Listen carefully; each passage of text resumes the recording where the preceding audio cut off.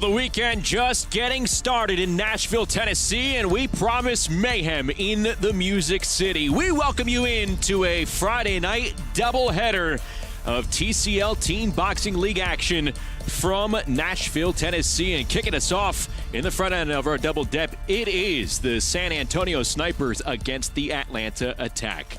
And good evening once again, everybody. Glad you could be with us. Justin Shackle, Dave Bontempo with you from our Merit Sports TV studios as we get set for a busy night of boxing. And here in our first bout of the night, Dave, you have two teams who are under 500. Yet it feels like the trends are going in separate directions here. What is your opening comment as we get this Friday night doubleheader started? The theme is for both of these teams, what got into you guys? For Atlanta, this was a team that started out 0-2, season on the brink, come back with a victory over Dallas, which was unexpected, and then a romp the next time out. So all of a sudden, this team is clicking on all cylinders, and this is a red-hot team, Atlanta. For San Antonio, this was a team that won on opening night, then an excruciating one-point loss, and then two big blowouts. A team has been beset by injuries, it looks like. And so for San Antonio, what happened to that momentum and pressure on them? So yes, to different directions and the pressure on San Antonio.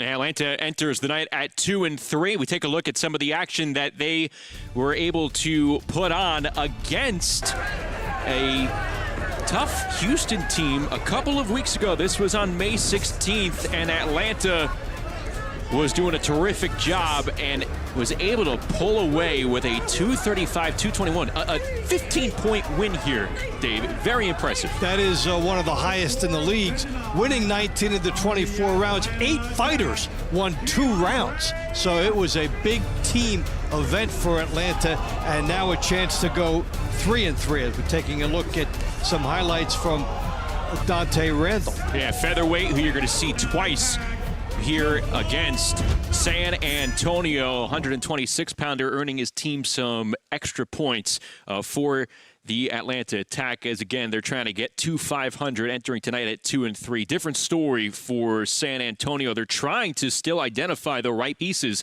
that'll fit for them for the length of the season. Yeah, and it looked really good early for them. We saw some stars emerge like Latia Williams. We saw Drury come up, but it just did not combine for all these wins for them. And I think they haven't gotten over the hump from that second loss to Phoenix, that they did not get their 2-0 mark.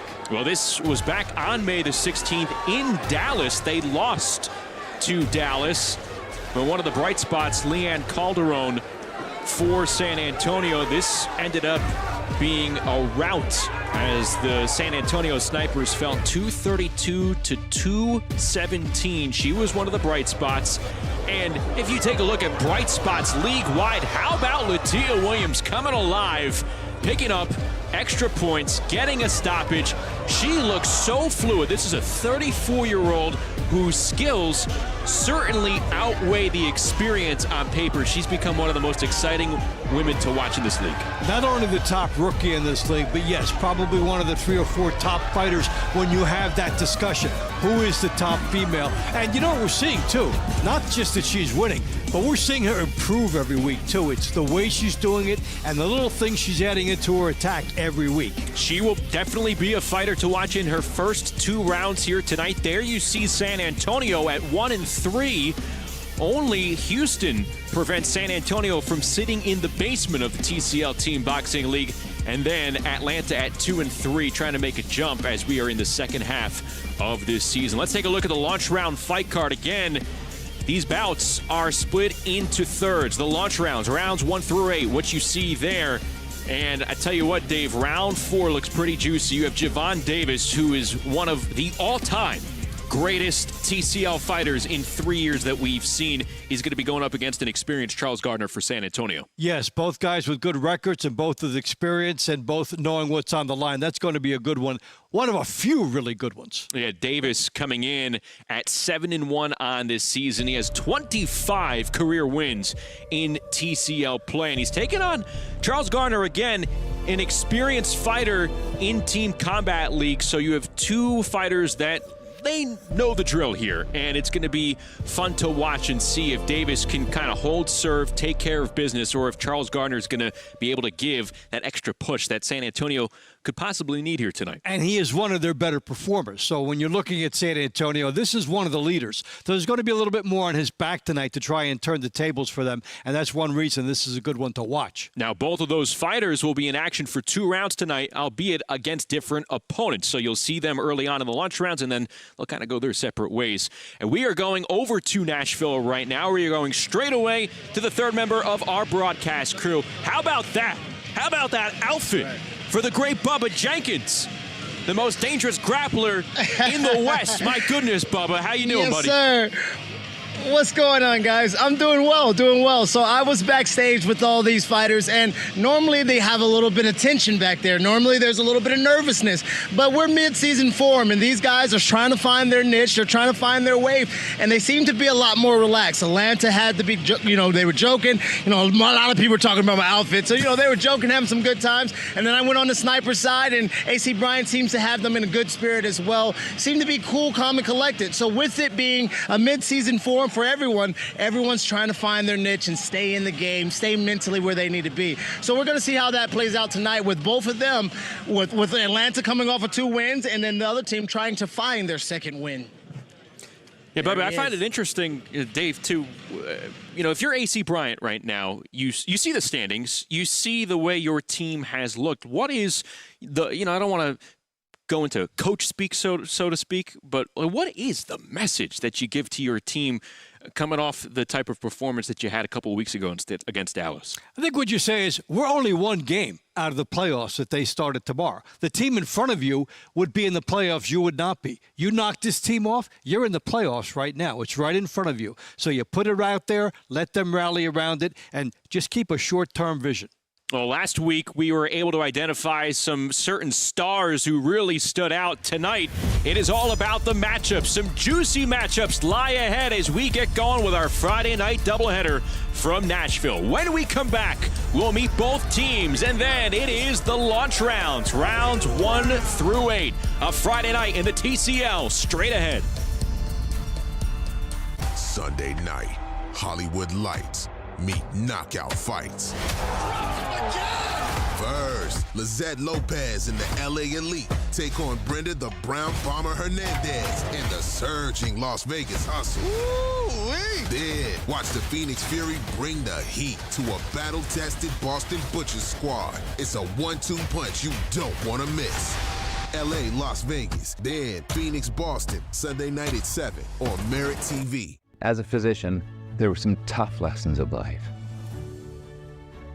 We have no say on quantity, but I can help with quality of life. And that became my life's mission. And that's how I started Balance of Nature. It's my desire to help people's lives. And this is the best way I can do it. Get 35% off your first set as a preferred customer. Claim this offer by using discount code.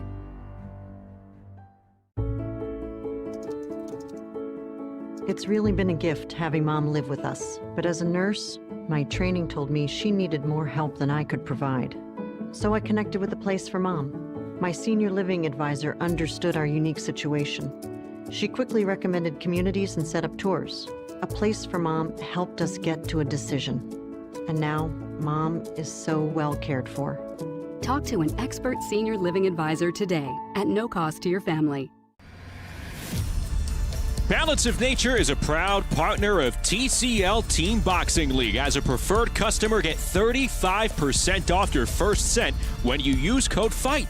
Go to balanceofnature.com or call today. Friday night in downtown Nashville, we go inside the Pinnacle as we get started for the launch rounds and we meet our teams. Let's throw it inside the ring with Patrick Creighton. Fight fans, welcome and thank you for joining us tonight here at the Pinnacle in Nashville, Tennessee. We'd like to thank the Tennessee Athletic Commission, along with Executive Director Roxana Gamuccio, for hosting the event. We'd also like to thank our sponsors, Climax Moonshine Fire number 32, Balance of Nature, Serenity Springs Recovery Center, Hotel Planner, and Tim Smith Spirits. Now, let's meet the Atlanta Attack! Yeah. The city is up in the madness. The people is giving the damage. They turn into animal savage. So rhinos and hippos and mammoths. The hero is coming, I'm locked in. You know that I'm winning, I'm top 10. You know that I came from the dog pen. You want it, you get it, you drop dead. The rebel who came from the bottom. My enemies know that I got it. I'm planting my seeds in gardens, then watching them sprout and harvest. The greatest was always in my plans. Battle the kid is white flags. Not on my level where I stand. Got it, I'm shooting a hot hand. Out of the gym, I was locked out. I failed, the kid was a dropout. I changed the game and it's up now. The city that need me is clear now. The people is giving the damage. The people is giving the Sandman.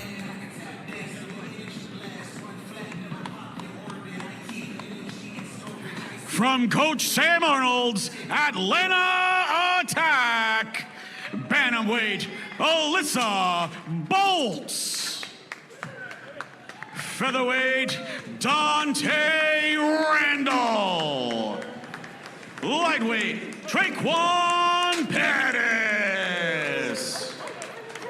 welterweight Javon Big Wolf Davis, welterweight Ryan Blue Chip Martin, U.S. Army veteran super welterweight Amin Mitchell, middleweight Vaughn Alexander,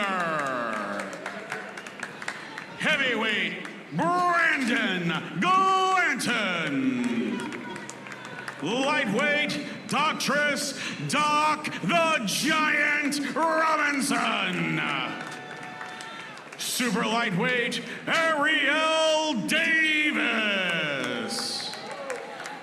former national champion, IBA America's champion, super middleweight Keandre Lightning Leatherwood, cruiserweight Jonathan the Reaper Rice.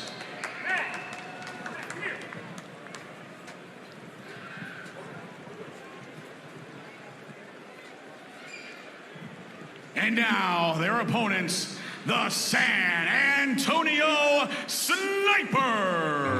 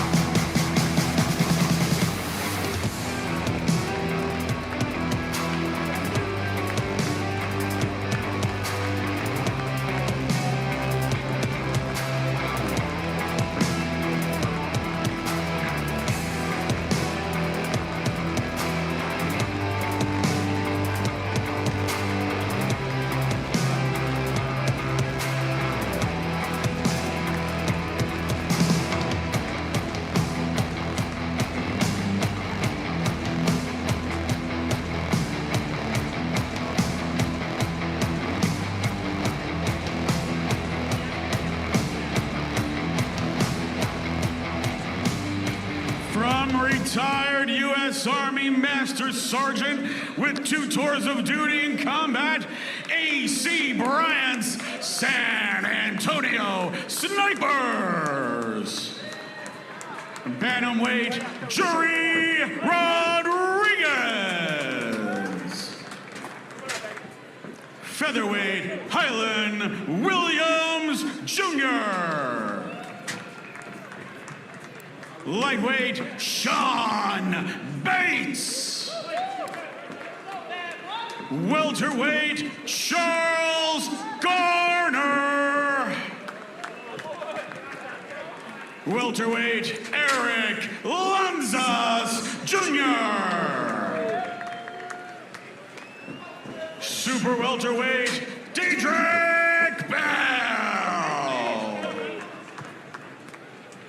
former Texas light heavyweight champion, middleweight Corey Snapback Cad.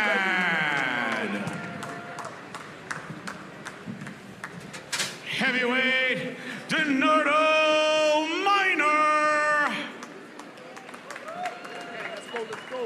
Lightweight Andre Ewell. Super lightweight Latia Williams. Super middleweight Macro Hall Jr. Cruiserweight Adrian Taylor.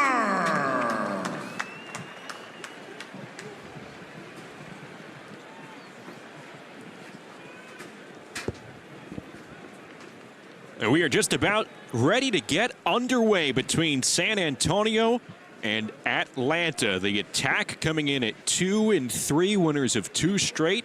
The Snipers, meanwhile, they've lost 3 in a row after their season opening win over Houston.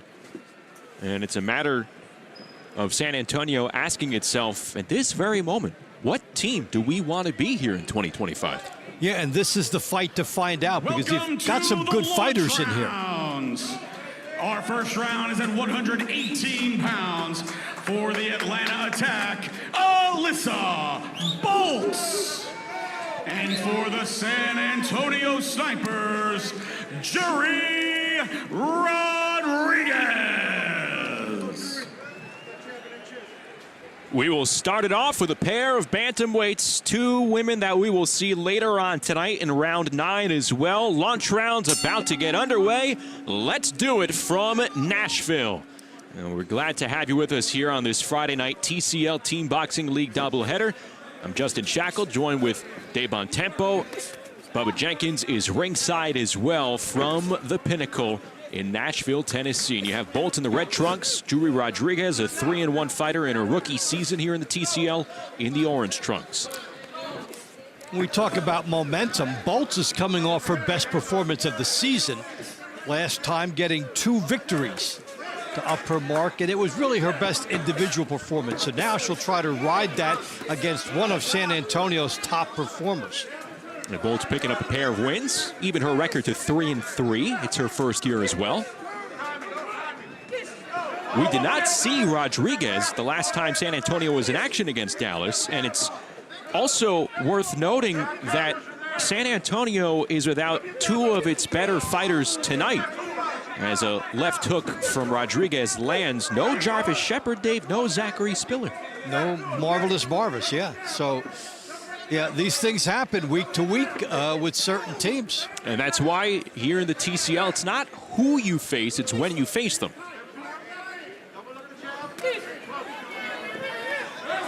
And we saw a perfect example of that with Miami turning the tables a couple weeks ago against a team that had gotten beat by. It's how you roll into it. Now for Boltz, she's on the outside trying to utilize her height, but Rodriguez doing a nice job working to get inside of that. She's been able to find a consistent landing spot with that left hook right near the chin of Boltz so far. Yeah, and you have to take a gamble to get inside. You have to bob and weave, slip your way past the jab, which is really your high-risk point. There's a good right hand from Jury Rodriguez, 21 years of age, born and raised in Houston. She stands at 5'4". Dave mentioned the height disparity that she's facing here. Only 2 inches listed on paper, but it looks more than that. It does. You know, the height's one thing to reach. It makes it look much longer. So you study Rodriguez. How is she getting in there? If you just lunge in there, you'll get caught because the head will be up. Another left hand landing by Rodriguez moments ago. I mean, there is so much in the timing of this and the second move that you make. Jury Rodriguez looks like she has her timing down perfect as the final 15 seconds tick away in our opening round. And now it's not just the left hands, Dave. Right hands are finding their mark as well. Yeah, she had an excellent night here. Well, we're going to see these two go at it to start off the middle rounds.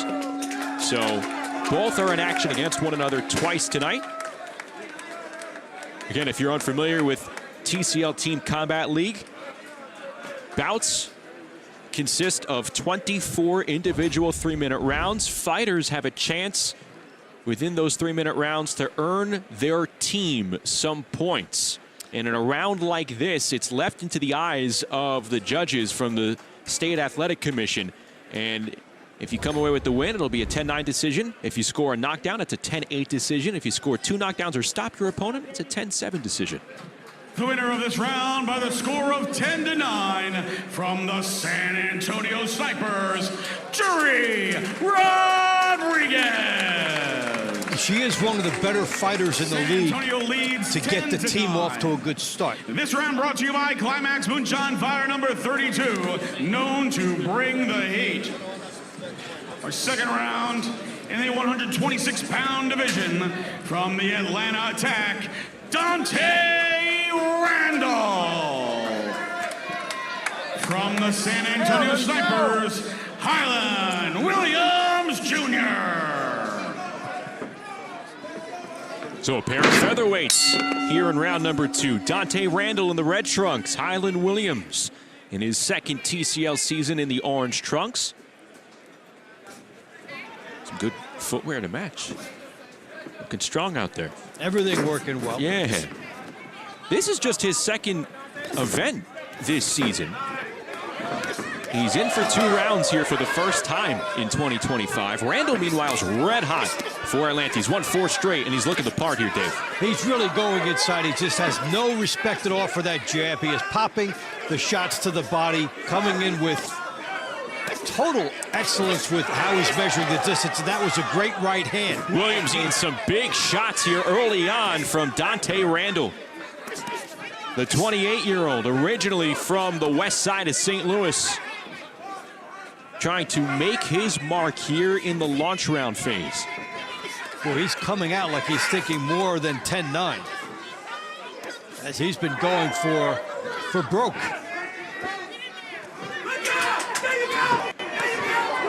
Now Williams trying to fight back, gets caught with that left hand by Dante Randall, who continues to throw with some bad intentions. Those punches coming in with a lot of conviction. Intensity on the left hooks coming from both fighters. Williams so far looking like he is withstanding these impact shots from Dante Randall. Can it continue, though, for the final 90 seconds or so? He just walked into a big one. Williams can help himself a little more by using the jab. He's got a little bit of a height advantage, and then trying to work his hook in. He doesn't have to stand and trade.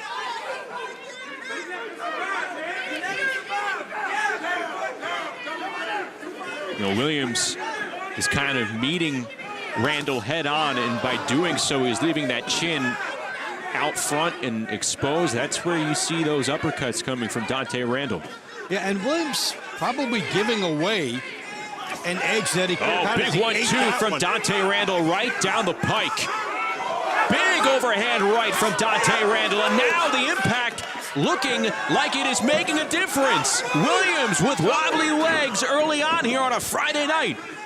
Talked about Randall looking for more than 10-9, and it's out there for him. He's got some time to work with.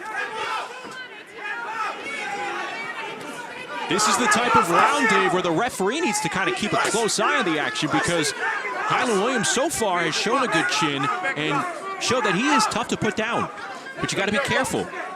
Yeah, you can't let the punishment go unabated. But you know, Williams has survived to this point, but he's been outgunned on the inside.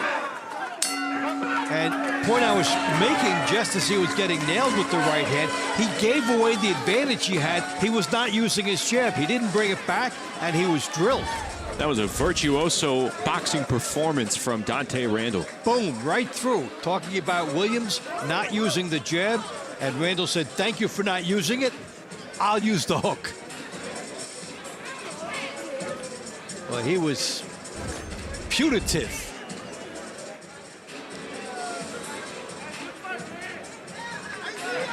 The winner of this round by the score of 10-9 from the Atlanta Attack, Randall.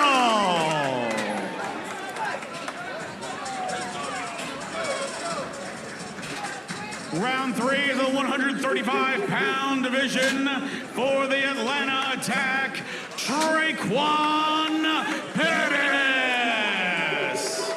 And for the San Antonio Snipers, Sean Bates. It's two lightweights kicking off round number 3.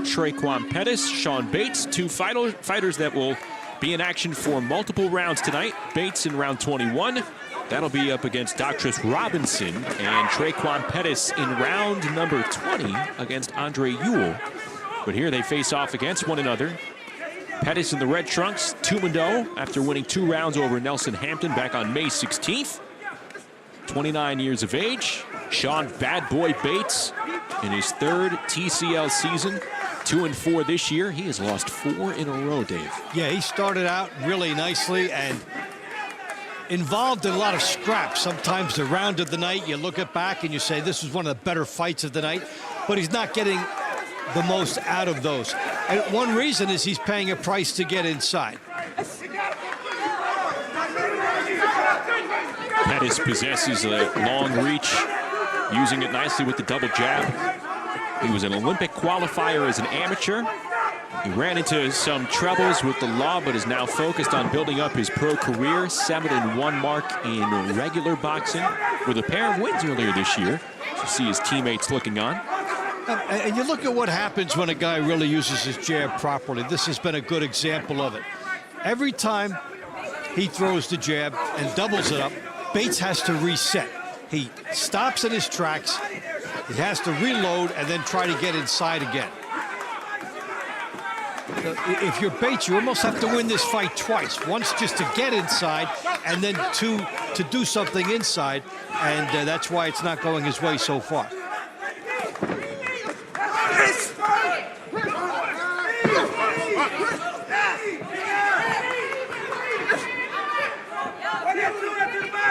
If Pettis just keeps this pace up, he's going to have his way with an easy, at the very least, 10-9 decision.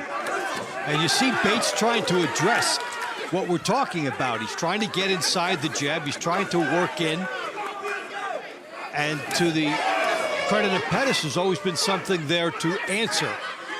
So he can't just walk in. I think Bates has had once in this fight where he could just walk in without opposition.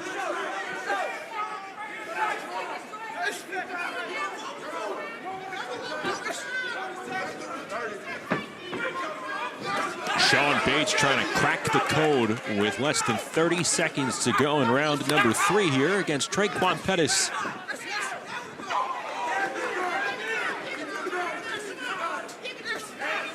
He's tried to do a lot of things. He's tried to do the things we talk about, what you must do against this style, but Pettis is simply better. This is a 6-foot, 135-pounder. And he is using all of those arms and legs to his advantage here in the lightweight division. That was extremely impressive. Yeah, back-to-back well-boxed rounds by Atlanta. Yeah, and when you use your natural tools, you can make it easy on yourself. See the jab, how Bates has to always react. And then he eats a sneaky right hand he would have never even thought was coming. But he had to clear the way after the jab. That was beautifully done by Pettis. The winner of this round by the score of 10-9 from the Atlanta Attack, Pettis. Atlanta leads 29-28. This round brought to you by Balance of Nature, proud health supplement partner of TCL. The next round is at 147-pound division from the Atlanta Attack, Javon Big Wolf Davis. And for the San Antonio Snipers, Charles Garner. Well, Javon Big Wolf Davis, he says wolves do not stop until they're at the top. That's how he earned his nickname, and this third-year welterweight is doing just that. A career 25-4 record here in the TCL. Atlanta with its star here in round 4 against Charles Garner, one of the more experienced fighters in this league, 4-3 this season. Garner's in the orange trunks and Davis in the red for Atlanta. Could be an opportunity here for San Antonio if Garner can even it back up, because he is one of their better fighters. And we're seeing the Wolf tie him up 3 times already. Davis has beaten Charles Garner twice in his TCL career.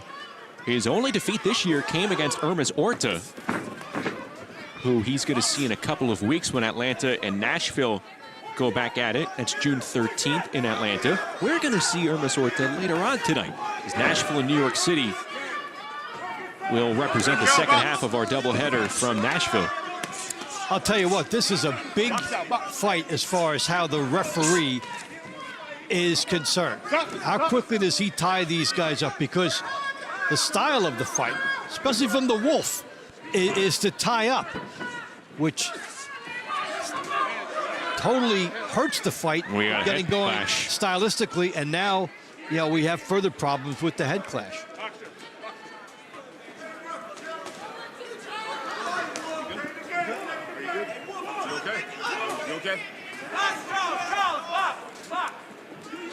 Well, this is a good sign because both fighters are scheduled for 2 rounds. You don't want a headbutt to affect the layout of tonight's schedule. Well, that was a break.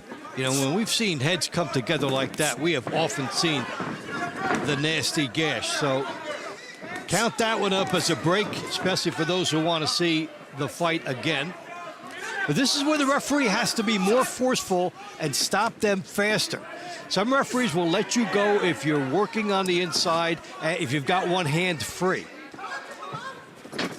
But the way this fight has evolved, next time they get in there, the referee has to be faster.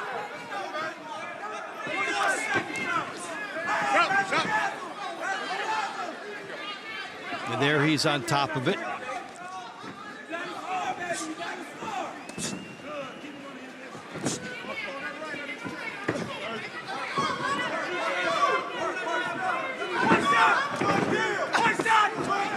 Garner comes up empty with that left hand. To make the argument, one of the more impressive elements of Javon Davis's game is his defense. Yeah, and part of that has been what he's been able to get away with tonight, which he's been the one initiating the holds. And we see a hold coming from Garner.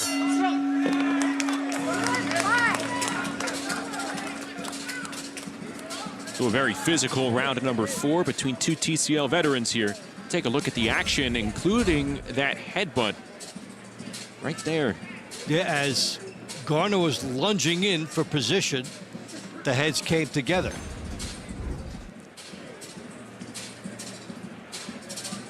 And what makes you lunge in? Well, maybe you think that you don't want to get tied up when you go inside, so you try something different.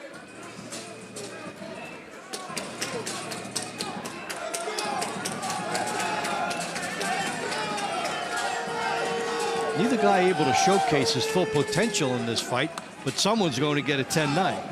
The winner of this round via split decision, 10-9, from the San Antonio Snipers, Charles Garner. Well, Javon Davis had won 15 of his last 16 bouts dating back to last year, but Charles Garner picks him off. 38. Let's go down to Bubba Jenkins, who is with our round 6 competitor, Amin Mitchell. What's going on? That's right. I'm with Amin Mitchell. He's a U.S. vet. And I just want to see you been in the action. You've seen it. How you think it's going tonight for your team? How you feel that judgment went? It was a close round. So far, so good. We pulling out a lot of energy. We coming with a lot of energy and momentum right now, especially coming off a win. And I feel like tonight is going to be our night. You know, we meshed together as a team real good. We've been training camp together and stuff like that. So everything is coming along. You know, the underdogs is coming. You know what I mean? We started off a little rocky or whatever, but we pulling it all together. And tonight is just going to be a testament that we're here to stay. All right, man. Well, we're excited for your round. You stay warmed up. You look into it. Thank you. All right, back at you guys. Thank you so much, Bubba. Amin Mitchell coming up next at 154 pounds. Right here, it's Ryan Martin, Eric Lanzis Jr., a pair of welterweights in round number 5 as we are tied up at 38 in the overall score. I give the judges credit on that last one in a fight that was tough to judge. We see a split decision because of the holding, and they got it the way we were seeing it in terms of the scoring, and San Antonio right in it now. Ryan Martin in the red trunks, trying to land some haymakers here, taking advantage of his length. 72-inch reach for a fighter that stands at 5 feet 11 inches. A bit unique. Atlanta has a few people like this. Part of the scouting. Yeah, they're only interested in one fighter profile, long arms.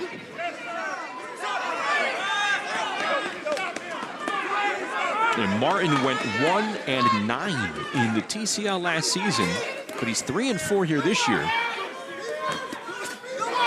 Well, that's a good statement. It's good progression.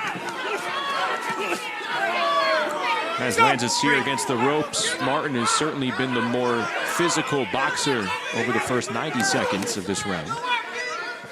Lanzis in his first TCL season.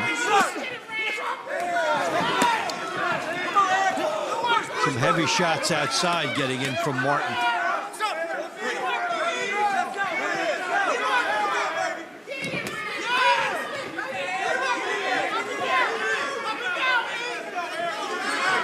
Lanzis is originally from Nicaragua. He now lives in Florida.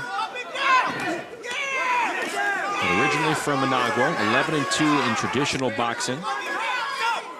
Competing at 140 pounds. And bumps up here for his TCL debut. Martin showing some educated skills, especially with his left hook.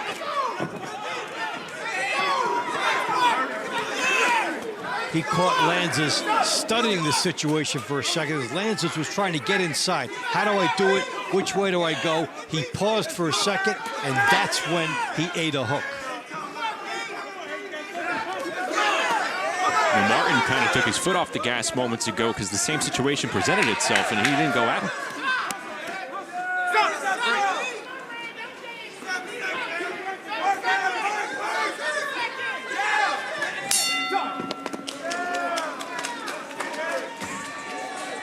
So good showing here for Ryan Martin of the 2-3 Atlanta attack.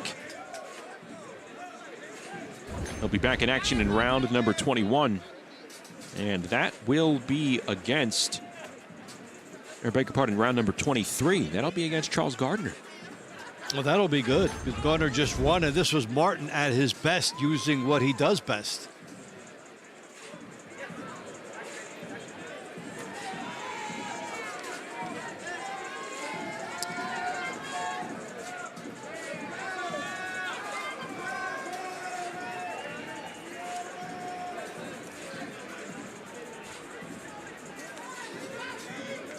The winner of this round by the score of 10-9 from the Atlanta attack, Ryan Bluchet Martin. Atlanta leads 48-47. This round brought to you by Serenity Springs Recovery Center, a place of recovery and self-discovery. This next round is in our 154-pound division from the Atlanta attack, U.S. Army veteran Amin Mitchell. From the San Antonio Snipers, Diedrich Bell. There you see Diedrich Bell making his TCL Team Boxing League debut at 41 years young. Born and raised and currently lives in Memphis, Tennessee. Has had a lengthy regular boxing career. 74 bouts, Dave, for Diedrich Bell. A throwback. Now, remember we used to hear about Julio Cesar Chavez with his more than 100 victories. And back in another time, fighters fought a ton of times. Bell, pure definition of a boxing journeyman. 33 and 39 record, 33, 39 and 2. And you give props to fighters like that who make a living staying active, becoming gatekeepers for the profile of boxers that range anywhere from top prospects to fringe contenders, trying to build a resume on the way up. It takes a lot to put in a career like that. Yeah, you're never the hyped guy. You're going to pick off a hyped guy every now and then, but you'll always be matched in a way that you don't think is 50-50. You'll often fight on the road. So there's a certain temperament that takes, and not many fighters can do it. And you're capable enough where you're going to keep getting calls to come back and fight. People want to see more of you. Promoters want to see you lose by 1 point every time. There's Amin Mitchell. Well, the referee says that Bell was saved by the ropes. He's ruling that a knockdown. Oh, that'll be an interesting look. That's a huge development. Well, let's see if Diedrich Bell can shake that off here, and perhaps even the score here against the 5-1 Amin Mitchell.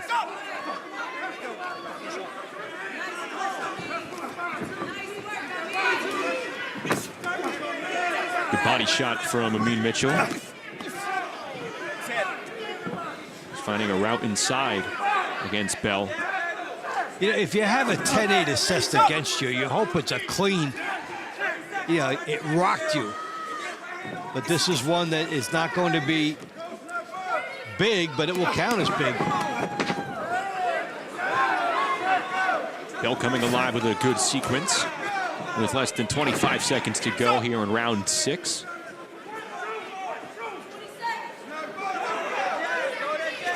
Bell's team trailing by 1 in the overall score as it tries to snap a 3-match losing skid. Bell was never able to set himself and plant his punches and go in his debut.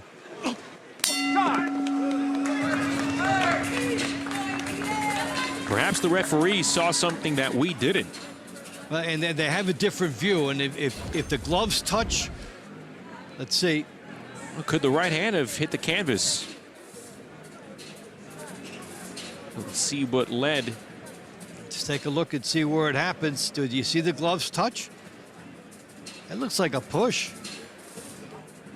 And even Bell is quite upset with the call.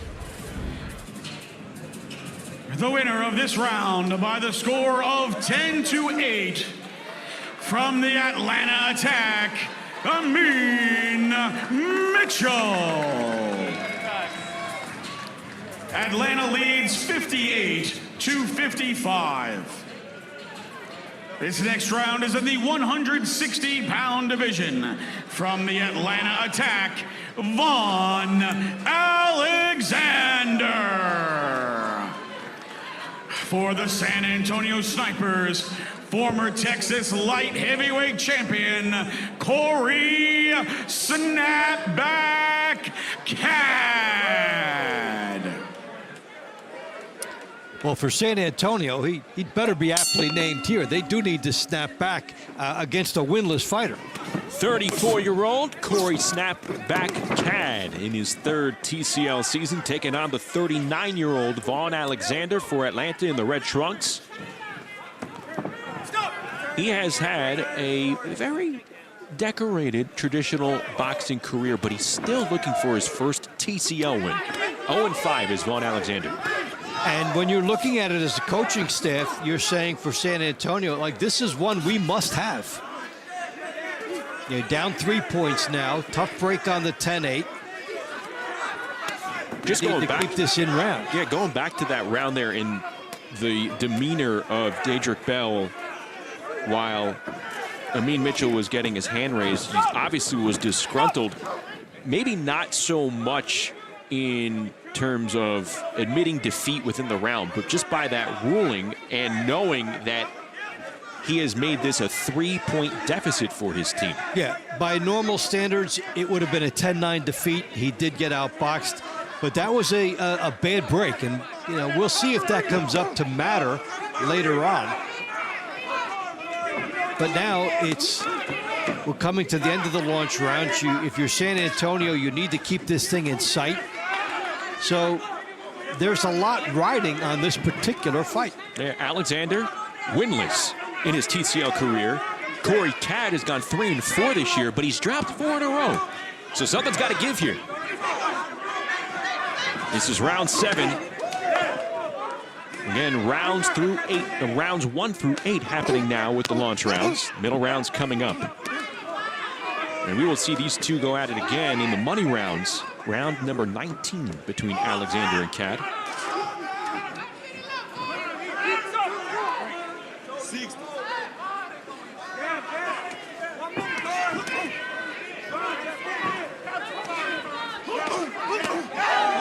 Good double combo from Vaughn Alexander. One to the body, one upstairs. He went southpaw, showed a different look, and then was able to get that left hand to the body. Yeah, sometimes a fighter will change for defensive purposes.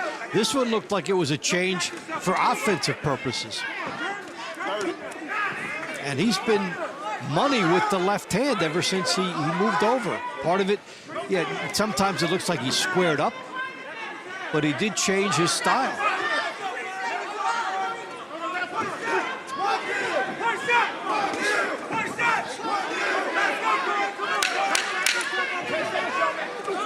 Alexander doing a good job evading the jab. That Cadd was kind of just pawing out there. More like a fencer.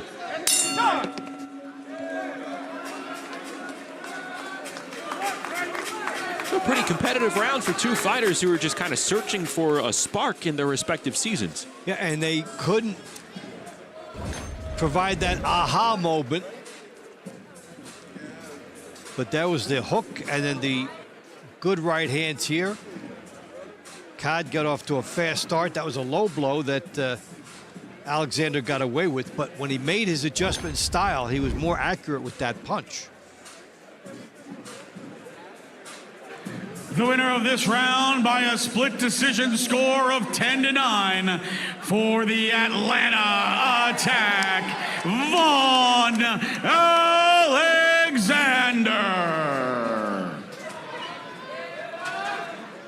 Atlanta leads 68-64. The next round is in the 205-pound plus division for the Atlanta Attack, Brendan Glanton. For the San Antonio Snipers, Donato Minor. So Vaughn Alexander's in the win column here in TCL Team Boxing League. Picks up a split decision victory over Corey Cadd. Cadd will have a chance to redeem himself later on in the money rounds. Here to close out the launch rounds, a couple of heavyweights. Brendan Glanton, who comes in at 1-1 so far this season against the 0-4 Donato Minor, who dropped a pair of rounds when he was last in action 20 days ago against Charles Pugh. Well, he would have company there as Charles Pugh, one of the better heavyweights on the circuit.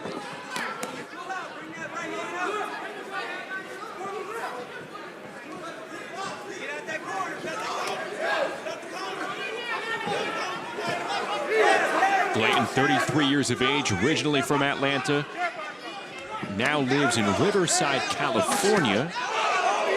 He's nicknamed Bulletproof, and he's put together a terrific career in regular boxing, a 20-3 mark with 17 KOs.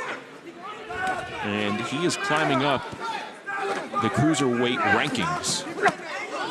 Top 30 ranking for him according to the BoxRec algorithm, despite a pretty notable match that he had against England's Chris Billum-Smith 1 month ago at Tottenham Hotspur.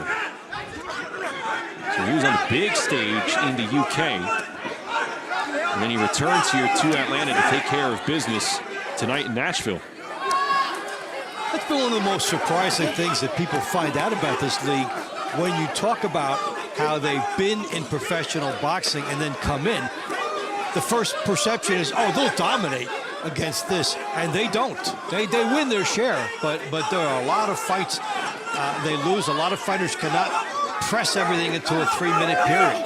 Prime example, our last round. Look, Vaughn Alexander now 39 years of age, but he has been in the ring with some of the bigger names in the sport. Sergey Derevyanchenko, Bektemir Melikuziev, who's in action tonight, and Christian Mbili. It just doesn't translate that way. That's what makes this exciting. That is really a huge credibility factor for the league. Because it does not mean this is not some type of a novelty. There is a lot of excitement, but there is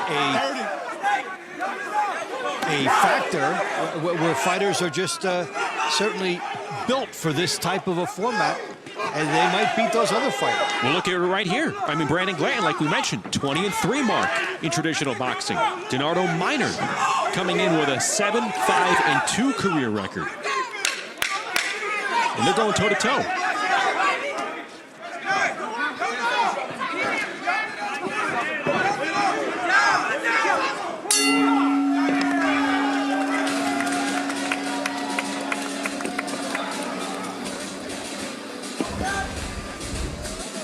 All right, they go at it in tight in this final launch round. Both getting off, positioning, very important.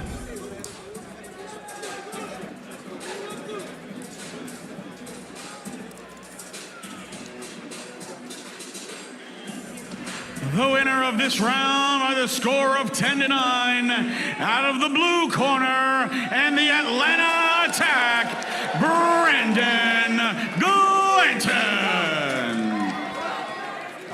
This is our first intermission. The score of the Atlanta Attack 78. The San Antonio Snipers 73. So the Atlanta Attack win the final 4 rounds here in the launch round phase. Big win by our heavyweight Brandon Glanton.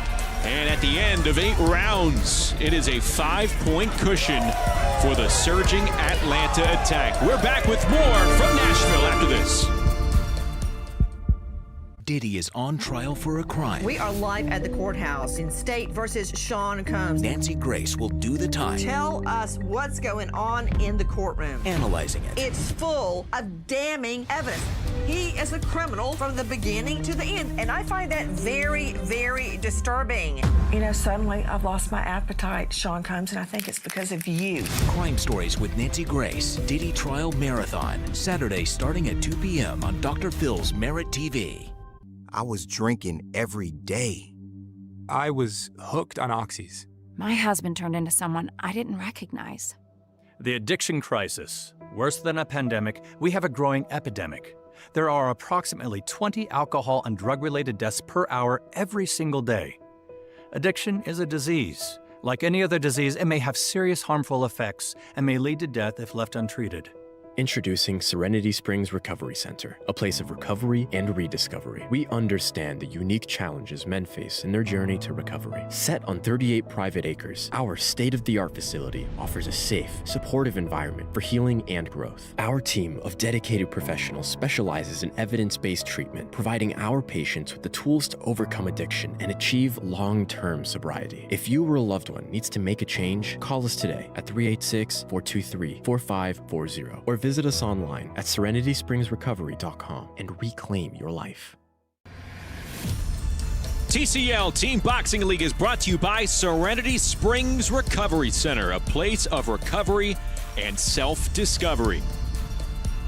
End of the first 8 rounds over in Nashville, and the Atlanta Attack, they're as advertised at the moment. They built a 5-point lead over San Antonio. As we welcome you back inside our studios. Justin Shackle, Dave Bontempo with you. They were going back and forth over the first half of these launch rounds, but then Atlanta sweeping the final 4 rounds. What stood out to you the most?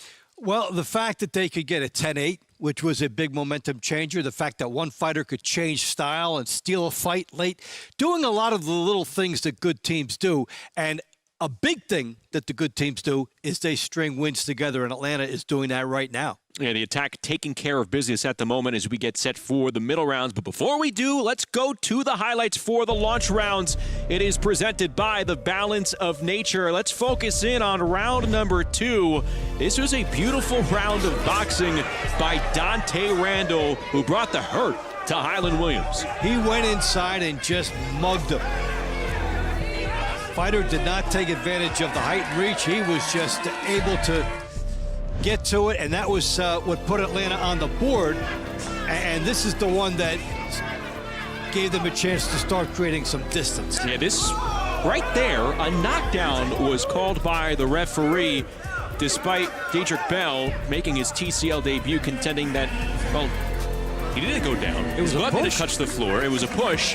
Nevertheless, a 10-8 round awarded to Amin Mitchell. And there you see the middle round fight card. There you see Amin Mitchell, Diedrich Bell. They have another chance to go at it here. But I tell you what, Dave, within the middle rounds is a fight that is super juicy when you take a look at certain matchups within a TCL season, and it comes from a pair of 140 pounds. Latia Williams, the rookie for San Antonio, who we've been raving about, and rightfully so. She has done a terrific job showcasing her skills to this point this season, but here she is. She's going to be taking a big step up against Atlanta's Ariel Davis. Such a good fight. We talked about it on the way over here. We didn't even have to wait until we got into the studio. We have been watching this emerge as kind of a super fight. And maybe what's surprising is how quickly Latia Davis has come along to make it something that is quite a matchup here. Yeah, we can't wait for this. A couple of undefeated fighters, and that stands apart from the entire match. That's a match by itself. Yeah, Ariel Davis coming in at 7-0. Latia Williams at 4-0. They're scheduled for 2 rounds tonight. The first meeting coming up in moments. They're scheduled to go at it in round number 12. Let's start off the middle rounds and go back inside the Pinnacle with Patrick Creighton. This is like... Fight fans, welcome to the middle rounds. Round 9 is in the 118-pound division for the Atlanta Attack. Out of the blue corner, Alyssa Boltz. And out of the red corner for the San Antonio Snipers, Jury Rodriguez.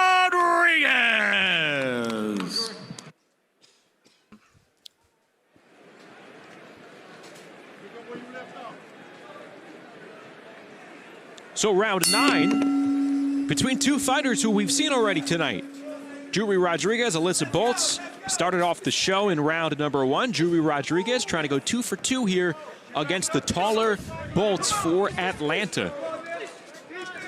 And San Antonio could use a jump start.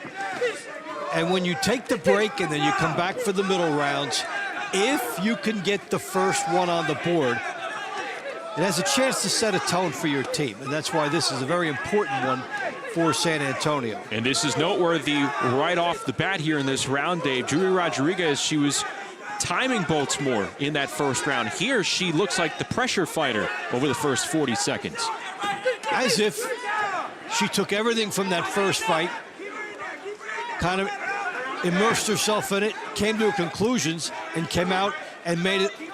Well, we're starting the next one at 3 minutes and 1 second of this fight, because she's starting out with a total idea of getting to her, carrying over what she did in the first fight, and she's closer when she starts. Rodriguez trying to earn her team some extra points here. Doing more than just settling for a 10-9 win in this round. And that's kind of been her mantra her entire life. Texas raised, Mexican roots. She has a bright future ahead of her as a pro. And she said what drives her is the fear of being average. She hasn't been average in much of her life. She graduated high school early, was a decorated amateur, member of 3 different squads for Team USA. Reacting to the fear of being average will take you a long way in life. And she is really fighting with a ton of confidence here, as if the jab will not bother her. She has no respect or fear for it, so she's coming straight in.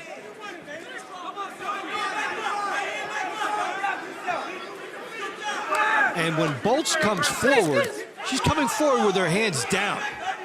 There's an opportunity for Rodriguez to catch her on the way in.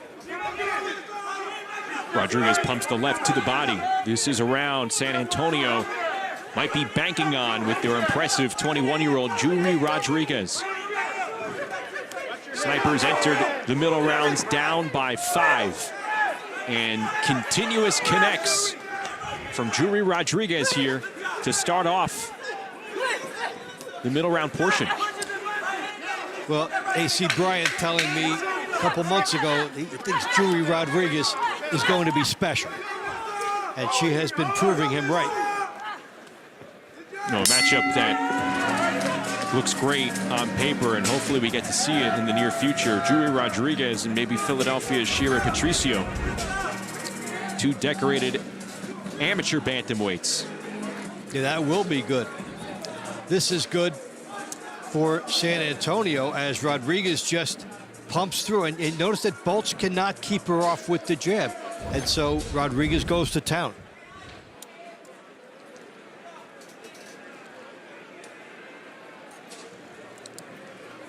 The winner of this round by the score of 10-9, out of the blue corner for the San Antonio Snipers, Julie Rodriguez.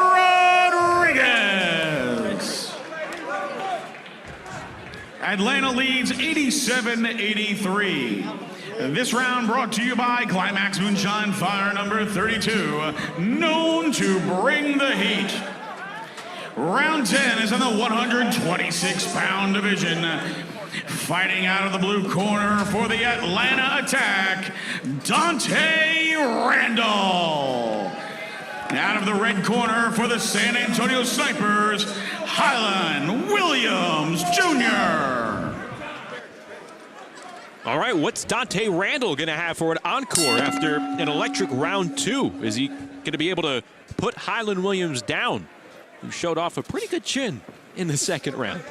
Yeah, he was mugged first time through, but he stood up and only lost 10-9. What he has to try and do is pop that jab. He didn't do it much in the first fight.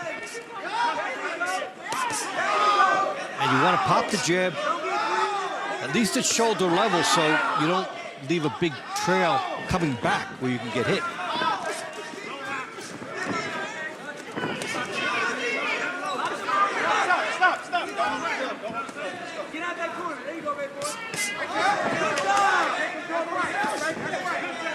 Williams punching and moving a lot more efficiently over the first 50 seconds here in round 10.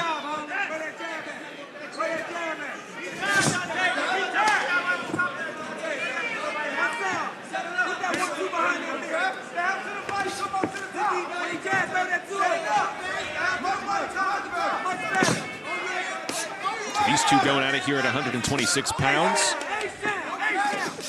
Andre Ewell, Dr. Robinson, straight ahead. Coming up in round number 11, pair of lightweights.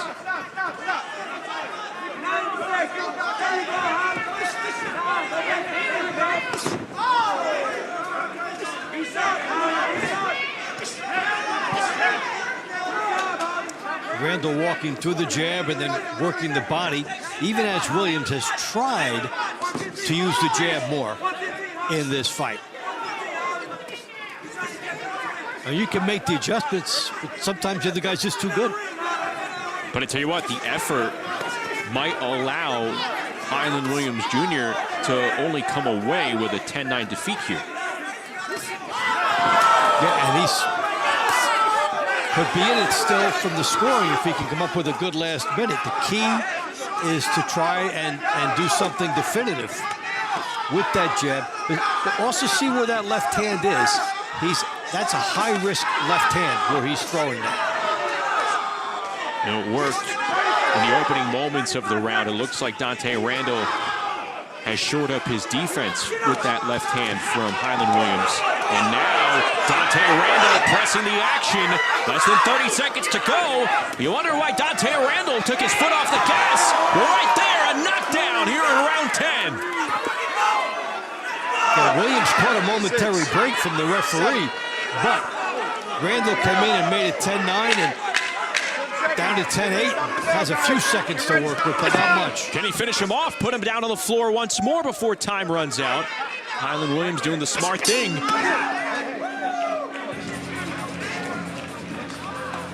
So it'll be a 10-8 victory here for Dante Randall. He picks up extra points for Atlanta. So I was talking about the left hand of Williams being thrown from high-risk territory because it opened him up.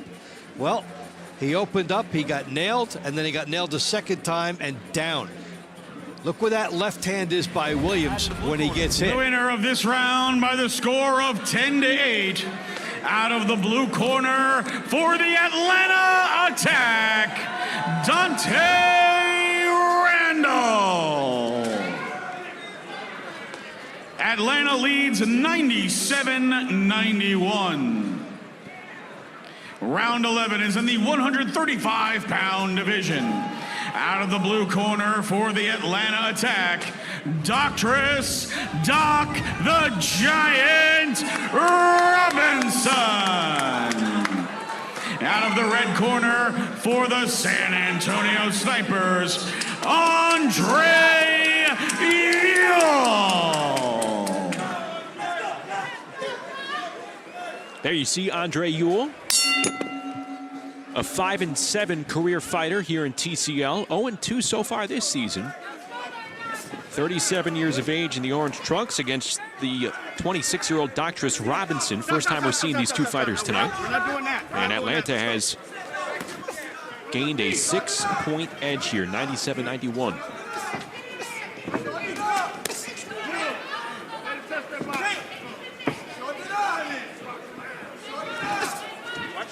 We've highlighted Robinson's efforts to give back to his community, originally from Augusta, Georgia, where he trained under his father and coach, Lucius Robinson. He's been boxing since he was 6, and he shares the love of the sport with his nonprofit. It's called May Park Boxing. For 4 days each week, Dave, he works with the inner city youth in Augusta. You get a major dividend return for that over the years. Now you plant the seed now. Maybe you keep some kids out of trouble. You help some make a good decision at a critical time in their life. And the rewards down the road for him will be great. And the rewards for the kids will be great. He's won 2 straight, as Atlanta, as a team, has won 2 in a row. They looked impressive. Back-to-back wins against 2 Texas-based teams. They're trying for a 3rd here in as many shots. They beat Dallas on May the 9th. They topped Houston by 15 back on May 16th. And so far, they're up 97-91 on San Antonio. Well, they just might have next Texas. Now, this has been an impressive swing for them through Lone Star State opponents. They're trying to tell San Antonio, forget the Alamo, remember the attack. Less than a minute to go here in round 11. Well, after what they did to Dallas, you might have seen these two coming. But few people saw the upset of Dallas coming, and that's when this team turned a corner. And they haven't looked back. Only takes one, and right there, Ewell eats a shot from Robinson. Atlanta could be on its way to another 10-8 round here in the middle round portion. This is a huge burst for Atlanta.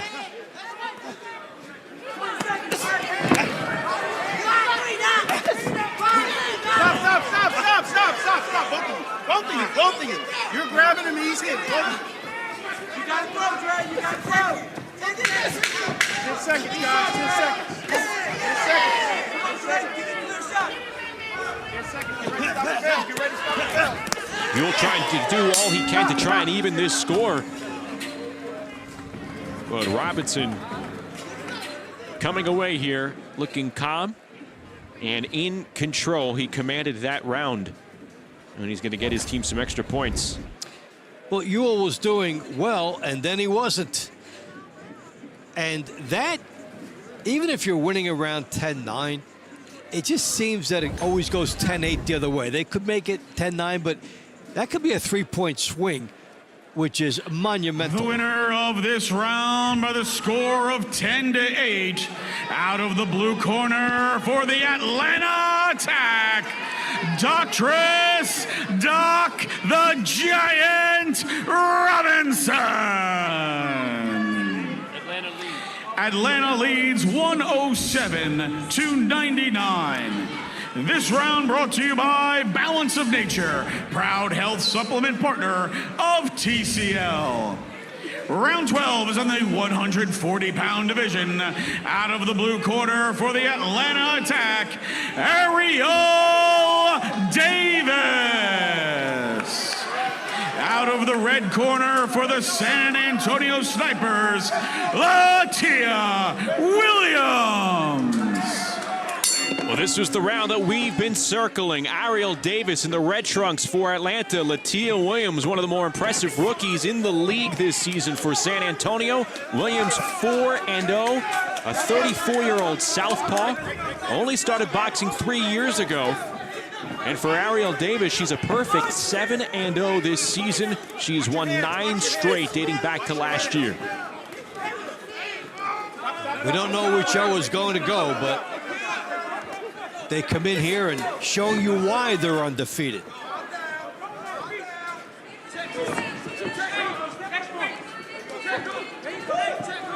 It has been so impressive to watch Latia Williams, who was a late starter to the sport of boxing. Just watching her take her skills, her athletic ability, and translate it to a path down the sweet science. She said she used to play basketball. She felt like she didn't get the type of recognition she deserved in that sport. She thinks she's one of the best female athletes in the world. And she knew that boxing would be one of the hardest sports, so taking up boxing in her mid-30s was a challenge to herself. It's like she's acing it thus far. And this is also the type of sport that will give you that venue and give you that outlet if you excel, which she has been doing. She's been one of the rising stories throughout the league, even as she just ate a good left hand. And this is also the type of fight in which we figure her chin is going to be tested too, because she's going against another very good undefeated fighter. And Davis, 29 years of age. These are two women from the South enjoying terrific starts to their TCL seasons. But like Dave mentioned, someone will take their first defeat here in less than a minute's time.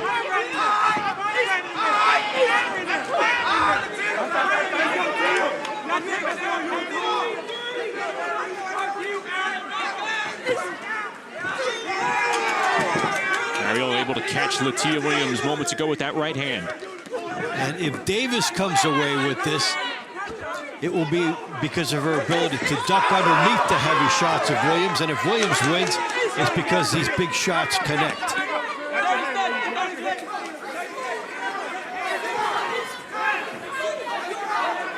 Davis taking advantage of those hands from Williams being lowered.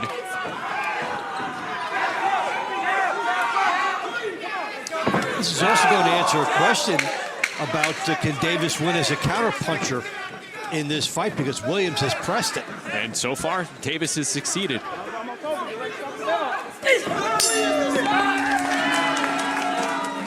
Well, it was a step up in competition for Latia Williams. We'll see how they score it. These two are going to lead off the money rounds. But here in round 12, it's a pretty good scrap. I think Ariel Davis, though, is able to showcase the experience, Dave. Yeah, she ducked a lot. She ducked a lot of shots that did not hit her, and then she was able to get back. Williams was ferocious in the attack, and Davis was composed in countering.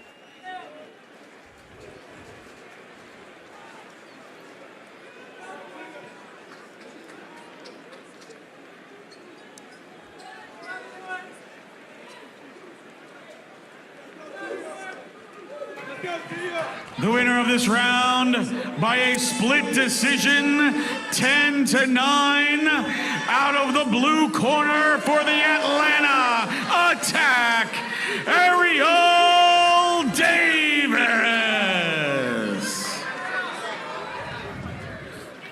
Round 13. Let's go down to Bubba Jenkins, who is ringside. Yes, sir. I got your ringside action. I'm here with Vet Andre Ewell. And look, we've seen you in the UFC. We've seen you in the TCL. And we just saw a couple of your fighters not get the way. What do you feel when the judges and the referees don't give it to you the way you feel that you've won? It's definitely heartbreaking right now. It's like, you know, we're doing what we have to do to be in this ring. And clearly what we just ended up seeing, like a little trip that turned into a knockdown. We're losing rounds that we're actually winning. It's just our turnaround got to be now, and that turnaround got to be us knocking them down. Speaking of your turnaround, how do you guys get back into this fight? Simple, easy. Win our next round. Take it a round at a time. Like right now, we got to win this one against Mitch. One round at a time. Knockdowns. Be decisive when it comes into the judges and let them know that it's our home. You heard it right here from the Vet Ewell. We're back to you guys with the action. Andre Ewell, kind of speaking to what you were mentioning, Dave. San Antonio, multiple times tonight, they found themselves maybe in control of a round, and then, boom, Atlanta gets a 10-8 because of a questionable knockdown. Questionable knockdown, or like we saw the one shot, which basically had a 3-point swing. In Ewell's case, he was fighting very well. So the nuances of the game have gone in Atlanta's way.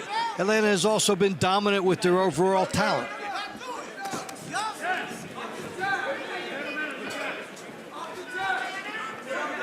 Here's Diedrich Bell and Amin Mitchell for the second time tonight.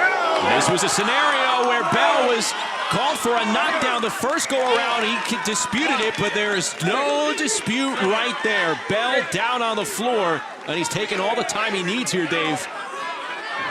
It's 10-8 now, and a lot of time for him to kill, and he's in a tough spot. Mitchell trying to go for the kill. A big, wide left hook that does not land against Bell. We'll see what he can do here. A minute 45, and a left hand connecting for Amin Mitchell, trying to score some extra points. And rather than those wide shots, this is where the enthusiasm comes in, and you can understand it. Make them a little shorter, make them a little more powerful, and then you can get more of them off. He scored the knockdown. He's trying to seize the moment. Could the wide-eyed Amin Mitchell finish the job? And that's a push. Not ruled a knockdown, just over a minute to go. Bell still doesn't look like he's fully with it, fully recovered from that knockdown earlier in the round. And when you're in situations like this, and the opponent is covering up and just trying to buy time, start with the body first. That's what you're being given. And if the opponent is really hurt, those arms will come down and you'll get a chance to finish. Final 35 seconds of round 13. A chance for Mitchell to score more points for this Atlanta attack squad that has been surging. Mitchell's been slowing down the pace. That might be a good thing for him as he tries to pinpoint some lands against Diedrich Bell. Well, the first thing you want to do is lock in at 10-8 because that's a huge score. And then, you know, by tightening it up, you get a better chance to finish your opponent, and it didn't happen here, but 10-8 is still big. Mitchell trying to take every second on the clock to pick up more points, but it'll be a 10-8 round for Amin Mitchell nonetheless. Let's take a look at the knockdown. And this is how he did it. What a terrific right hand. The left hand to the body, and then right down Broadway with the right hand. Couldn't miss with that, and that's exceptional timing. I love how you take a look at this. You're focused on the body shot, and that right hand comes out of nowhere like it was shot out of a cannon. Yes, it was. He's saying, yes, it was shot out of a cannon. The winner of this round by the score of 10-8, out of the blue corner for the Atlanta Attack, Amin Mitchell. Atlanta leads 127-116. This round brought to you by Serenity Springs Recovery Center, a place of recovery and self-discovery. Round 14 is in the 168-pound division. Out of the blue corner for the Atlanta Attack, former national champion, IBA America's champion, Keandre Lightning Leatherwood. Out of the red corner for the San Antonio Snipers, Macro Hall Jr. Macro Hall Jr. making his TCL Team Boxing League debut here against Keandre Leatherwood in round 14. Atlanta has built itself an 11-point lead over San Antonio. Leatherwood's won 4 in a row. This is his 3rd TCL season. And Macro Hall, who you see in the orange trunks, trying to go toe-to-toe here. Leatherwood tells him, hey, back off, man. I am controlling this pace.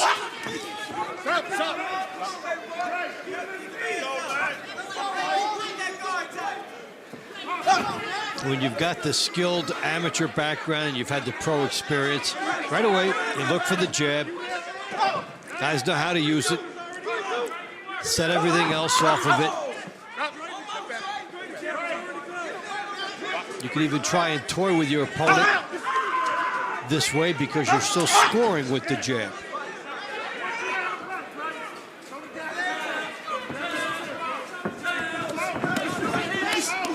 Hall joining the San Antonio squad. He's from nearby Memphis, Tennessee. You imagine that he has family and friends who made the 2-3 hour drive over from Memphis to Nashville.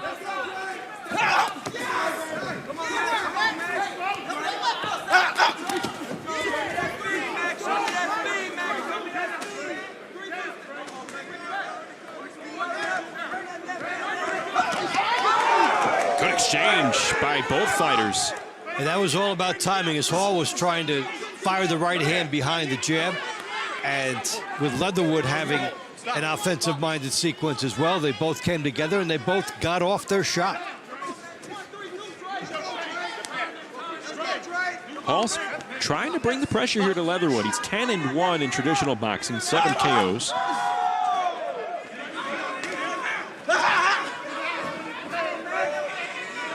So he knows how to do it.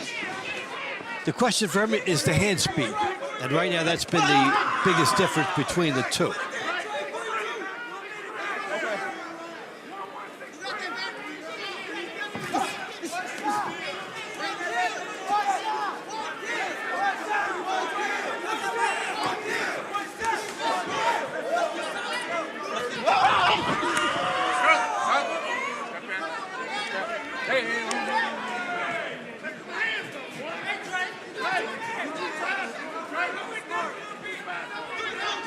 There you see Jonathan Rice getting ready to go in the on-deck circle over in Nashville. Atlanta's cruiserweight next in action. Has 3 wins in his first TCL season.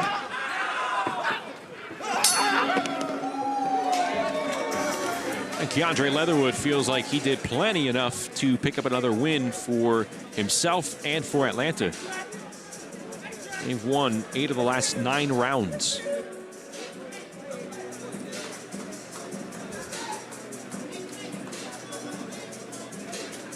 Yeah, they've followed Jury Rodriguez by doing their thing, both in the launch rounds and in the middle rounds. This round by the score of 10-9. Out of the blue corner for the Atlanta Attack, Keandre Lightning Leatherwood. Atlanta leads 137-125. Round 15 is in the 199-pound division. Fighting out of the blue corner for the Atlanta Attack, Jonathan the Reaper Rice. Fighting out of the red corner for the San Antonio Snipers, Adrian Taylor.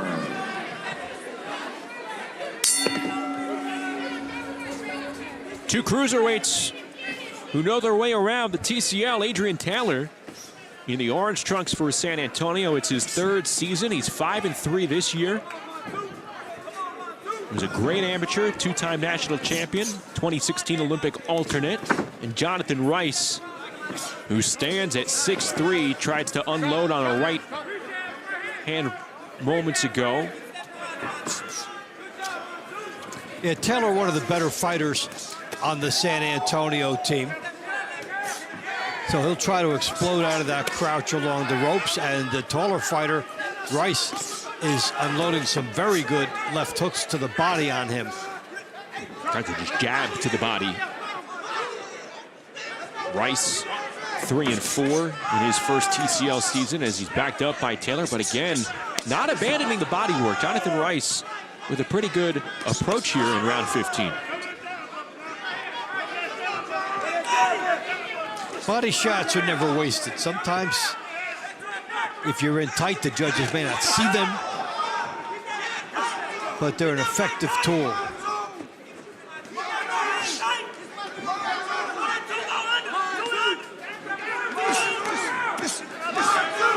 Taylor's trying to wait for Rice to extend himself and not bring his punches back. He's trying to set a trap here by backing up and then hoping his opponent walks into it.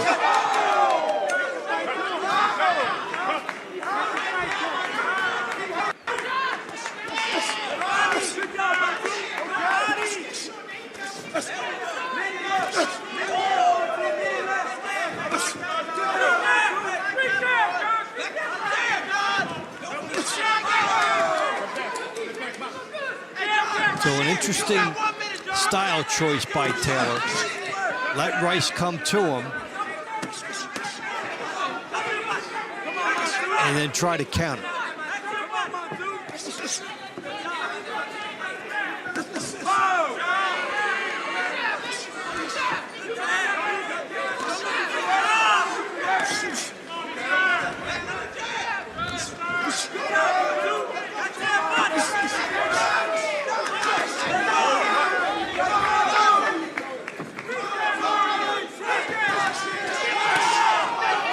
Seconds to go. The body work continues from Jonathan Rice, with his Atlanta attack comfortably ahead by 12 points, trying to supersede what they were able to do back on May 16th and their 15-point win over Houston. Well, Taylor, as a counterpuncher, hoped that he stunted that momentum. We have seen a couple counter punches rewarded by the judges. Let's take a look at some of Taylor's work. As first, he's on the outside with a nice combination. Left hand gets through. He also set a trap that Rice did walk into, so on both ends he was pretty good. A good fight at cruiserweight. We'll see how the judges view it.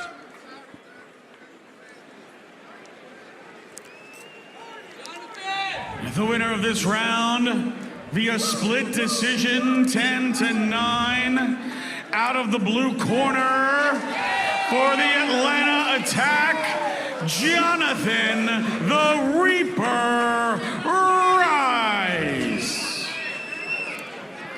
Atlanta leads 147-134. Round 16 is in the 205-pound division. Out of the blue corner for the Atlanta attack, Brandon Glanton. Out of the red corner for the San Antonio Snipers, Donato Minor. Second time we're seeing these two tonight. Glanton for Atlanta, Donato Minor for San Antonio. And Dave, you and I were talking about maybe things not going San Antonio's way within a round when they seemingly look like they could be in control, maybe pull away with a 10-9 win, and then boom, someone suffers a knockdown, someone's ruled knockdown. Also, if you go up and down this bout sheet, there have been 4 split decisions. They've all gone Atlanta's way. Yes, and that's just a team that cannot get over the top. San Antonio has been right there. So that means with the split decision that one of the judges ruled it for the San Antonio fighter, and was overruled by the other two. So they have been close in a lot of these sequences. And to Atlanta's credit, winning everything close and just continuing to apply pressure. Both fighters landing punches here in a nice sequence at close range. How about the Honor Minor with these short punches, finding the face of Brandon Glanton here? Yeah, this is good action on the inside by both. As see one fighter using the ropes and the other fighter pushing off to make him use the ropes some more.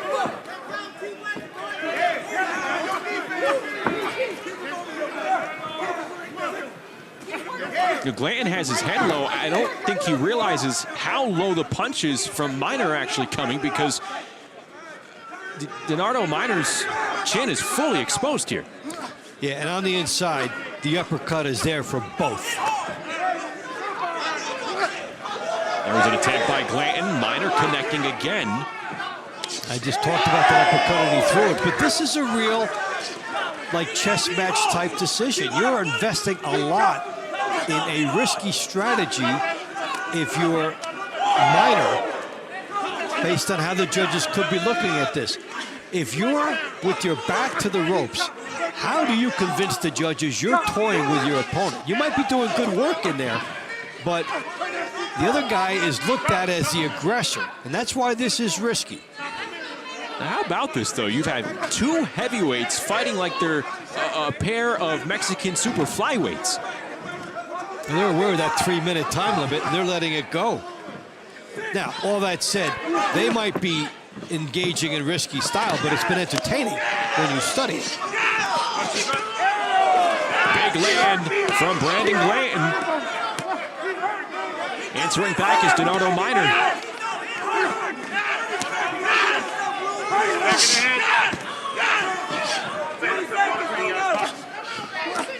Both wanting more, both stepping up. Final 10 in round 16 to close out the middle rounds. Can San Antonio break a trend here? 6 straight rounds have been won by the Atlanta attack. I think Glanton will be rewarded for that effective body work. He landed 7 punches in the last 15 seconds. And that's what the risk is when you're against the ropes. So Minor, he had his moments against the ropes, and, you know, he really did fight well sometimes. But over the course of the entire fight, even though he did some of this, Glanton did some very good body work at the end and landed 7 just before the round ended. And that's a good way to close your argument to the judges.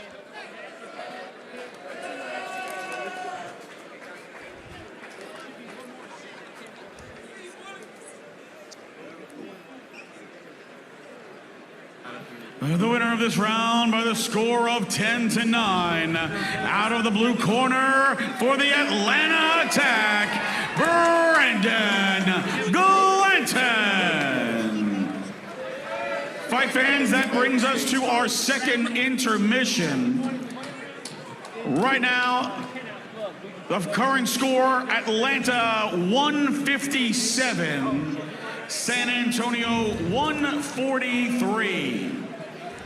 We'd like to thank our sponsors this evening, Climax Fire. Through 16 rounds, Atlanta has a double-digit advantage over San Antonio. The Snipers have won only 3 rounds tonight. They have been in a world of hurt.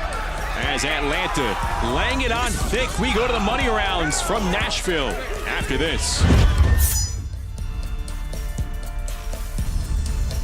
Sunday night, Hollywood Lights meet knockout fights. First, Lizette Lopez and the LA Elite take on Brenda the Brown Bomber Hernandez and the surging Las Vegas Hustle.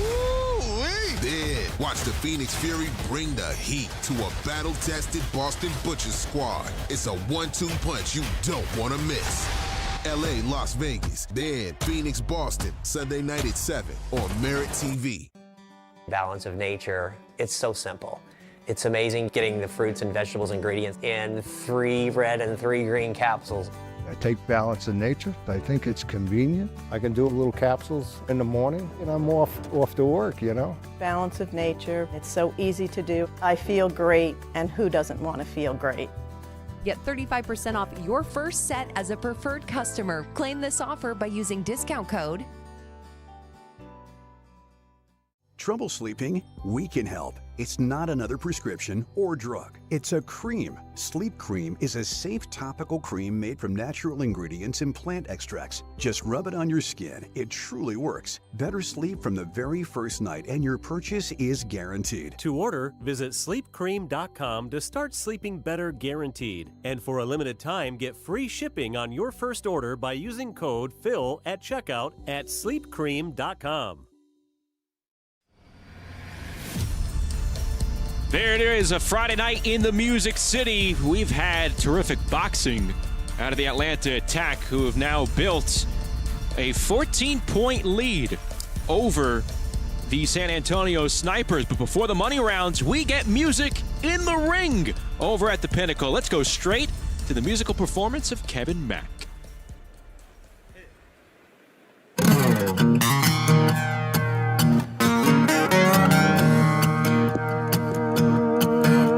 Sometimes I drink whiskey, sometimes I get stoned. Most of the time I'm doing things that are better left alone. Hanging out all night, yeah, drinking beer and smoking cigarettes. Getting high and living the life my heroes regret.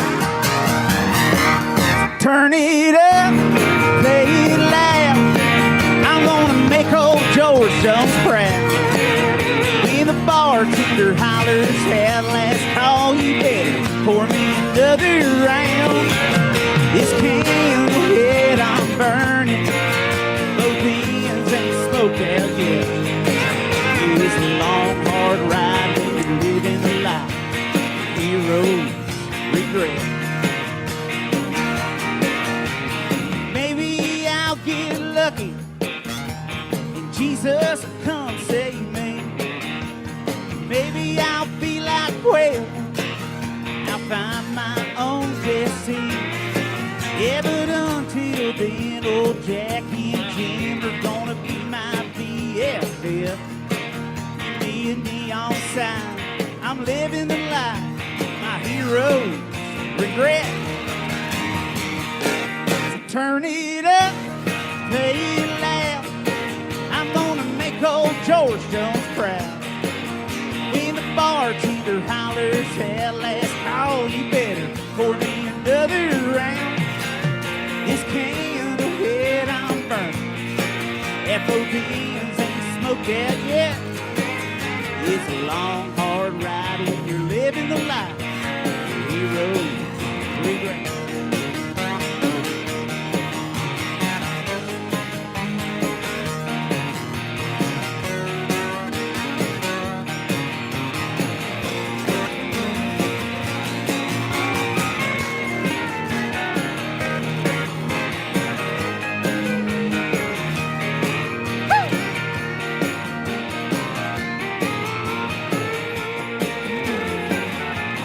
Turn it up, play it loud.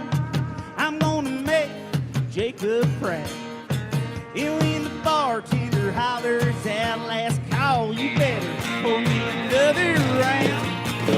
This can of head I'm burning, at both ends ain't smoked out yet. It's a long, hard ride, living the life your heroes regret. Yeah, this can head I'm burning, at both ends ain't smoked out yet. It's a long, hard ride when you're living the life heroes regret.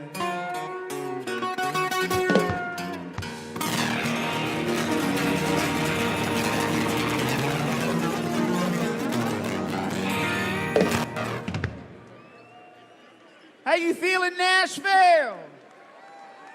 My name's Kevin Mack. Good to be here in my hometown. My hat says Shotgun Granny. We're the best liquor down here in Nashville making it. It's made about my grandma, Elsie Marshall. She used to shoot 12-gauge shotguns with me. Wrote a little song about her, and we're going to sing it for you now. Thank y'all for having us. Let's do it, Bubba. Come on.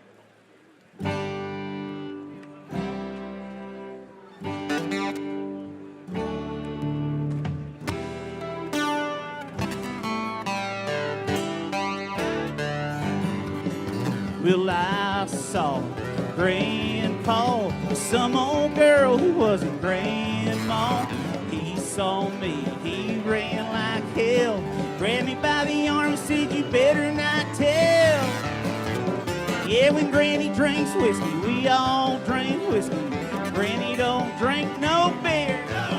Yeah, when Granny drinks whiskey, we all drink whiskey. We're all drinking whiskey round here. Well, it's Sunday supper, I let it slip. Hey, my granddaddy really broke his hip. You could see the anger in her one good eye. She pulled up a bottle of some Tennessee rye. Well, now when Granny drinks whiskey, we all drink whiskey. Granny don't drink no beer. Yeah, when Granny drinks whiskey, we all drink whiskey. We're all drinking whiskey round here. Well, Granny said she done had enough.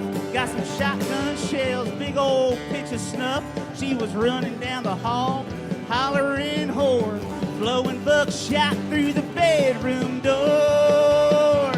Yeah, when Granny drinks whiskey, we all drink whiskey.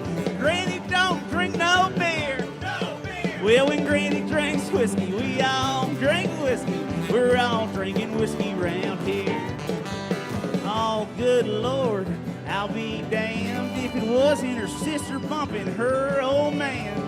Gave them a wink and a crooked smile. Now she's a widow and an only child. Yeah, when Granny drinks whiskey, we all drink whiskey. Granny don't drink no beer. Well, when Granny drinks whiskey, we all drink whiskey. We're all drinking whiskey round.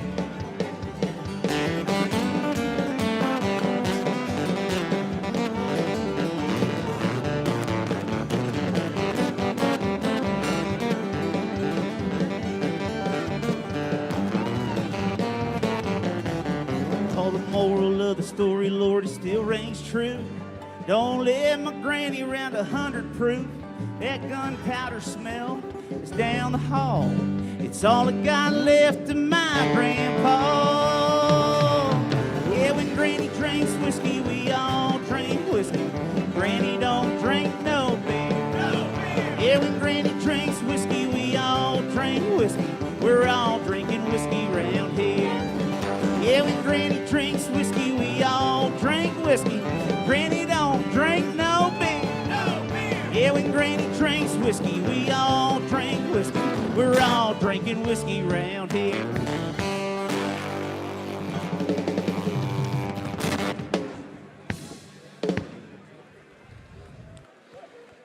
Kevin Mack leading us into the money rounds over in Nashville. So you get a little bit of Music City inside the boxing arena. Pretty cool, as Nashville and their hometown team, this match will be coming up later on in our Friday night doubleheader. Here we have Atlanta with a sizable lead over San Antonio. As we welcome you back inside the studios, Justin Shackle, Dave Bontempo with you. And it just seems like Atlanta is just feeling itself through the middle portions of this season, and obviously got a rhythm going here as it's now pulling away from its third straight opponent. This is a juggernaut coming. We also know now that Granny drinks whiskey. I kind of get into that. That was a nice little concert there, getting everything set up. So that's great entertainment, no matter who you're rooting for. But Atlanta's on a hot streak right now. We saw it with Dallas, and they're continuing it. Consistency, winning the little battles, the split decisions have all gone their way. Enough combination of power, and they're going to turn into a team that nobody really wants to face. So we have Grandma drinking whiskey, San Antonio eating punches. And let's see more of that as the middle round highlights are brought to you by The Balance of Nature. I want to highlight round 12. And this is a fight that we're going to see again in the money round portions. But Ariel Davis just flat out boxed a little bit better than Latia Williams in a split decision. Yeah, she countered well. Latia Williams' enthusiasm, Davis was able to turn it against her so that Williams missed a lot of punches and Davis was composed and won the fight. And there's no question about this knockdown from Amin Mitchell in round 13 over Diedrich Ball. A 10-8 win here for Amin Mitchell. Second time that happened here tonight. So a very good showing for Amin Mitchell. And as we get set for round 17, it is Atlanta 157 and San Antonio 143. Let's go back to Patrick Creighton. Round 17 is in our 140-pound division. Fighting out of the blue corner for the Atlanta Attack, Ariel Davis. Out of the red corner for the San Antonio Snipers, Latia Williams. Here we go with round 17, and here we go with round 2 between two of the impressive women in the TCL. Ariel Davis now 8-0, and Latia Williams now 4-1. See how she responds, what adjustments she makes. You know, we've been seeing her blow right through opponents up until now, using the balance and using power and speed. And Davis is showing her that Latia Williams will need another way to win, and she'll need to develop that over the course of the season. Because what Davis is doing is making Williams pay for coming in and throwing and not landing. We talked about Latia Williams trying boxing after a basketball career. Davis was also a former basketball player. She played college hoops at the University of New Orleans, and that's when she took up boxing to stay in shape for the basketball season. Now, up and down the league, an assortment of exceptional athletes from other sports have found their way into this. And when you have that, you have the athlete's mindset that maybe starting out, you may not have the technique, but you know how to win and you know how to compete. Well, before the year began, Ariel Davis confidently said, I have the best movement in the league, bar none. And we are seeing that movement on display here in their second go-around tonight. Definitely saw it the first time in round 12. Yeah, we saw an intelligent counter-puncher in Davis the first time they fought. We're seeing her use some veteran moves here, like tie up Latia Williams. For the Williams, it will be the jab and step behind it. And what's different here is her opponent might be maybe 5 or 6 inches away from where other opponents were. And so that straight left hand down the chute is coming up a little empty.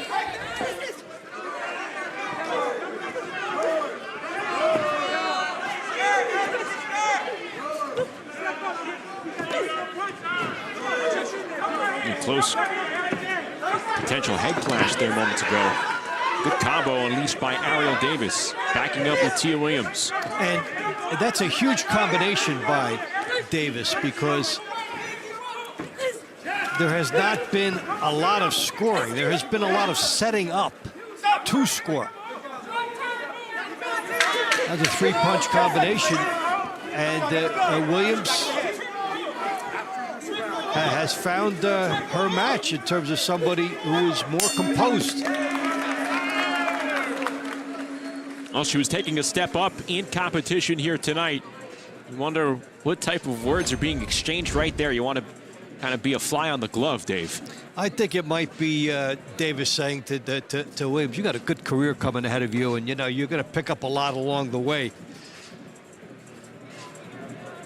Here's the three-punch combination. That was really an excellent testament to Davis, her positioning, her spacing on the floor. Winner of this round by the score of 10-9, out of the blue corner for the Atlanta Attack, Ariel Davis.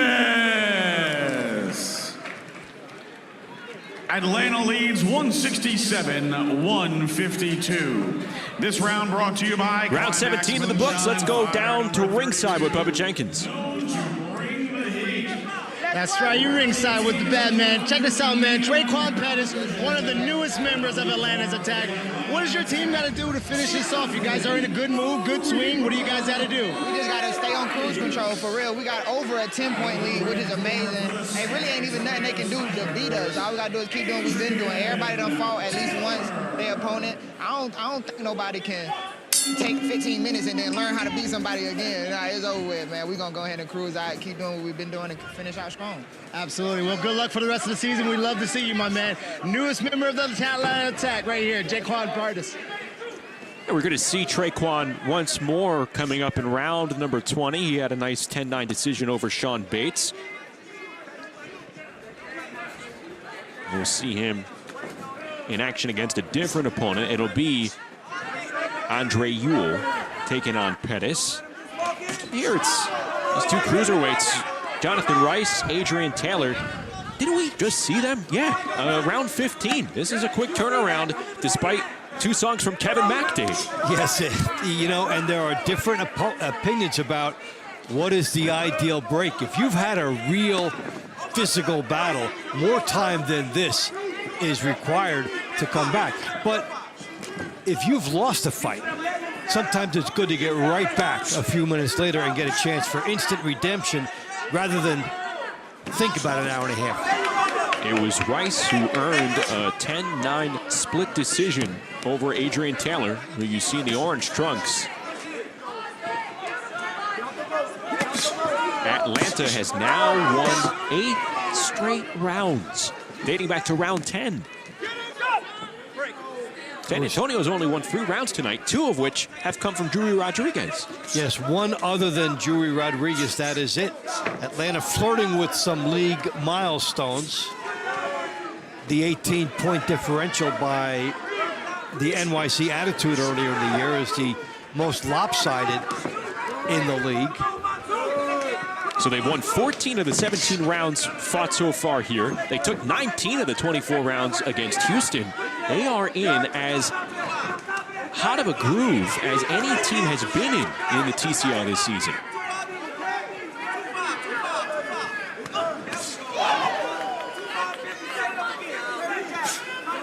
And they're doing it with fundamentals.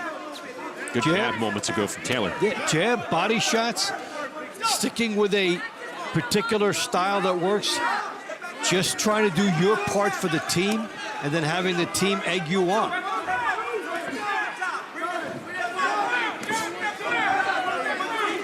Now, Rice has been effective at times here, and he's walking his opponent down. But if he can double jab while he's doing this movement, it will even be better for him going forward.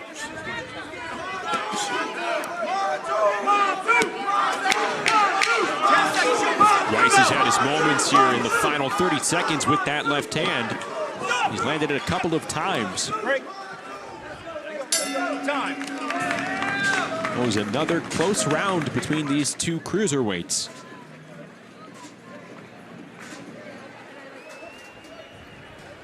We'll see if Jonathan Rice goes 2 for 2 as we take a look at the action from the 18th round.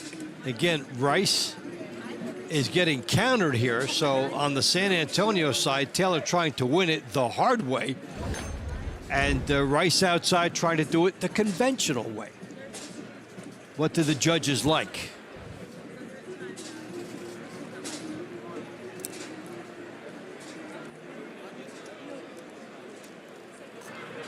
The winner of this round by a 10-9 split decision.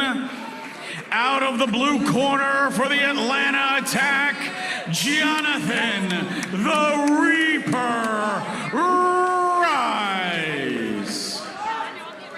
Atlanta leads 177-161. Round 19 is in the 160-pound division. Fighting out of the blue corner for the Atlanta attack, Vaughn Alexander. Out of the red corner for the San Antonio Snipers, former Texas light heavyweight champion, Corey Snapback Cab. So going back to round 18, a split decision, the 5th split decision tonight, Dave. They've all gone Atlanta's way. Yeah, it's unusual for one team to win every split, but when you're doing all the little things, you might get those calls. And when you're San Antonio, you're saying that there's no way it's this much of a blowout. What if we'd gotten all those 5 splits? Good counter left coming from Vaughn Alexander, who was victorious for the first time in the TCL against Corey Cad back in the launch rounds. They went at it in round number 7.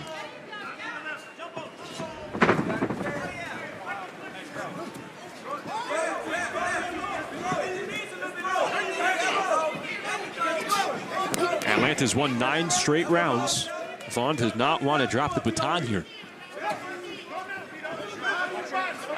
And that's a lot of the team concept. You have your teammates cheering you on, having a team chants, telling you to throw punches, coaching you, raising your adrenaline. So regardless of the score, there's always that. Here we go.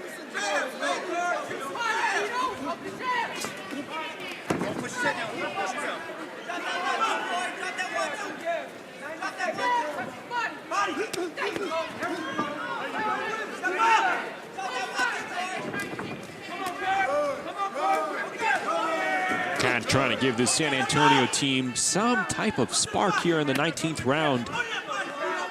A 16-point deficit for the 1-3 Snipers. Look to be on the way to 1-4. You know, early on when we had an all-Texas show with the likes of San Antonio and Houston and Dallas, they were all in the same venue. The potential for those 3 teams and the depth they showed on that night, it was pretty tempting to say that maybe those 3 teams could arguably win the class of the TCL. But again, it's early on. You're trying to feel one another out. We're trying to get a good look and kind of dissect what's, you know, the small sample that's in front of us. But it just hasn't gone that way for Houston, and here now with San Antonio. It evolves over the course of the season. Also, teams improve, certain teams regress. It's hard to believe that San Antonio was tied with Phoenix in their 2nd match, going down to the final battle. It very easily could have been 2-0. But what we've seen is certain teams get their rhythm together, improve collectively and together as individuals as well, and then they get this team thing going. We've seen that from New York. We've seen that from Atlanta. We've seen Miami turn things around. We've seen Phoenix on a hot streak.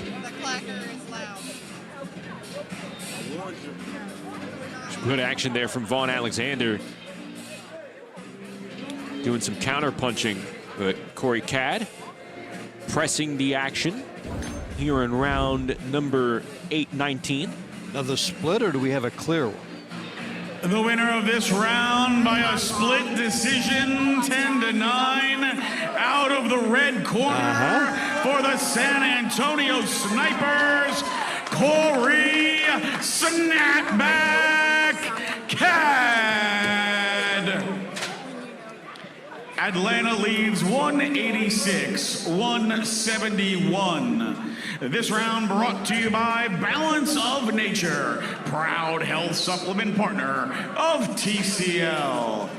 Round 20 is in the 135-pound division. Out of the blue corner for the Atlanta Attack, Traquan Pettis. Out of the red corner for the San Antonio Snipers, Andre Yule. So we have 5 more rounds to go, and Dave, this was the point where it looked like if this was close leading up to this point, it would be really interesting because you have a bunch of multi-round fighters taking on opponents that differ from their first bouts. Yeah, and when the coaches set up the lineups, they're figuring you get down to this stage, you have to take the assumption that it will be up for grabs and that your fighters will be helping out. They don't anticipate this. And we've set a record here, 6 split decisions on one card. And Corey Cad finally breaking the dam here. A split decision going San Antonio's way.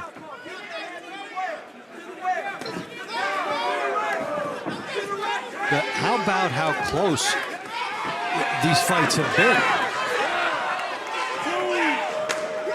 How about this? Pettis hunting for extra points for his team. It is ruled a knockdown as Yule given the 8 count. And a lot of time left.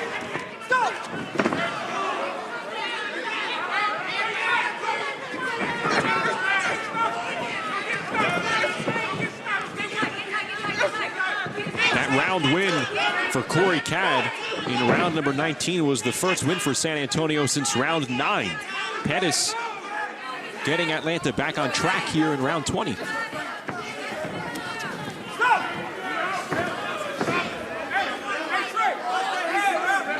Well, that's what happens when you lean forward.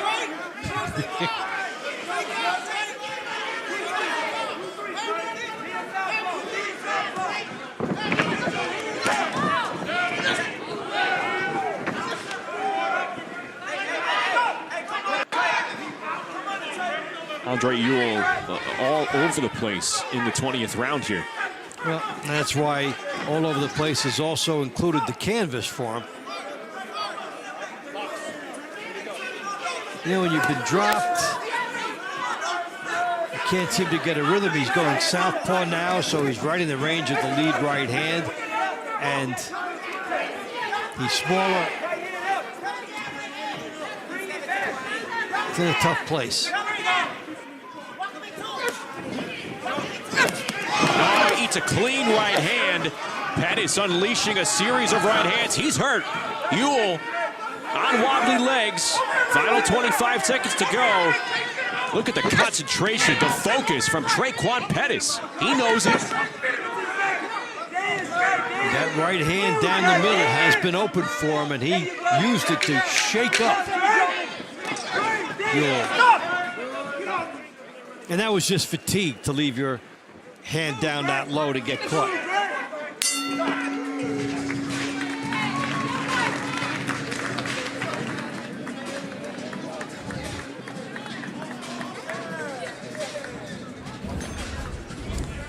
Let's check out that knockdown first.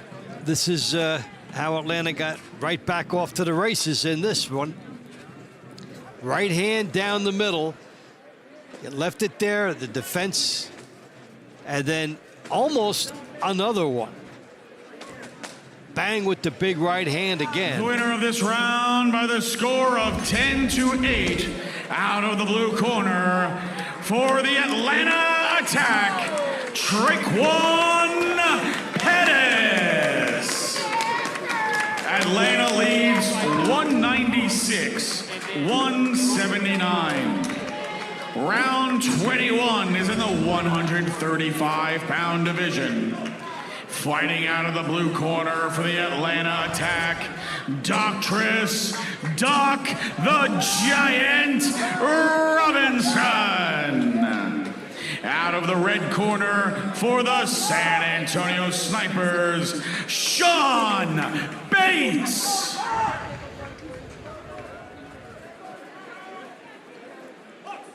Second round of the night for both fighters, albeit the first against one another. Doctress Robinson for Atlanta, Sean Bates for San Antonio, who dropped a 10-9 decision to Traquan Pettis, who we just saw. Earning his team some extra points. It is a 17-point lead for Atlanta. And Bates is trying to compensate for positioning by tying up last sequence. He wants to get that left hook cranking on the inside.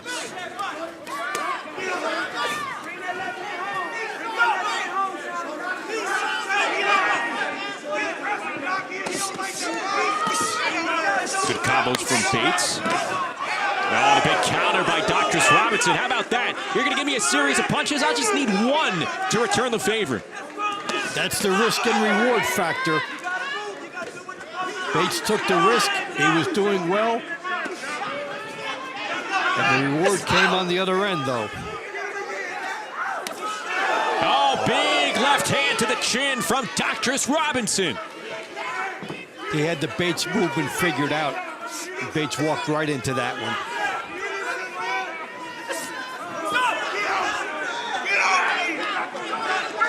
Yeah, that was one of the first left hands from Robinson that missed. But see, Bates is coming at him in a straight line. He cannot miss Bates.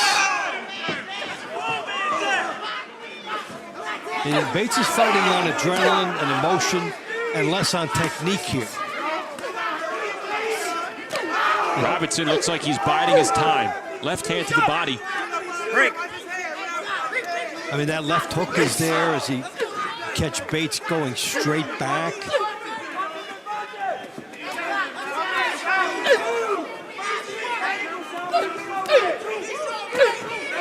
I mean, the coaches cringe when they see this, but the fans view it as entertainment because they're both opening up. Another left hand to the body. And a couple of jabs getting right through the guard of Sean Bates.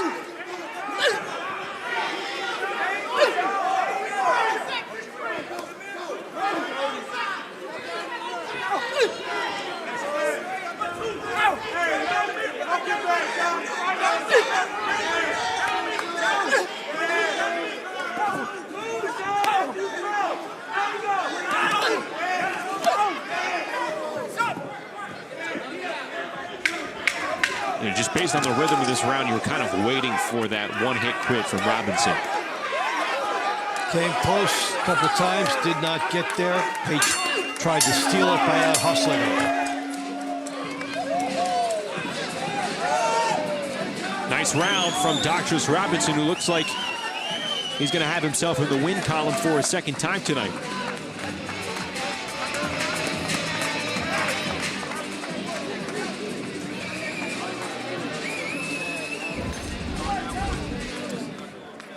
So the Doctress taking some shots, but the Doctress is in. Big left hook as he gets a few shots handed to him and then lands with a good one on the left hook. Winner of this round by the score of 10-9, out of the blue corner for the Atlanta Attack, Doctress Doc the Giant Robinson. Atlanta leads 206 to 188. This round brought to you by Serenity Springs Recovery Center, a place of recovery and self-discovery. Round 22 is in the 147-pound division. In the blue corner for the Atlanta Attack, Javon Big Wolf Davis. Out of the red corner for the San Antonio Snipers, Eric Lanzis Jr. Javon Davis off a big win, or beg your pardon, a big defeat against Charles Garner in round number 4. Probably the upset of the night here, Dave. Yes. He's back in the ring with a chance to even the score against a different opponent. And he could put Atlanta into uncharted territory with this lead of 18 points. This match is the largest victory of the season. NYC Attitude had it earlier this year. A team could be up 19, and that could happen if Atlanta wins this fight. There are 3 to go. And we will see New York City coming up after this bout. They're taking on the hometown Nashville Smash.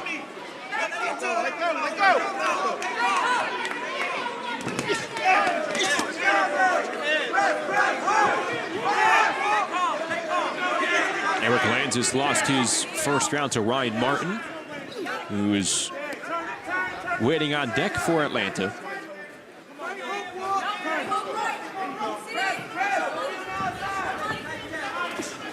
There you see him.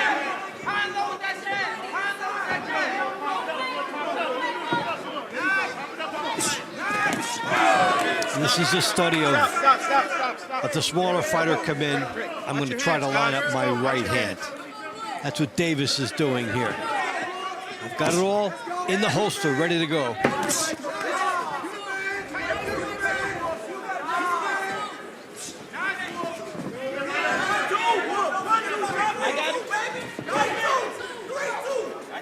Javon Davis yelling back to his team. Yeah, I got it. I hear what you're saying. It's the mark of a fighter who is in full control here. Yeah, you don't usually see that type of confidence come out.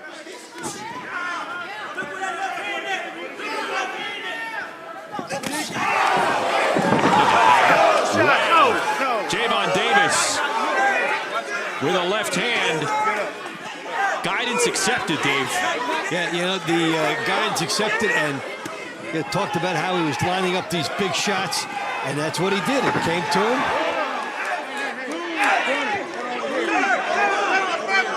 That one is ruled a knockdown.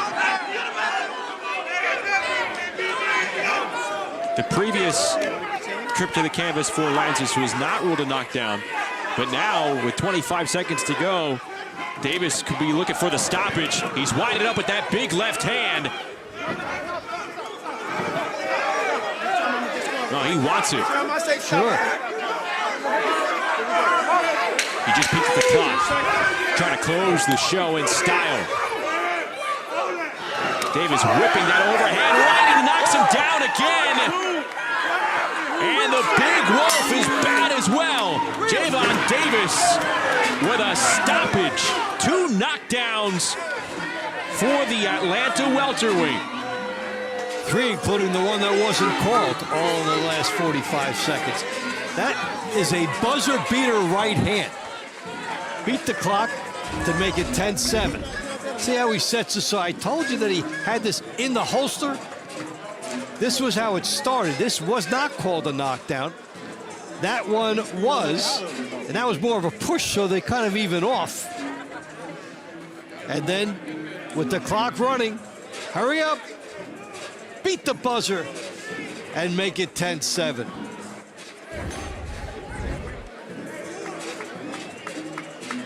The winner of this round by the score of 10-8. Out of the blue corner for the Atlanta attack, Javon Big Wolf Davis.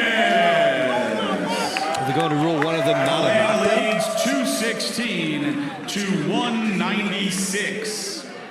Round 23 is in the 147-pound division.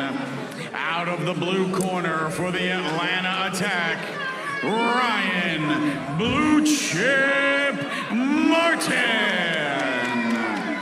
Out of the red corner for the San Antonio Snipers, Charles Garner.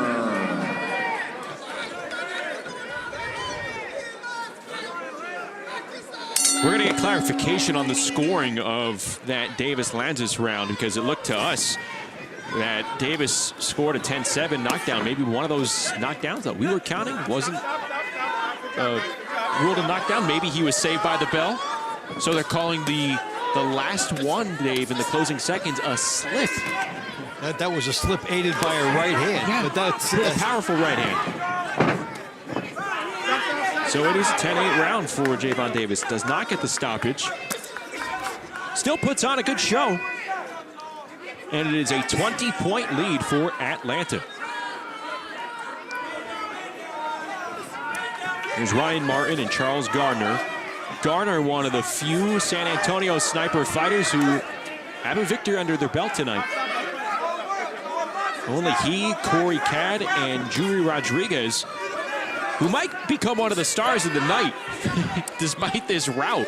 Yeah, I could see her as the 3 stars. She probably would get that.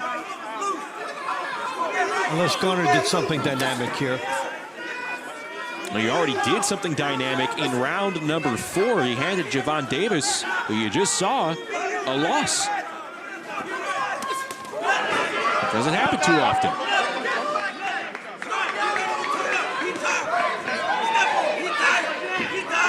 Other than that, though, Atlanta has looked as sharp as any team has all of 2025. And Ryan Martin adding to that here with this nice sequence against Charles Gardner. And this has been wall-to-wall excellence for Atlanta. And 3 showcases in a row in the month of May for this team. Now, Dave, how about Ryan Martin here? Again, we documented his struggles last season, went 1-9. He's now 4-4 after a win earlier tonight. He looks like he's in control here. Just the improvement of a fighter from year to year, it could happen. You don't want to buy too much into some of the records. Well, especially your first year. In some of those, you lose some tight ones, and you learn how to react better in the final seconds of a fight so that you don't have decisions stolen from you. You get a better idea of what it takes to win, how much effort, all part of the educational process.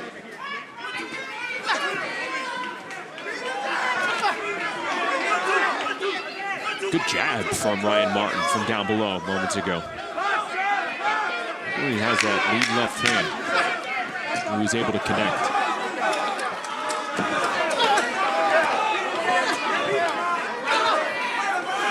This is a pretty close round.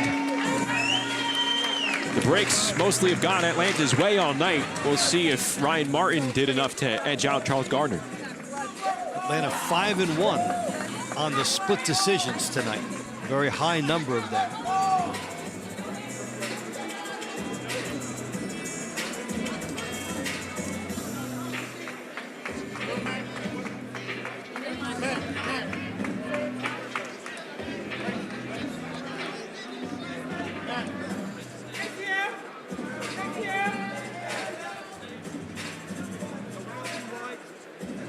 The winner of this round by the score of 10-9, out of the blue corner for the Atlanta Attack, Ryan Blue Chip Martin.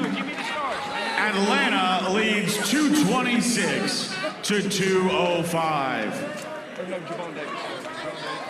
Our final round of the evening. Round 24 in the 168-pound division. In the blue corner for the Atlanta Attack, former national champion and IBA America's champion, Keandre Lightning Leatherwood. Out of the red corner for the San Antonio Snipers, Macro Hall Jr.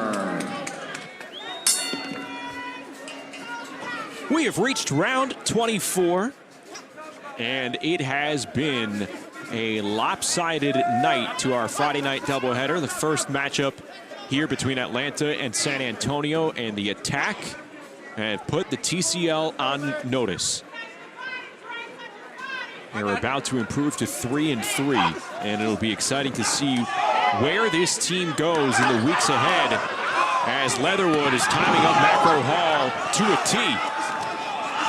And now they're going at it in the corner. You know, as Atlanta was losing its 3rd in a row to start the season, just toward the end of that one, at the end, the team put a couple of wins together. They lost the match, but something seemed to carry over from that into the following matchup against Dallas, and that team has been riding a train ever since.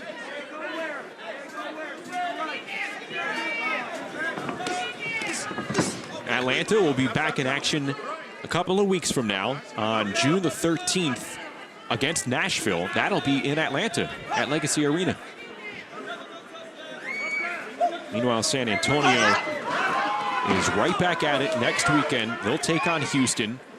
That'll be at Techport Center in San Antonio, so they'll be back home.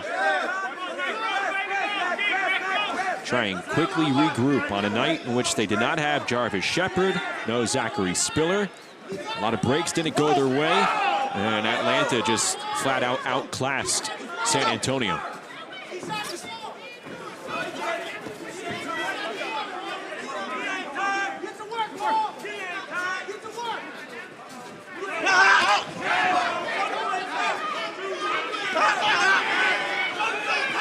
Good combinations here by Leatherwood. And, you know, regardless of the score, that you're Atlanta, your team is way up. You know, now you're fighting for your team, and you don't want to be the guy that loses the last match when you're not going to fight for another couple of weeks.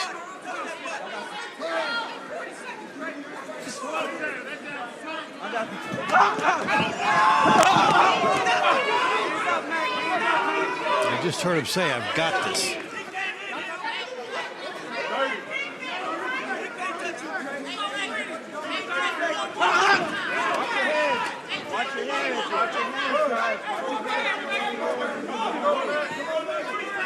Final 20 seconds.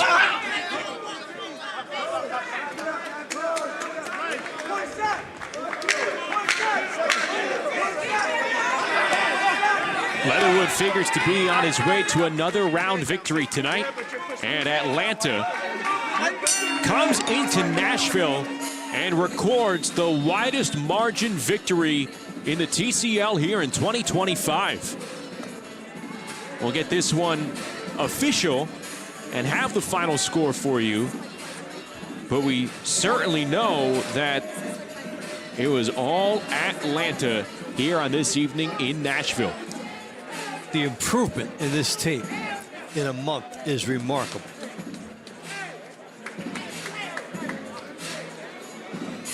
The winner of this round by the score of 10-9, out of the blue corner for the Atlanta Attack, Keandre Lightning Leatherwood.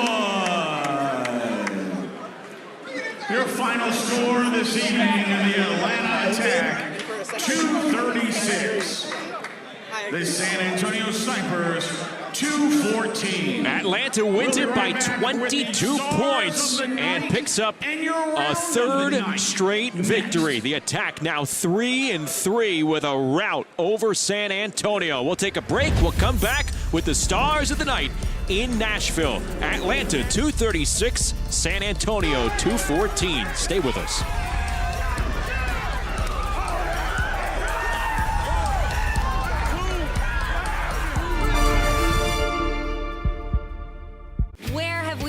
What have we been doing? There's been a lot of drama, but in a good way. Rather than be drama-free, let's embrace the drama. And now we are bringing that drama to you. True the Drama with Chris and Lauren, weekdays at 12:30 on Dr. Phil's Merit TV. I was drinking every day. I was hooked on oxys. My husband turned into someone I didn't recognize.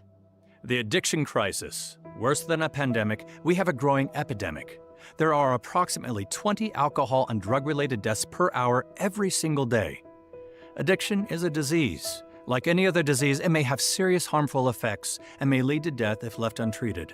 Introducing Serenity Springs Recovery Center, a place of recovery and rediscovery. We understand the unique challenges men face in their journey to recovery. Set on 38 private acres, our state-of-the-art facility offers a safe, supportive environment for healing and growth. Our team of dedicated professionals specializes in evidence-based treatment, providing our patients with the tools to overcome addiction and achieve long-term sobriety. If you or a loved one needs to make a change, call us today at 386-423-4540 or visit us online at serenityspringsrecovery.com and reclaim your life. Weekdays at 8 a.m. Eastern. All right, let's go. Get your day going with Steve. Everybody in a good mood today? When you're having this much fun, it's Harvey working. You just went straight up there, didn't you? Steve, weekdays at 8 a.m. Eastern on Dr. Phil's Merit TV. TCL Team Boxing League is brought to you by Climax Moonshine Fire number 32, a drink not only made to tickle your senses with hot cinnamon flavor, but also made to pay tribute to firefighters all across America. This drink will put a kick in your step with its bold, hot smoothness. All right, Dave, let's take a look at their Fire number 32 KO of the night. Yeah, Javon Davis on a night that was excellent for Atlanta. Well, how do you punctuate it with a shot like this? We had knockdowns, near knockdowns, but he had everything with that knockdown of the night. That big right hand, all there for him all night. He unleashed it. He was on the hunt for it, and he recorded it. So Javon Davis gets the KO of the night. Let's go inside the ring in Nashville.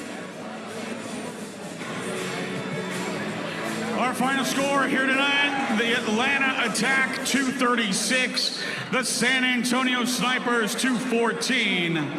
It's time for our stars of the evening.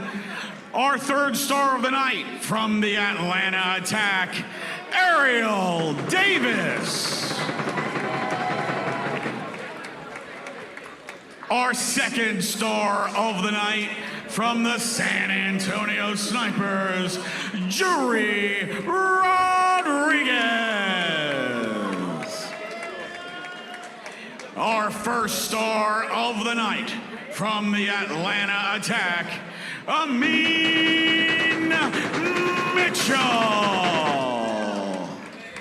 Ladies and gentlemen, our round of the night tonight was round 21. Give it up for these two gentlemen, Doctress Doc the Giant Robinson and Sean Bates. All right. I'm here with a vet, Amin Mitchell. You got it done tonight. You walked over it. You got a big knockout. How'd you feel about it? And what'd you feel about the team going forward this year? First and foremost, man, I just want to give all praise to the Most High for this victory. I feel good. Our team came together. We did what we were supposed to do. We had, like I said before, we had a rough start in the beginning, but the team camaraderie has been tremendous. Like, man, we meshing together. It's like brother and sister in that mug now. So we know exactly what we fighting for and who we fighting for when we next to. And it's just me being a veteran. I know what that camaraderie supposed to look like, and that's what it's coming to. I know who I'm fighting for, and the guys and women that's next to me, I know exactly the purpose that I got. So. That's awesome, man. With the team conspect, that has a lot to do with your coach right here. How do you guys feel? And you guys are on a nice little winning streak, 3 straight fights. How you feel about it all? I feel wonderful. I knew we had got a rough start, but I'm not going to keep using it. But I knew with the rough start, I knew what it took to bring the team together. Like Amin said, man, our team is so tight. We eat together. We use the day that we get here as a practice day. So it's a lot of things that we do behind the scenes. And even when things get rough, we stick together as a team. So it's been wonderful. It's a wonderful turnaround because I know a lot of people doubted the Atlanta Attack, and I want to show them different. And we're going to continue to show you different, I promise you. Well, you definitely shut me up because I was one of those guys that was getting on you, my man. Congratulations. You guys are on a 3-fight win streak. And now we're going to the talent, my man. Kevin Mack, how you doing, my man? I'm doing good, bro. Doing good. Good. Talk to us about your whiskey that you got going on. You're from Nashville, and everybody loves that Tennessee whiskey. Listen, I'm just a country boy who sings country songs and makes some good old whiskey, and got invited here to throw down with you boys, and it was awesome. Yeah, what'd you think about the team concept? Man, it's going to be huge. It's going to be huge, man. It's like just they get in here, they get after it. The audience loves it. It's just fast-paced, fast-moving, and I just think it's what the sport needs, and I just think it's going to crush. I'm a huge fan, man. I'm on board. Well, every round's the 12th round. Are you going to stay soon for the Nashville Smash coming up? I'm going to get in here. I'm the super heavyweight, buddy. I'm going to get in here and throw with y'all. All right, well, Team Tennessee right here. You got your representative. Back to you guys with the action in the studio. All right, Bubba, let's take a look at some of the highlights from the money rounds presented by the Balance of Nature. And in round 17 through 24, Traquan Pettis able to rock back Andre Ewell in a big way. Pettis picking up some extra points for Atlanta. Look at him feeling himself, mixing it up. And then round number 21. This was the round of the night. Doctress Robinson outpointing Sean Bates. And the round, because they both came to fight, Bates came in and fought him on the inside. We've seen Bates in a lot of rounds of the night, even in fights when he doesn't win. And this is another example of that. So Doctress Robinson picks up the win right there. I tell you what, I like what Sam Arnold, the head coach of the Atlanta Attack, said to Bubba. He knew that Atlanta got off to a slow start, a rough start. Yeah, okay. It's another thing to regroup. You have to actually regroup your hurt. You know, you have to shepherd your herd here and get your group across and back to where you believe they can be in order to take that big step forward. Obviously back even now, but it's just not as easy to say, man, yeah, we got off to an 0-3 start. We got to get the ball rolling here. To speak with that type of confidence, to me, it's extraordinary because you know you've got the salesmanship. We figured it out. We righted the ship. But when you listen to him, there's a knowing way that he puts that together, as if he knew that some things weren't put together earlier, and they are now. So they're on a roll. Atlanta picking up a big win. They'll be back in action in a couple of weeks against Nashville after this 236-214 rout over San Antonio. Hey, speaking of Nashville, the Smash are in the ring against New York City. Second half of our Friday night TCL doubleheader is coming up next. Stick around for our entire TCL crew. I'm Justin Shackle. We'll be back from Nashville.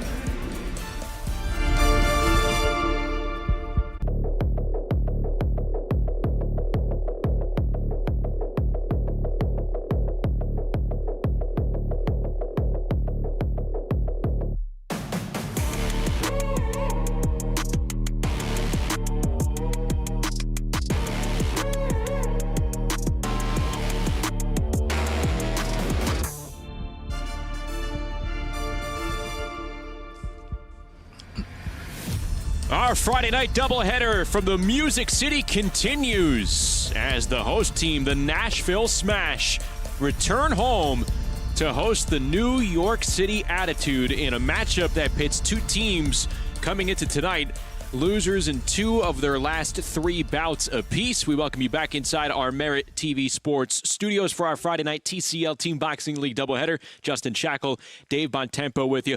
All right, Dave, so you have 2 teams coming off losses. You have 2 teams kind of finding themselves, even though we're past the midway point of this TCL season. As we break this one down, what is your opening theme for the next 24 rounds that lie ahead? Well, for New York, the theme is you can't be serious. How can we have a losing record? They've been on the short end of 2 one-point matches. There have been 4 in the league this year. They're on the short end of 2 of them. And they authored the biggest blowout until just recently, 18 points. So this is a team that has been feast or famine, and they're thinking we have to get back at it. Now, when you look at it for Nashville, they were the victims of payback last week. They had beaten Miami. They go into Miami with expectations. They don't win. They're happy. They get another chance for payback against their own efforts from last week. And they've got Austin DeLay, who's going to fight twice this week rather than once. So they've got some reasons to be optimistic. But for both teams, gotta have it. Yeah, this bout sheet looks pretty interesting. We're going to get into that, but Dave mentioned the 1-point defeat that New York City suffered. It was against Las Vegas as we take a look at some of the action from that fight that happened back on May the 17th, a 236-235 final. Christina Cruz, yes, she picked up 2 wins in this fight, but kind of left some chicken on the bone here, Dave. And in a 1-point fight at the end of the night, that might come back to bite you. So, you know, you're the leadoff fighter. You may not realize the consequences of that later on.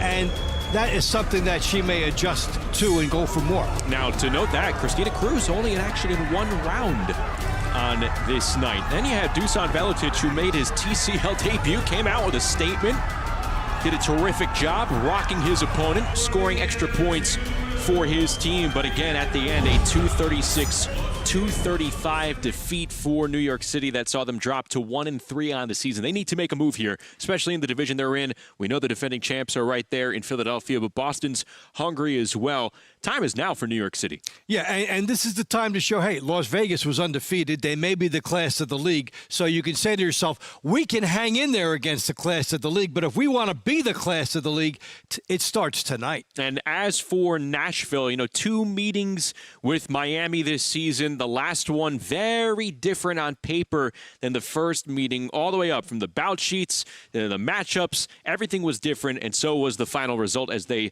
fell by 7 points. We take a look at some action from last week as Nashville dropped that one 230-223. The final. And Michelle Morales, again, a 2-0 fighter last week. She has been one of the bright spots for this Nashville lineup. Michelle Morales, not in action tonight here, Dave. That's a blow to them, and she's led off a lot of these contests for them. So Nashville falling to 2-2 after splitting their season series here with Miami. And then another fighter that we had mentioned, it was Orta, who is going to be in action for just 1 round tonight. This is an undefeated fighter who was able to outpoint his opponent in a very physical round, a round in which some points were deducted. Got it interesting, got pretty chippy, but Orta was able to find himself proved to be the better fighter in this one, but yet he comes into the launch rounds where we're obviously starting our action rounds 1 through 8. He's in round number 5. We're going to touch on that a little bit deeper in a few moments, but again, you take a look at some big names, right, in terms of the matchmaking. Orta from Nashville, Christina Cruz on New York side. 1-round fighters tonight. We see that around the league where coaches are pulling people back a little bit. Maybe it's only going to be 2. Maybe it's going to be something where you're going to save somebody for a matchup down the road. But Nashville is in the middle of the pack. So this is a team that needs to go up in the middle of the pack. And these standings are very interesting. Yeah, speaking of standings, let's take a look at the latest TCL Team Boxing League standings. There you see it. There you see the 4-0 Las Vegas Hustle, a team that narrowly beat New York City last weekend. And we saw earlier tonight the Atlanta Attack get to 3-3. And there you see on the other side of the standings, Nashville coming in at 2-2, right between LA and Boston, and then New York City at 1-3, just ahead of 1-4 San Antonio and the 0-5 Houston Hitmen. Let's take a look at the launch round fight card. There you see the action that's going to be kicking us off tonight from the Pinnacle in downtown Nashville. A name that jumps out to me, Austin Dulé.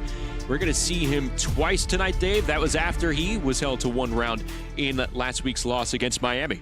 And you get the sense that sometimes they might have been thinking they could get past Miami with him just fighting once, set up 2 for this one because this is a big matchup. He's the son of the coach. He's been a leader of the team, and he's somebody that they look to. And he's had stoppages under his belt as well, so we'll see Austin Dulé in a pair of rounds coming up. The launch rounds are straight ahead. When we return, we're going to meet both teams. They make the ring walks as we get set for a clash between Nashville and New York City. It's all coming up next. Sunday night, Hollywood Lights meet knockout fights. First, Lizette Lopez and the LA Elite take on Brenda the Brown Bomber Hernandez and the surging Las Vegas Hustle.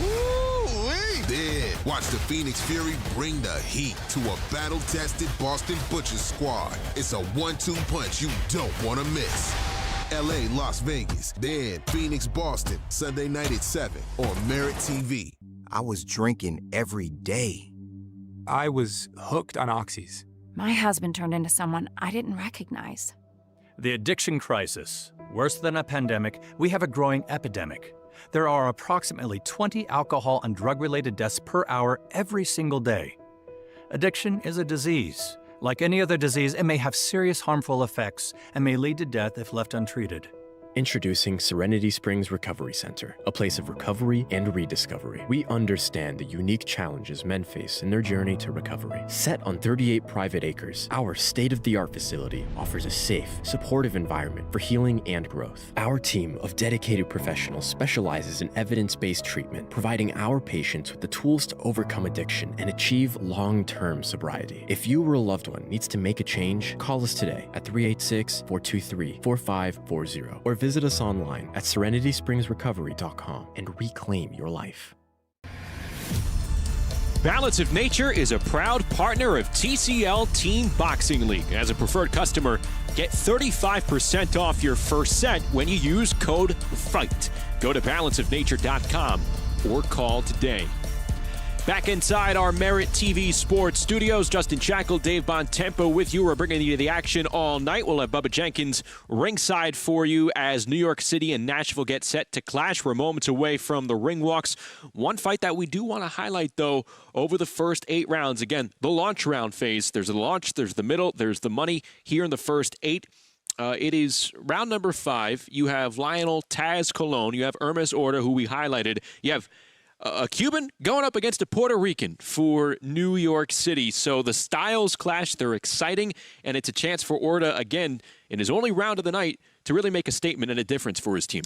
We have seen both fighters excellently schooled, great technique, and they're in a leadership role for their team. So it's a battle of the titans within this, and I think it's going to be very exciting to launch this with that. Yeah, Taz Colon, a very young fighter here for New York City, 21 years of age, he has a 2-5 record, but if you take a look at the opponents, he's gone up against some experienced talent. Again, this is his first season in the TCL, so definitely take a look at round number 5 as we get going here from the Pinnacle. Let's go inside the ring and get the night started. The second half of our TCL Friday night doubleheader. Here is Patrick Creighton.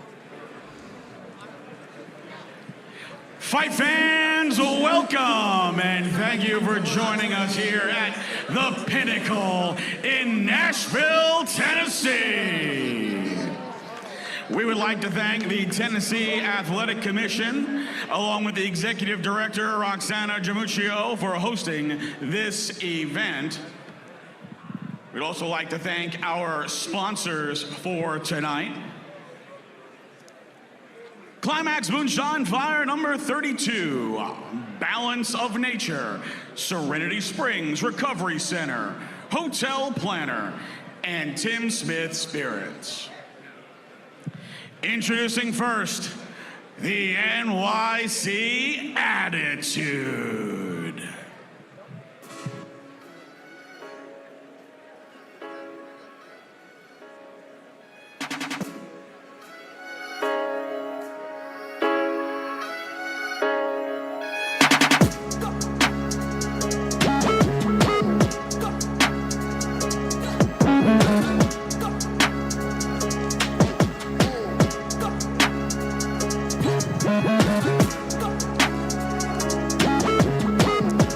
City trying to find its moment along this 2025 TCL schedule. Again, a 1-point defeat to the undefeated Las Vegas Hustle just a couple of weeks ago.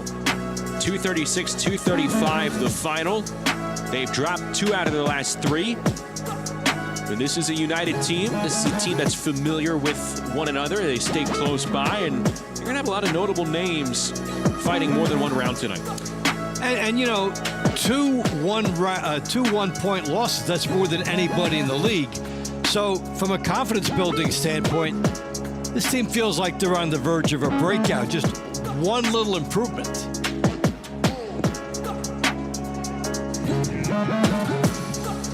From Coach Ryan O'Leary and Benny Romans, NYC Attitude. Multi-time national champion, featherweight, Angeles Mendes. Multi-time national champion, lightweight, Ryan Pretty Boy Zmpa. Lightweight, Sherbek Matulov. Multi-time national champion, Team USA member, and Olympic trialist, lightweight, Stacia the Natural Suttles. Welterweight, Lionel Taz Santana. Middleweight, Giovanni Estella. Light heavyweight, Isaac Sanctus Spiritus Carbonel. Heavyweight, Colby Madison. Unprecedented 10-time New York Golden Gloves champion, multi-time national champion, 2020 Puerto Rico Olympian, featherweight, Christina Hell's Kitchen Kid Cruz.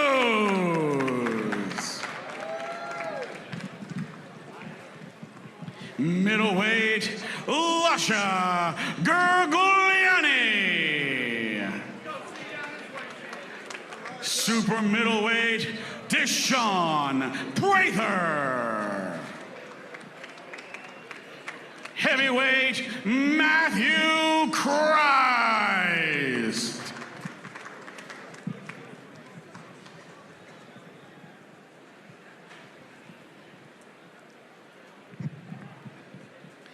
And their opponents, accompanied to the ring by Angels and Outlaws recording artist Struggle Jennings, your hometown Nashville Smash!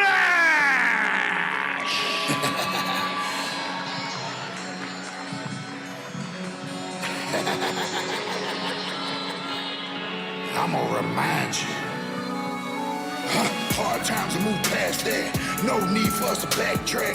PTSD flashbacks. Black Chevelle with that fastback. 22s in this matte black.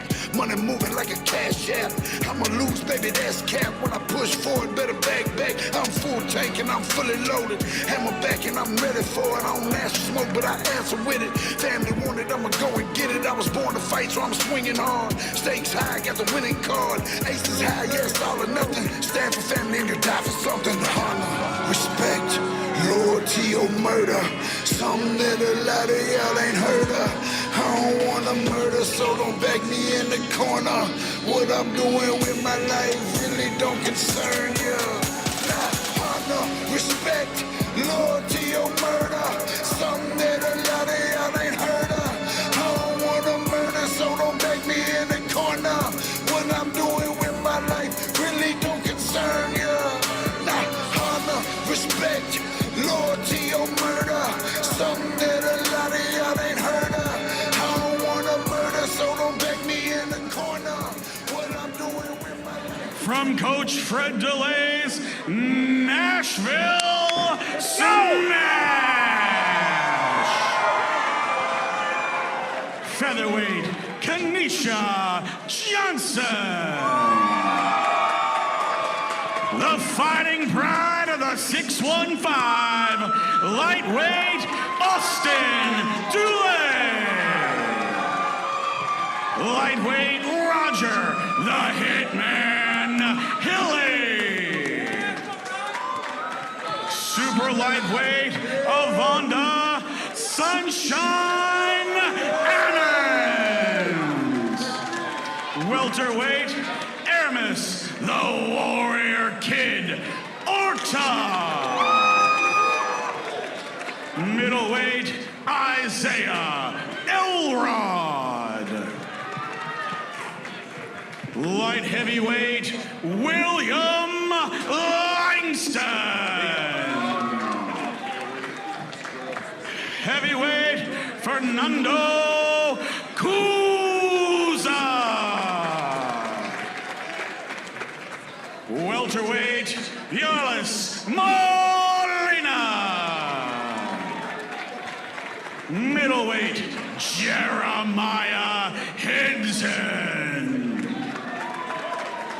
Super middleweight, Juan Just Business Barajas. Former three-time ACA World Champion, King of the Cage World Champion, Bare Knuckle Boxing World Champion, Heavyweight Tony Johnson Jr.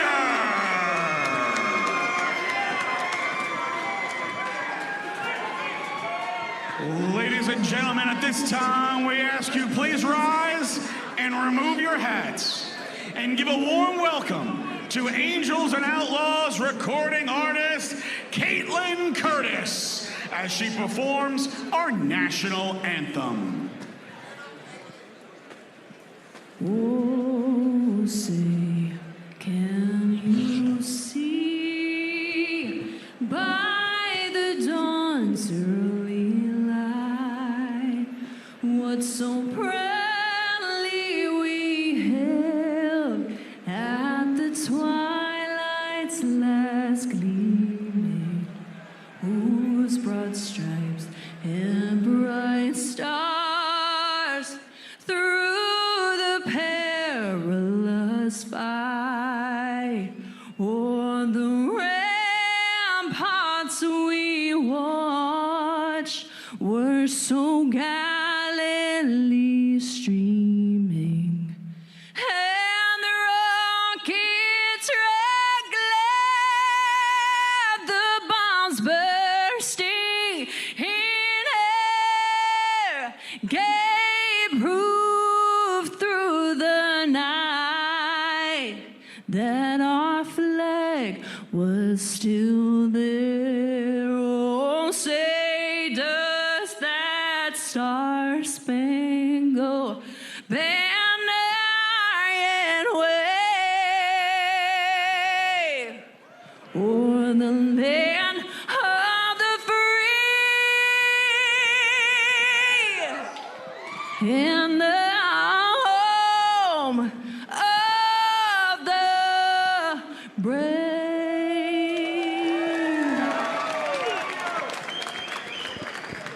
Caitlin Curtis with the national anthem as we are about to get rolling here with the second half of our TCL Friday night doubleheader from the Pinnacle in Nashville, Tennessee. It is the 1-3 New York City Attitude taking on the 2-2 Nashville Smash. And right out of the gate, it'll be a pair of featherweights, so no bantamweight action here. We'll start at 126 pounds. Round one is in the 126-pound division. Out of the blue corner for the NYC Attitude, multi-time national champion, Angelis Mendes. Out of the red corner for the Nashville Smash, Kanisha Johnson. There is Kanisha Johnson, going to be pretty busy tonight. She's 0-5 on the year. Lost a pair of rounds against Miami's Ali Pujuelo last week. Born and raised in Nashville. And right away warned for a punch behind the head. Angel Reese Mendes, meanwhile, in her first TSTL season as well. 3-4 on the year. She's won 2 of her last 3. And she has an opportunity to fire that right hand in. It's crisper so far than Johnson's.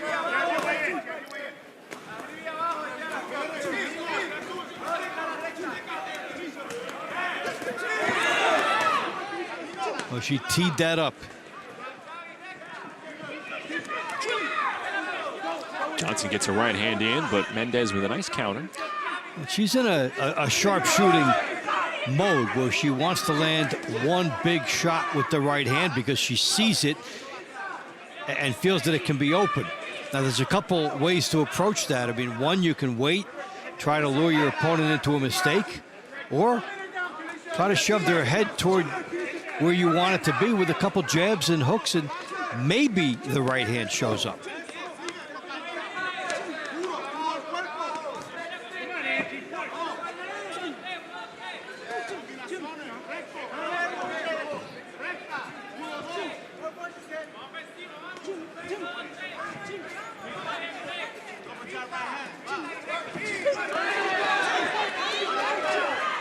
These two women fighting right in the middle of the ring to open up our action here. In round number 1, they've both landed several shots. One fighter, though, trying to make their mark and create some separation in the eyes of the judges here with a minute to go.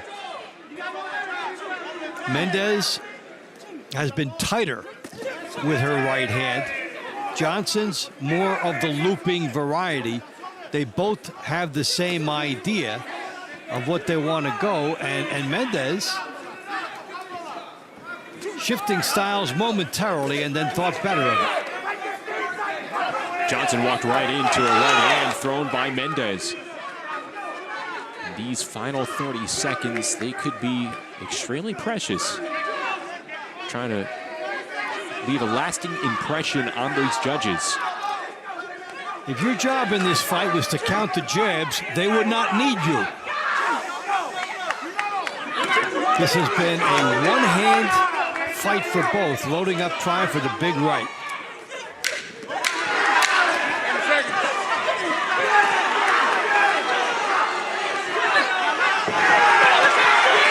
Good exchange as the bell sounds. That was a microcosm of the entire round. Yeah, yeah. Whose right hand is better? Whose right hand is shorter? One shot by Kanisha at the end. A little bit more of a slapping variety, but this was mirror image right hand intentions. You wonder if Kanisha Johnson did enough to pick up her first win, or did Mendes make it 3 out of the last 4?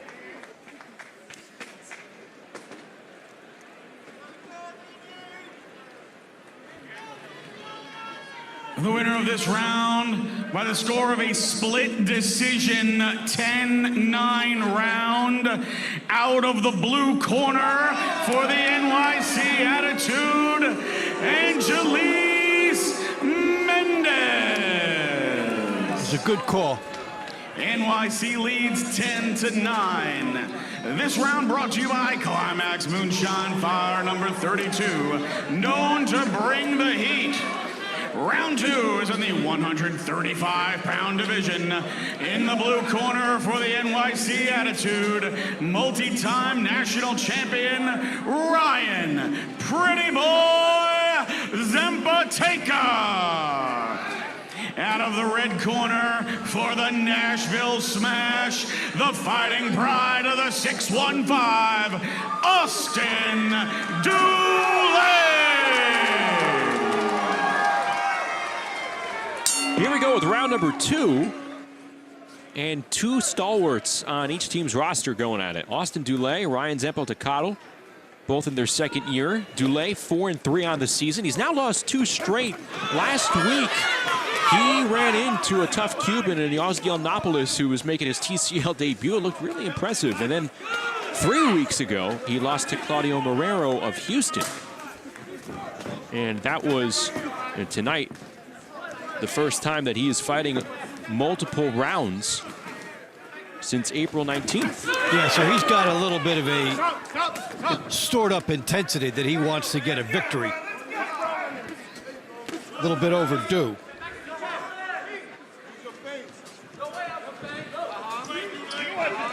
You see the age difference as well.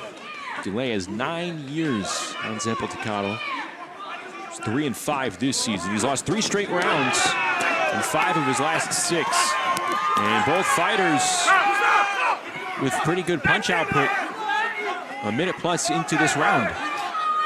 And when you're trying to snap out of a little slump, you go back to basics. The jab, position yourself, try to build up points, and then launch into a second level of attack.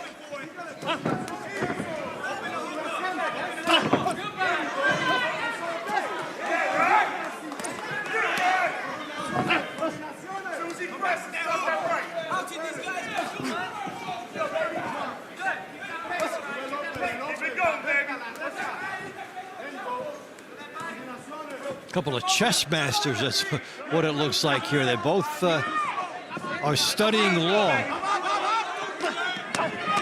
Almost has the feel of a failing out round, even though look, yeah, those aren't allowed in TCLT boxing. No, there is no opening round. There is only the closing round. Though these two will meet up again in round 18, still there are points to be won here in the second round. And that's critical for a fighter to grasp that. Like, no matter how little offense may have taken place up to this point, there's a 10-9 up for grabs. You do a little bit more, it can be yours. And Dooley just tagged Zmpa moments ago with probably the punch of the round. Less than 30 seconds to go. New York City looking on, trying to pick up a win on the road here.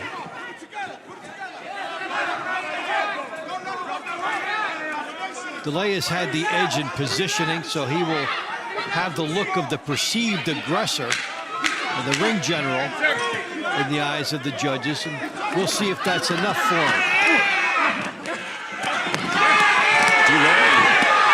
Zmpa exchanging big bombs at the end of round 2. They like it, they appreciate one another, and they'll meet back up with one another in round 18.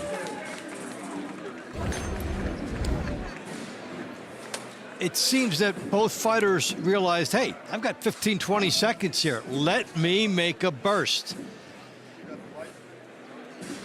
I want to go out with a statement that the judges will convert into a victory for my team. Dooley had the edge in positioning. Well, let's see if that's enough.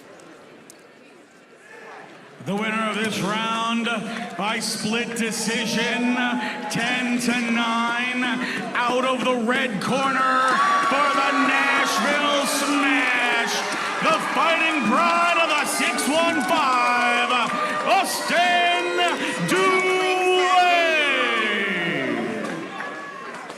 Austin DeLay picks up the win. Tied at 19. Round 3 is in the 135-pound division. In the blue corner for the NYC Attitude, Sherbek Matulov. In the red corner for the Nashville Smash, Roger the Hitman Hilly.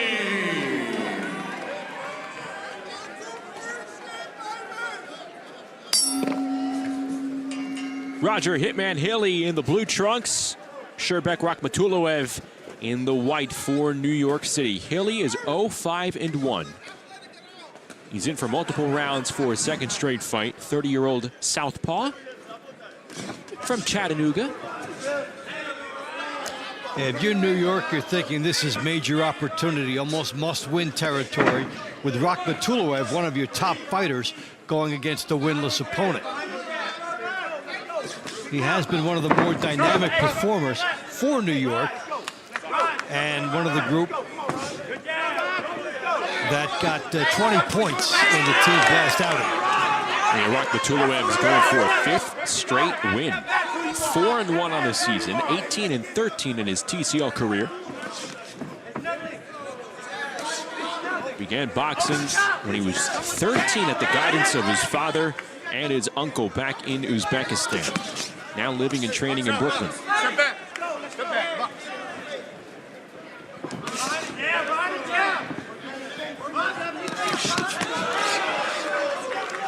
But with all that, it has been Hilly taking the initiative, trying to take it to Rakhmatullaev. See Roger Hilly just trying to create a little bit of space to get some of those punches off, and he succeeded. Now, you don't want to get so close that you smother yourself and the judges don't see it. And so far, good body work from Hilly.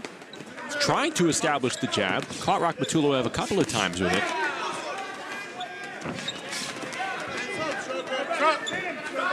Well, Hilly seems that he wants to do due diligence on the outside, but live on the inside. Just find a way to get close and then try to let both hands go.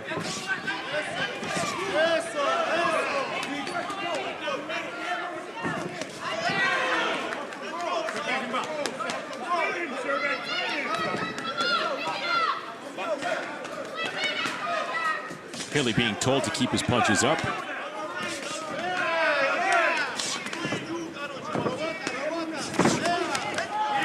And now it's Rakhmatullaev landing at a better rate.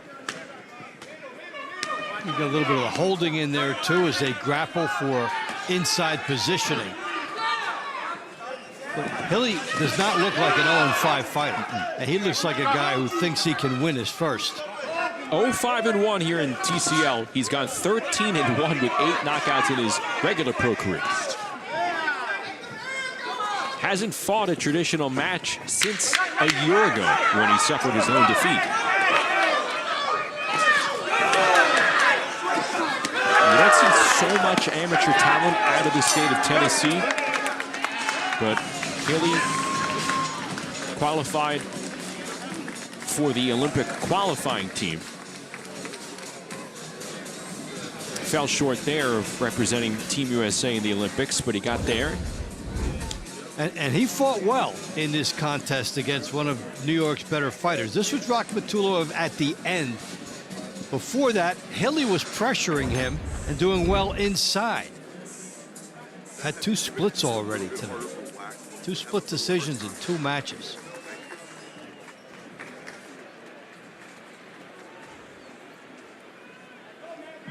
The winner of this round by split decision, 10-9, out of the red corner for the Nashville Smash, Roger the Hitman Hilly. So Hilly victorious with a third straight split decision. We have Colby Madison coming up in round number 8 right now. Colby is with Bubba Jenkins. Brought to you by Thank you, fellas. That's right. You heard it. Colby Madison. Atlanta attacks Colby Madison. What's up with that fight, the grit and white? And they, one of the heavyweights was down, so they need me to fight for the New York team this week. So the pressure's on you. So it's looking like it's coming down to a close fight. You're going to be one of the guys at the end. What is it looking like for you? I'm going to go in there and do my job, man. Come out with a win. All right, not many words from the OG right here. Colby Madison, usually on the attack, now filling in. Back to you guys. Got some action.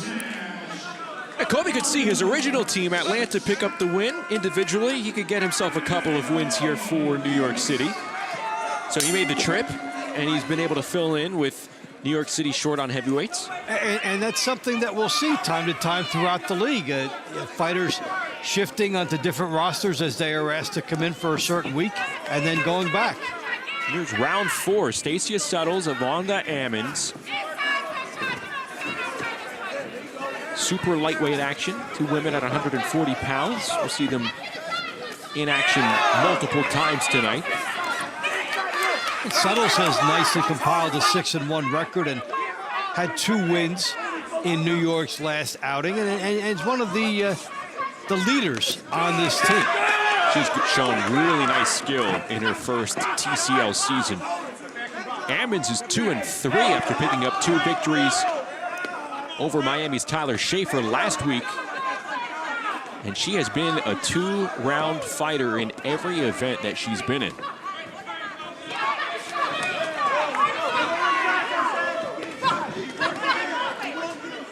This is round number 4. Coming up in round 6, New York City's Giovanni Estella back in action at 160 pounds. Just trying to get warm. Really like Suttles' balance. Able to keep herself in punching position no matter what she throws. What she would like to do more of is make that right hand tighter. It's coming around in a looping style. And we're seeing a point already. Yeah, Ammons is being deducted a point here. Same as a knockdown. So Suttles, who's won 5 in a row after losing 2 to Boston's Amelia Moore on opening night, gaining an advantage here with a point deduction. And now she's just trying to break Ammons down. Good punches from interesting directions. Yeah, interesting directions, not really having set down on her punches. If your punches are from so far out, maybe even weird places, but so unconventional that your opponent can't anticipate it, you might get away with it. A lot of holding here being initiated on the Nashville end. And Suttles is making her pay with some good forearms, some good gamesmanship from Stacia Suttles. And she pushed off with the elbow with the referee being shielded. Veteran move. I mean, look, the referee can warn you. Like you said, it kind of was his blind spot. If you're going to take advantage of it, she won't be the first.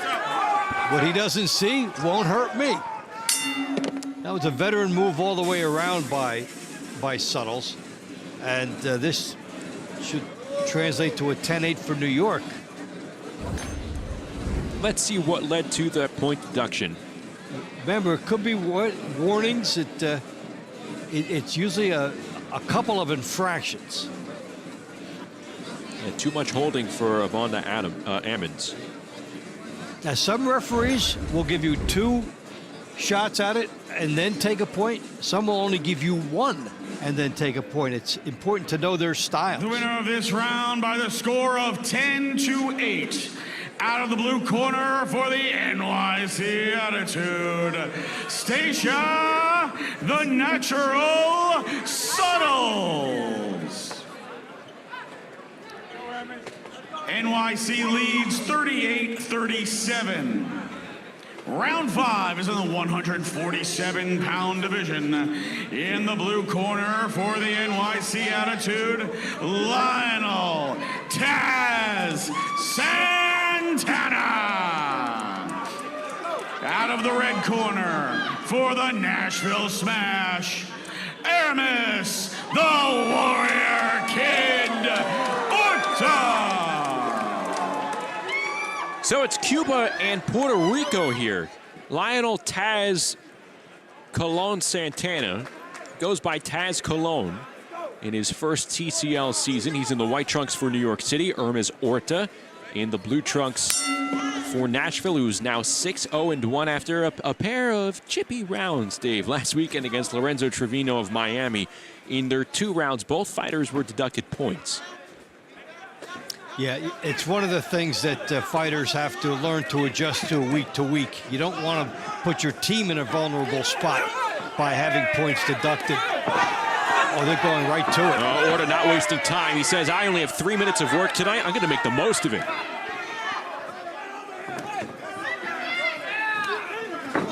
Taz Colon trying to get himself out of this corner.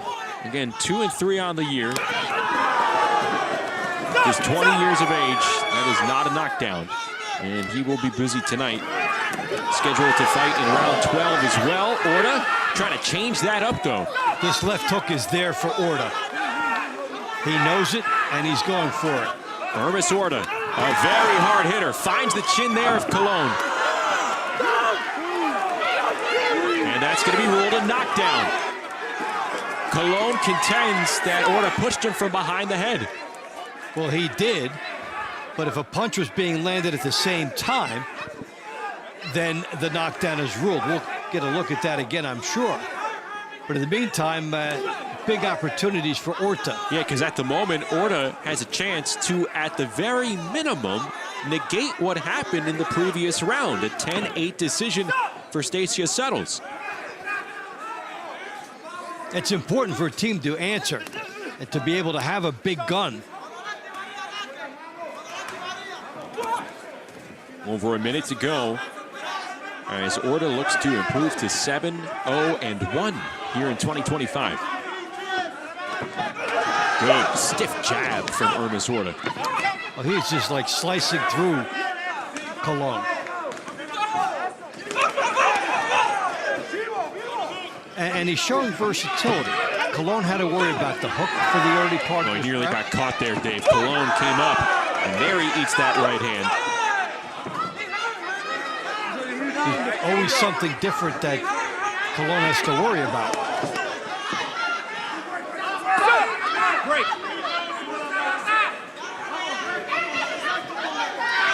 Orta having fun now. The Cuban who now resides in Nashville.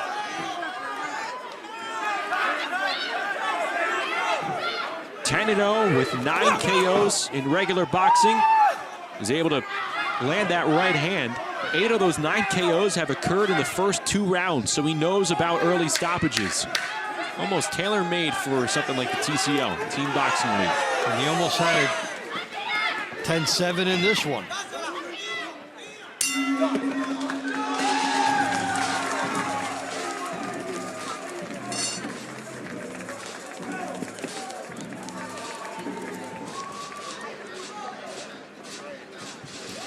Let's take a look at the action from round number 5. Good thing to look at here. The punch as he's hitting him, and the referee indicating that the punch had enough to secure the knockdown without the push down. The winner of this round by the score of 10-8. Out of the red corner for the Nashville Smash, Ammons, the Warrior Kid, Orta. Showmanship. Nashville leads 47-46. This round brought to you by Serenity Springs Recovery Center, a place of recovery and self-discovery.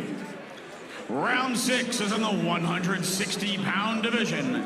In the blue corner for the NYC Attitude, Giovanni Estella. In the red corner for the Nashville Smash, Isaiah Elrod. So here we go at 160 pounds. Giovanni Estella, Isaiah Elrod in round number 6. They'll meet up in round number 21 later. Nashville up by 1 point after that 10-8 decision.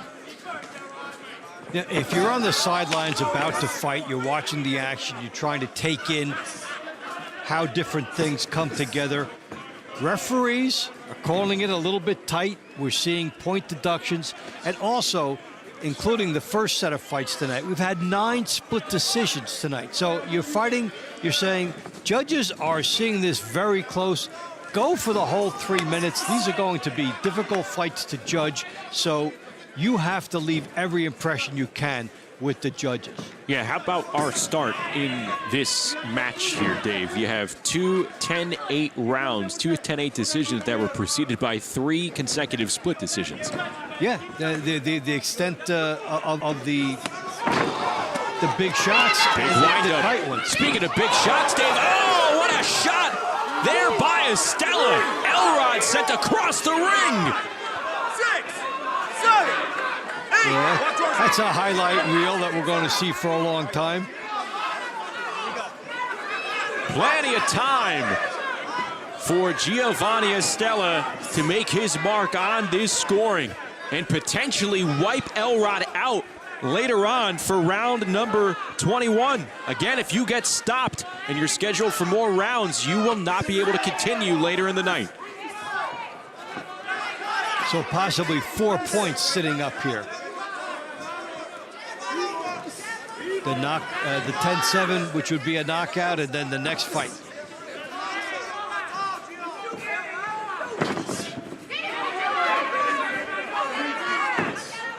Estella staying patient. Elrod trying to get himself back in this round. Connects with a left hand against Estella. Elrod 5-3. He's lost 3 in a row. Lost a pair to the impressive Pedro Villa of Miami last week. And again, Estella finding a home for that left hand.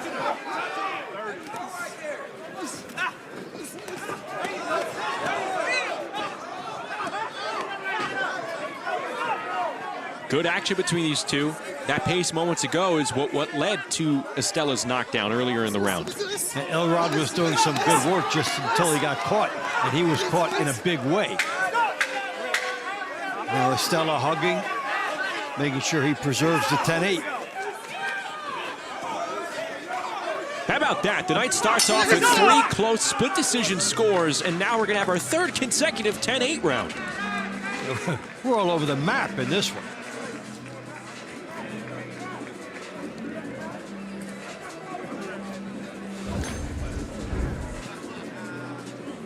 Let's get another look at that knockdown. Yeah, he just got caught. Chin was exposed, out in front. Oof.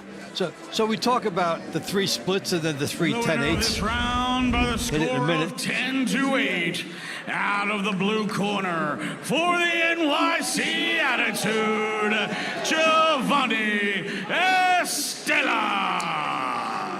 One of the 10-8s was inspired by a NYC hold. leads 56-55. But the idea of these other fighters is, Round 7 is in the 175 don't let the judges have a say. division. Get your 10-8. In the blue corner for the NYC Attitude, Isaac Sanctus Spiritus Carbonel. In the red corner for the Nashville Smash, William Langston.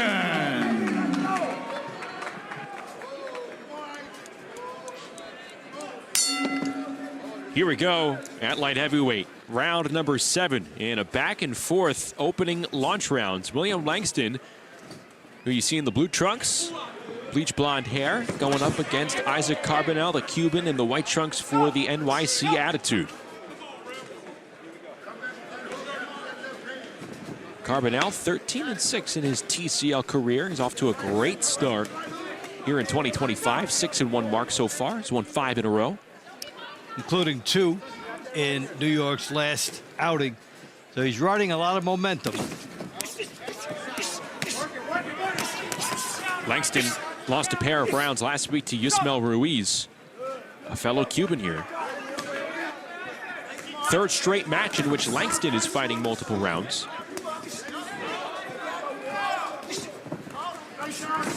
Overall, he's 3-3 on the season.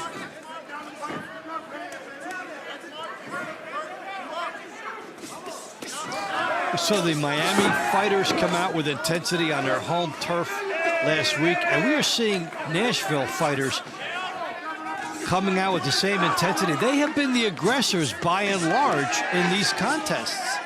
And you see Fernando Kuza, Nashville's heavyweight, waiting patiently on deck.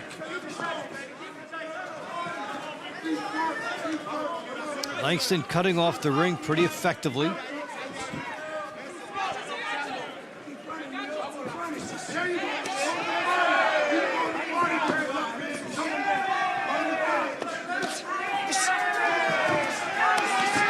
Some sweet moves here, though, by Carbonel. Yeah, evading punches, then dishing them out off balance.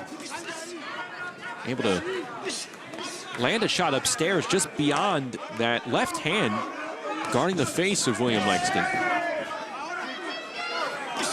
Pretty good accuracy there. How quickly you can pivot and score some shot after you've evaded one is very important. It takes athleticism, reflexes. You have to be in great shape, and then you have to have the instinct that they cannot teach you. Good body work from Isaac Carbonel. He catches Langston upstairs, backs him up a bit.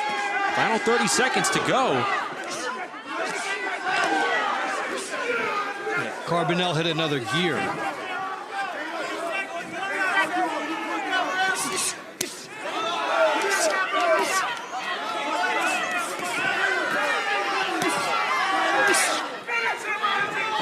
Well, the seconds are winding down. Carbonel continuing to climb. Looking pretty impressive in this final minute against William Langston. Good round for the Cuban. Especially a very good last minute. We'll see those two scrap again in round 15.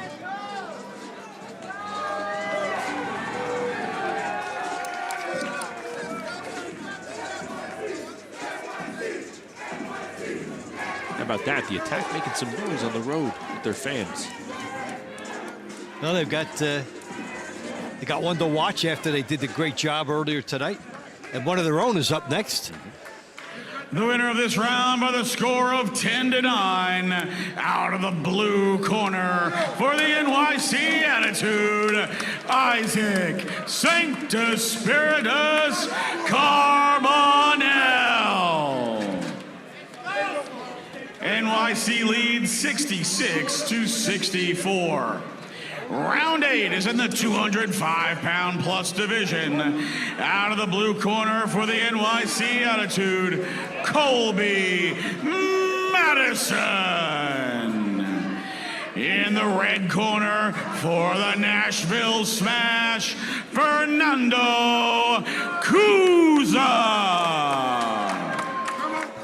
Kuza, Nashville's heavyweight, 4-1 in his first season. He's won 4 in a row after dropping his first ever round. And here's Colby Madison. Look, he is a member of the Atlanta Attack, but he has joined New York City for this matchup.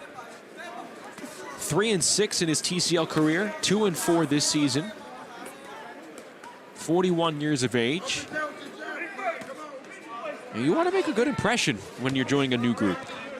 And you're also on television. You have a wide audience. A lot of people are seeing you. And this is a big thing for you to make a good impression. Middle of round number 8, final round of the lunch rounds. We go inside the Pinnacle, ringside with Bubba Jenkins. What's going on, fellas? Yeah, it's a very, very steady pace right here. Colby Madison's looking to be the newcomer on New York's team and, do his job and try to keep this fight close, as Nashville seems to have a little bit of that crowd aspect in the background with them. Yeah, I tell you what, man, I mean, I know you've been part of countless teams over your wrestling career, your pro career. I mean, coming in, being the new guy on short notice like this has got to be added pressure. Yeah, definitely some added pressure, but when you're a veteran like this, you've seen it all. You know, you kind of have a even kill kind of understanding about the game. You know the game sometimes throws you into these situations, and it depends on how you take care of your mind, how you respond to it. And Kobe Madison being a vet, an OG in the game, you see the long gray hairs and the beard, right? Going against a young, wily Nashville guy here. You can see him having that good mindset of just, you know, not too high and not too low. Just stay even kill and do your job and get out of here with, you know, a good win that you're expecting of yourself. Hey, Bubba, how about the fact that his own teammates are watching him at the same time? What about that for double motivation for Madison? Absolutely. You know, the fact that his other team was in the building, he still has some of his, you know, that coaching staff still here, you know, rooting him on and telling him what he normally is used to. So that's always a good thing. You know, it's new to hear the coaching staff of New York tell Kobe to do certain things. So it's good to see Sam Arnold still around, being able to coach his guy, and, you know, Kobe being able to listen to both coaching staffs. And, you know, it seems as though he's winning this round, even though, you know, Nashville can pull it out at any given time. With these heavyweights, it just takes one punch. Yep. Hey, look, the plane back to Atlanta, it's not leaving without Kobe Madison. He's got new teammates to watch. Yeah. He's got new teammates and current teammates in the building. And at 41 years of age, a terrific physique compared to a lot of TCL heavyweights. Maybe in their boxing primes, maybe in their mid to late 20s. Good heavyweight battle to close out round number 8 and the launch rounds here.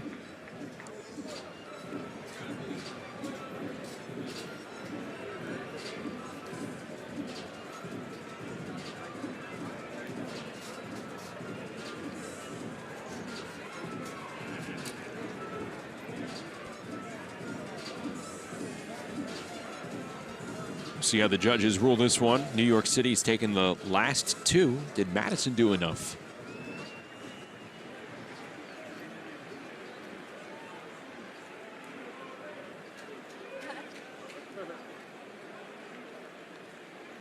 The winner of this round by a split decision score of 10-9.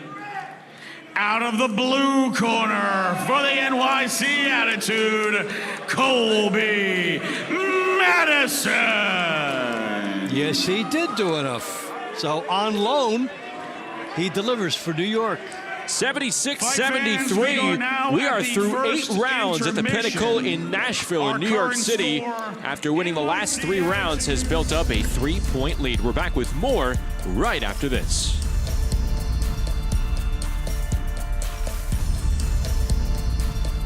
Who doesn't like a good old-fashioned car chase?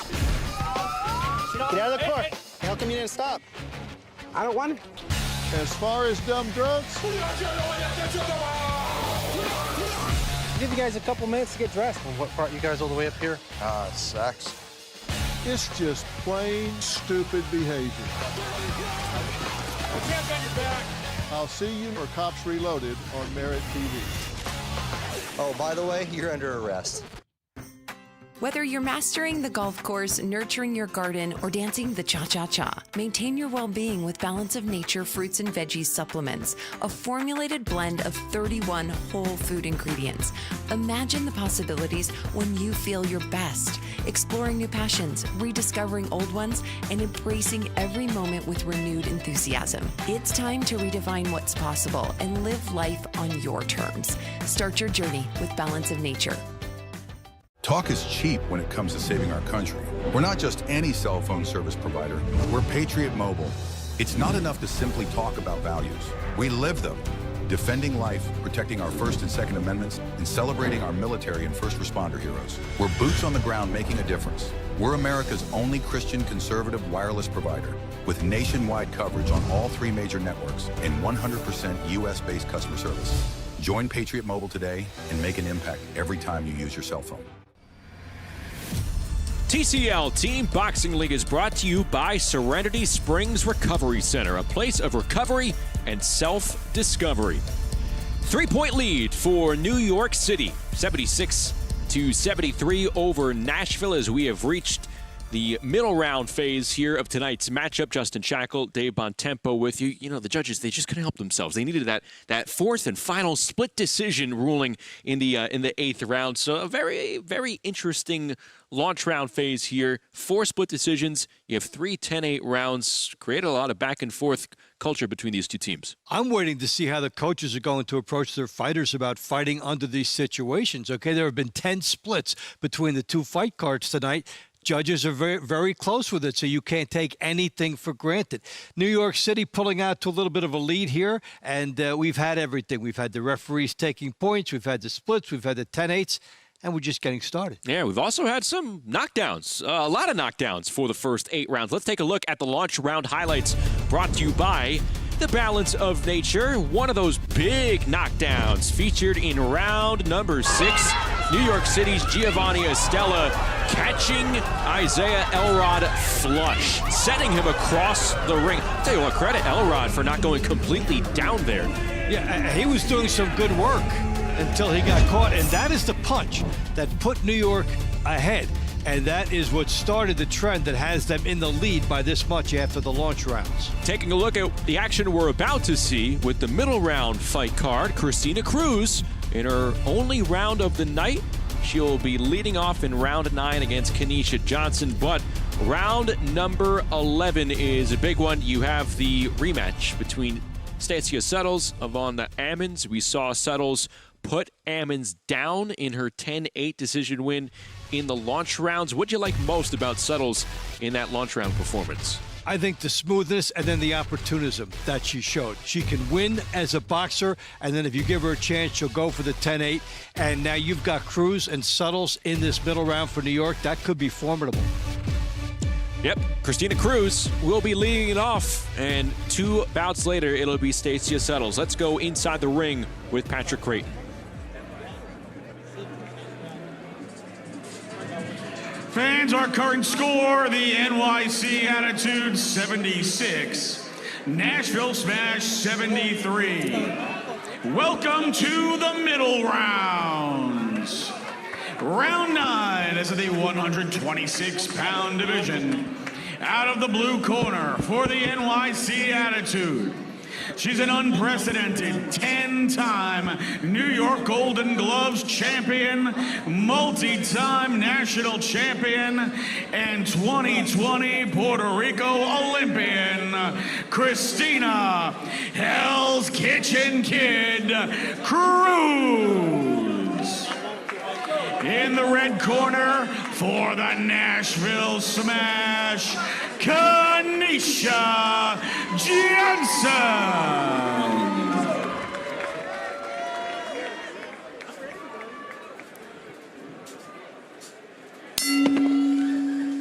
So Christina Cruz in her lone round of the night, much like Nashville's Irma's Orta. I think a standout is going to be in multiple rounds. He only has 3 minutes to make his mark. He certainly did. He was able to pick up a 10-8 decision. We'll see what Cruz is able to do against Kenesha Johnson in her second round of the night. And for Cruz, 6-1 with a KO in her first season. Only defeat has been to Philly's Shira Patricio. And what she does as a veteran, fight by fight, you can tell that she right away gets into studying a new opponent and is going to invest a certain amount of time. And then it's just a matter of time before she gets her distance and starts to pop in her offense. On the other side, Johnson is kind of predictable. She's going to come straight to you. She's going to bring the fight to you. And if you're good at the Matador Bull philosophy, you can move laterally and outpoint her. You know, part of the fun of watching Christina Cruz here in TCL Team Boxing League, like you mentioned, kind of pinpointing the time in which she kind of presses the go button. Takes the first several moments of the round to kind of do a mini download of what her opponent is presenting her, and then she just takes off. Yeah, and you have to have a good sense of time management to do that in a short fight. Johnson comes up with a swing and a miss. Cruz snaps her head back with a lead left. Well, and that's what Cruz is going to do here unless something else presents itself. Johnson's coming to her. She can move laterally, pop the jab, and try to win the fight that way. I mean, we've seen her on the inside in a few fights, but she's taking what's being offered right now. You know, she did do that in her last match against Las Vegas. She took what was being given to her. Some may say, well, she didn't do enough in that situation because New York City ends up losing by just one. Yeah, and it took, got a 10-9 when a 10-8 or more was out there for her.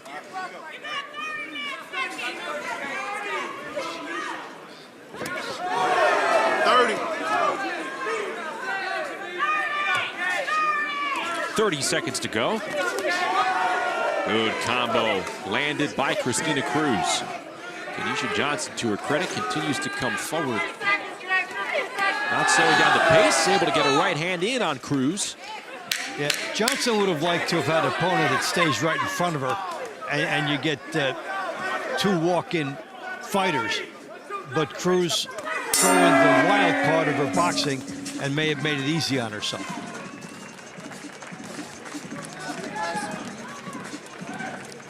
Cruz looking confident, eyeing up the corner with her teammates, saying, yeah, I got this one in the bag. We'll wait for the official judge's decision.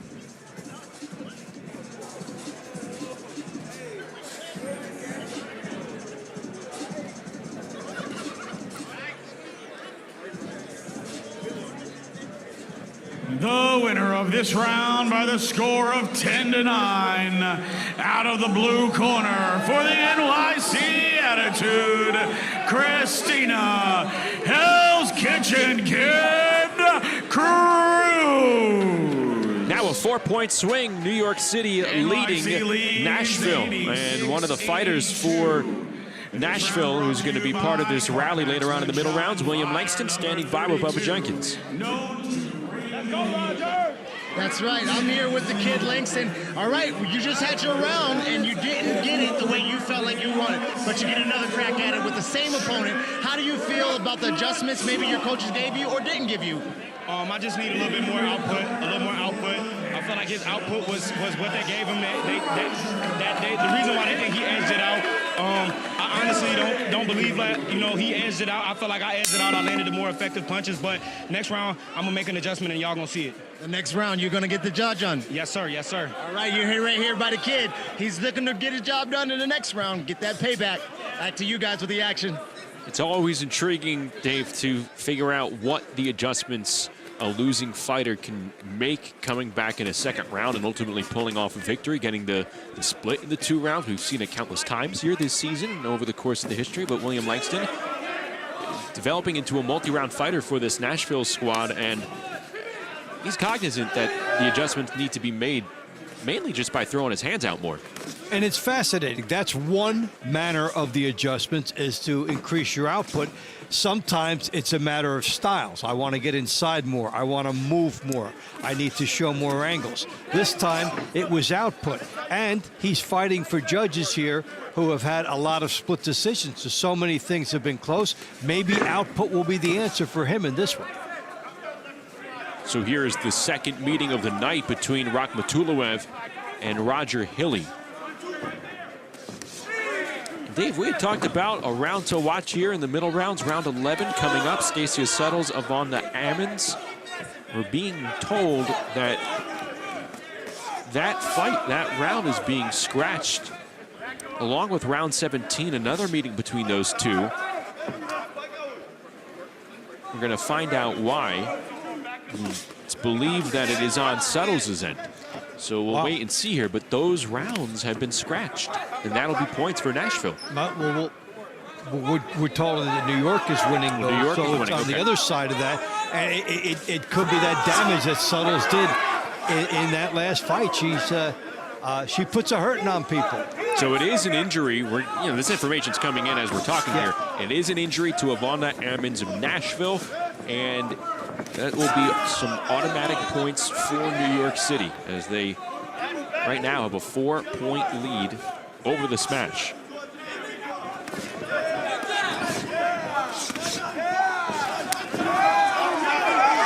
Matulov trying to continue to add to that total.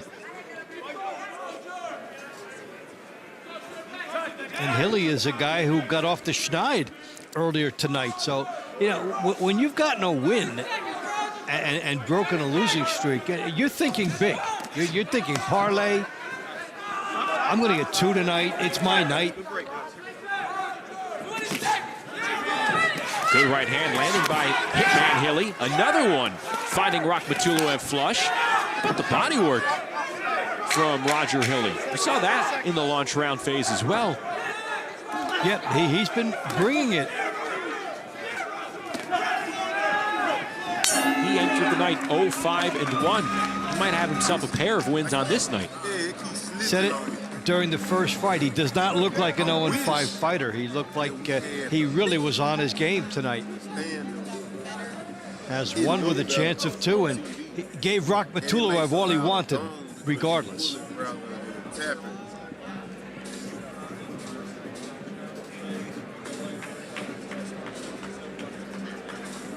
So on the heels of that news that Settles and Ammons have been scratched, these points very precious for Nashville and potentially Roger Hilly right here.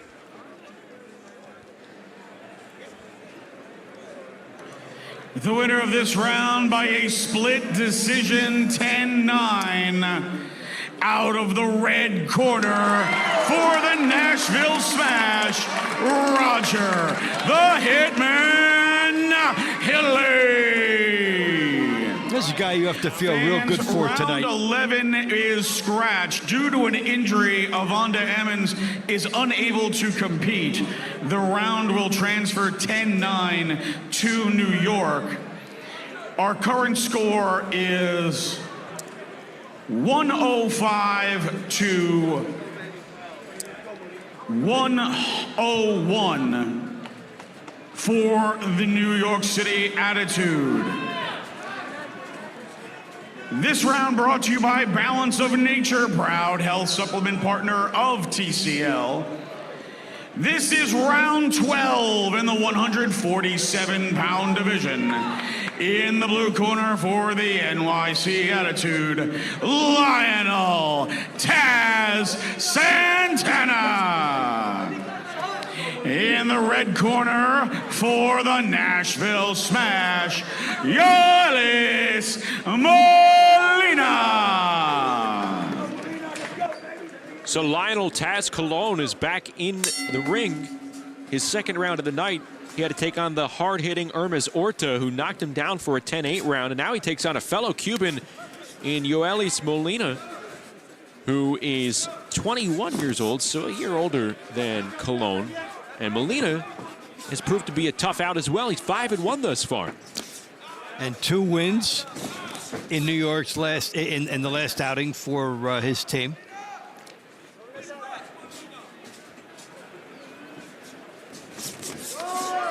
Colon trying to redeem himself. We're in a split of rounds.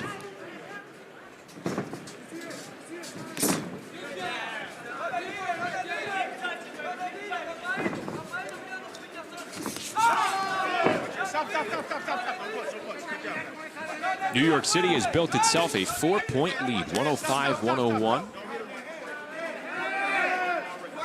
Now, if you're Nashville, I mean, you've had the walkover, which is a shame, but also 2 unexpected victories by Hilly that have kept you in this.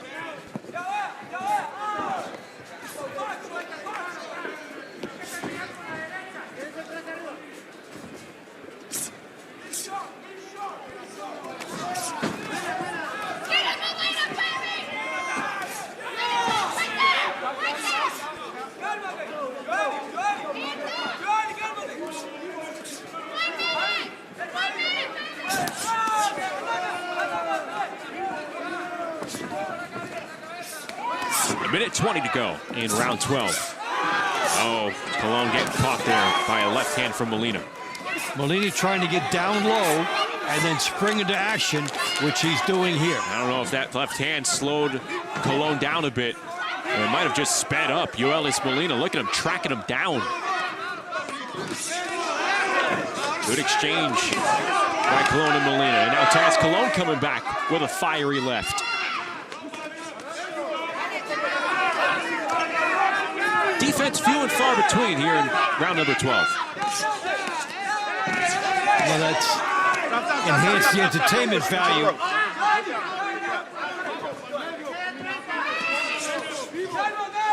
And Molina has been tighter on the inside, more compact, maybe more on his punches. Colon wider.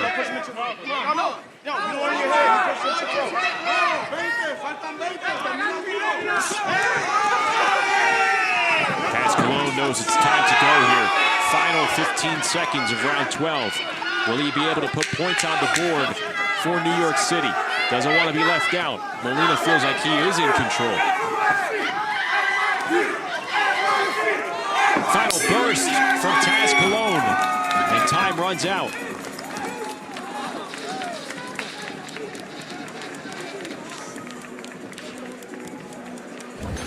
Well, there was awkwardness, there was off-balance attacks, and there was excitement, as here, Colon makes a good case at the end of the fight. How will the judges view what happened before this?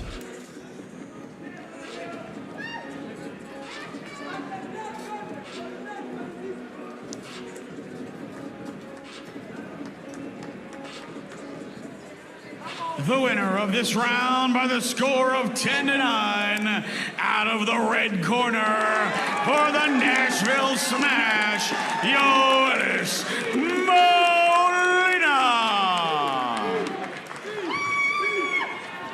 NYC leads 114-111. Round 13 is in the 154-pound division. Fighting out of the blue corner for the NYC Attitude, Lasha Gurgleani. Out of the red corner for the Nashville Smash, Jeremiah Hinton.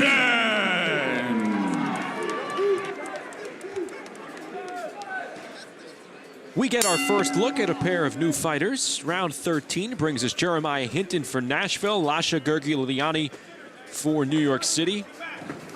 At the junior middleweight class, Gurgleani 10-5 in his TCL career. Hinton, meanwhile, coming in at 2-2. His first season here in TCL, Team Boxing League. He's won 2 straight. Gurgleani got the early edge in position in that first exchange.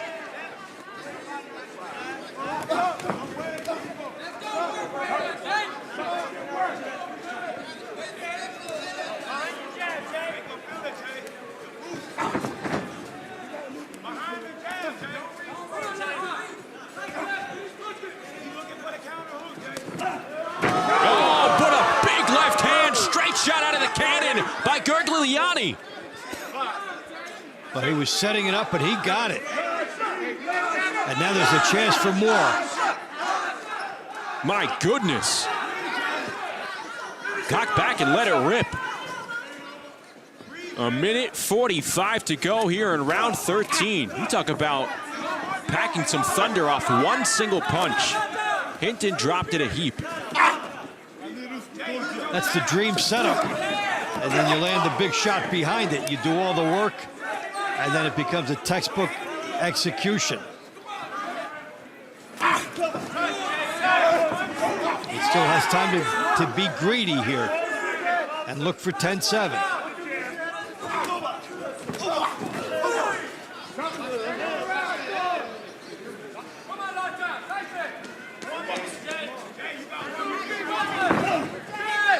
And a bout that right now is separated by 3 points. You wonder if Lasha Gurgleani and that knockdown right there, right in the middle of these middle rounds, will make the big difference.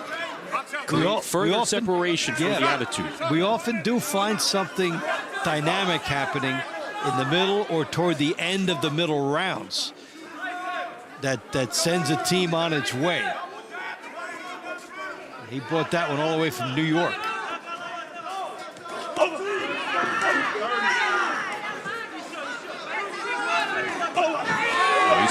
Oh, with that left hand, whether it be to the body, sneaking through the guard of Hinton. Nothing as flush as the punch that knocked Hinton down, but they're still landing. There's some blood right on the forehead of Gurgleani. Well, it only takes one, and he landed that one in this round.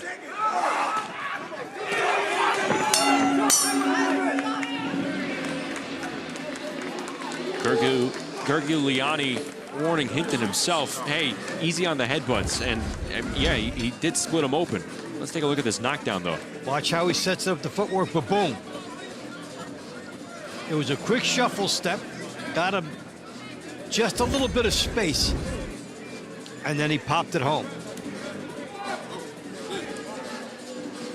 Oh, this is trouble for Gurgleani. The winner of this round by the score of 10-8 in the blue corner for the NYC Attitude, Lasha Gurgleani. Gurgleani is hot, Dave, and rightfully so. He's supposed to compete in round 20. There's a very good chance that will be scrapped. And no headbutt was ruled there. So it may go against him on the scorecard. And he might be out for a while. Round 14 is in the 168-pound division. Fighting out of the blue corner for the NYC Attitude, Deshaun Prather. In the red corner for the Nashville Smash, one just business, Barajas. Juan Barajas in the blue trunks, 3-3 on the season. He's dropped 2 in a row. Prather, meanwhile, is in action for the first time since April the 6th when he was competing for Atlanta. Think about that, nearly a 2-month layoff for Deshaun Prather. Bubba, how'd you deal with layoffs in your career? Well, usually you just got to stay running. You got to stay active. You got to keep the mind right. Normally it's about, whatever all the, the things that you do on a regular basis. The everyday brushing your teeth, the everyday doing your pull-ups, everyday push-ups, just keeping that regimen, staying sharp. And, normally when you're not in the field hunting for a real kill, you kind of get lackadaisical. So when you still sharpen your sword for when that moment may happen, you stay sharp for when you do see a good kill. When you're in that ring, you can really get it done when the time needs. Bubba, we've never seen as many split decisions as we've seen tonight. As a fighter, and even when you're listening to the coaches, does that change how the fighters approach this, how they feel they have to leave it all out there? Well, I think that's the TCL way. Every round's the 12th round. So you really only get 1 3-minute action to show.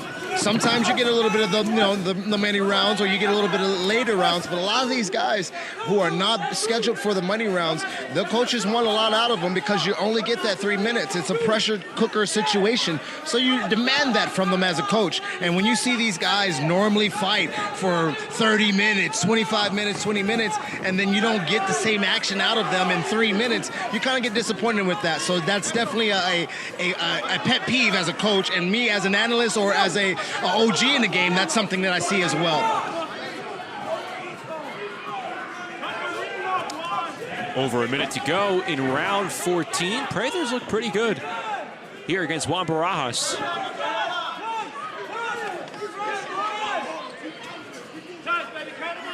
Yes, it's good. Cut him off, run him into the hook.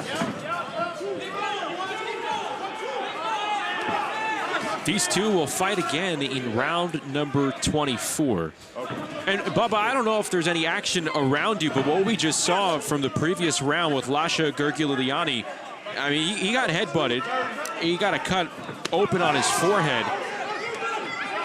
Have you seen anything that would forecast that maybe that second round could be in jeopardy? Well, it always could be in jeopardy, especially, with us having safety here first at the Team Combat League. And I can see him very disappointed. He had a round where he controlled it. And then, at the end, you got a little bit sloppy in there and they got close.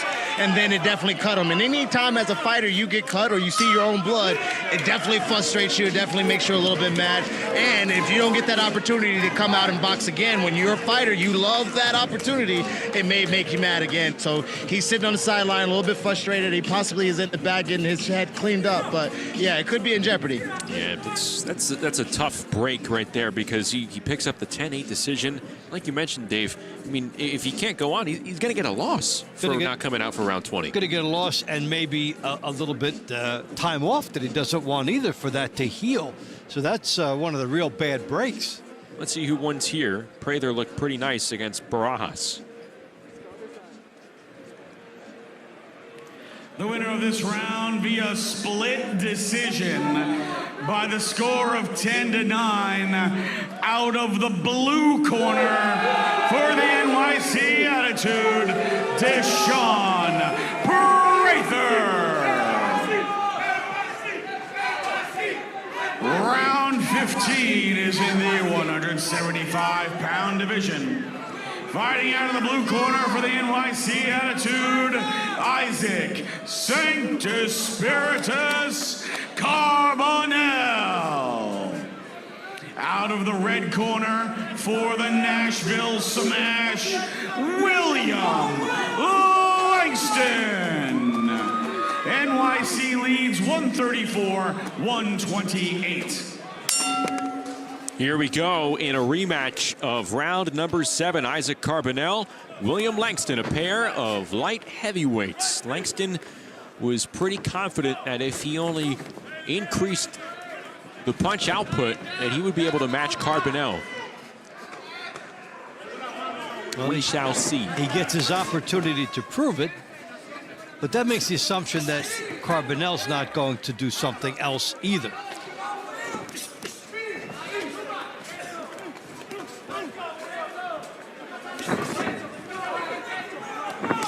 But we do see Langston trying to back up what he said. He's trying to get more started here, get closer, launch some big shots. And when he does that, he will also be vulnerable to get hit with a bomb. 2 31-year-olds. In regular boxing, Carbonel 9-0 with 6 knockouts. And Carbonel spills to the floor. And I don't believe that's being ruled a knockdown.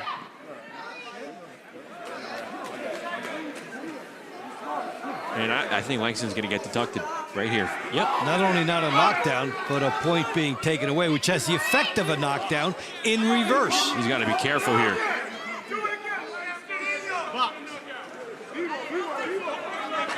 Langston has to erase this quickly from his mind, otherwise he's going to put himself in a dangerous position against a hard puncher.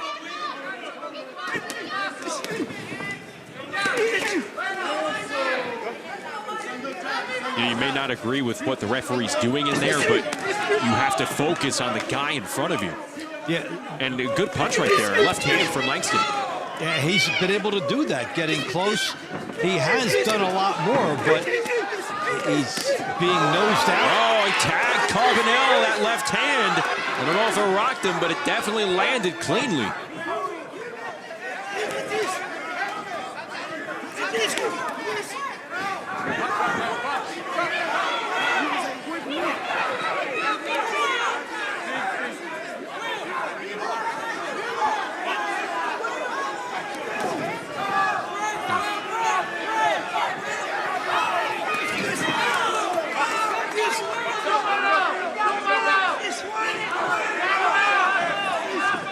That point deduction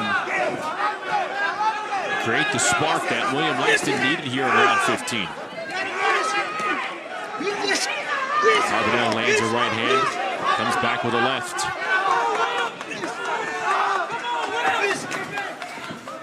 Both fighters slowing down here. Yeah, Langston did leave it all out there, showed all heart. Just the misfortune of having the deduction, because he really fought with a lot more intensity this time. Not ruled a knockdown. There is some blood on the top of Langston's head. Not sure where that came from. Very interesting round. Had a bit of everything.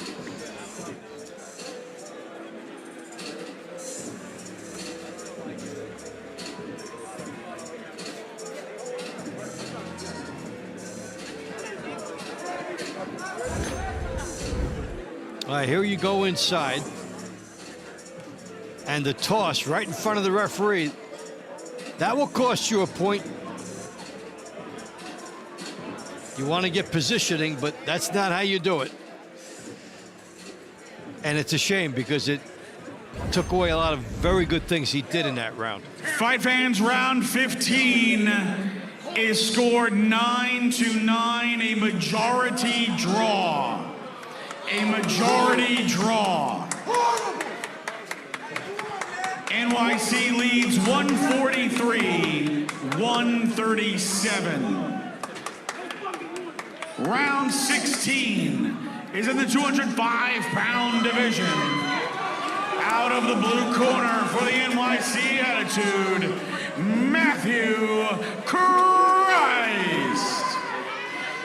In the red corner for the Nashville Smash, former three-time ACA World Champion, King of the Cage Champion, Bare Knuckle Boxing Champion, Tony Johnson Jr. Here we go with round number 16 between these two heavyweights. Johnson for Nashville, Chris for New York City, and they'll go at it again in round number 19, or maybe they won't, because Tony Johnson finding the chin immediately of Matthew Chris. Huge shots here by Johnson. Oh my gosh! Oh, Tony Johnson! He gets the stoppage. That's it! Fight waved off! Tony Johnson Jr. answering back for Nashville to close out the middle rounds. Whoa! That's 10-7 now and a win in the money rounds. You talk about a blitz coming out to start your 3 minutes. Tony Johnson Jr., he knew he pulled the trigger, he knew he hurt his opponent, and he did not relent. 27 seconds. That's called never letting your opponent get into it. Boy, that changes this match entirely. The official stops this fight at 27 seconds. The winner by TKO out of the red corner for the Nashville Smash, Tony Johnson Jr.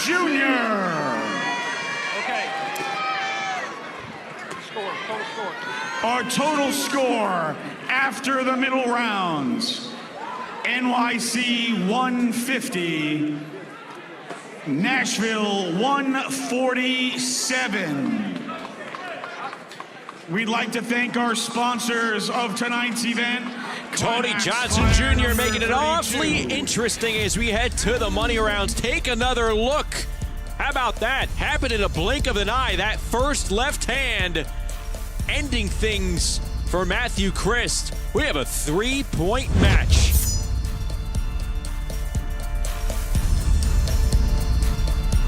Step into a world of simplicity, reflection, and tranquility.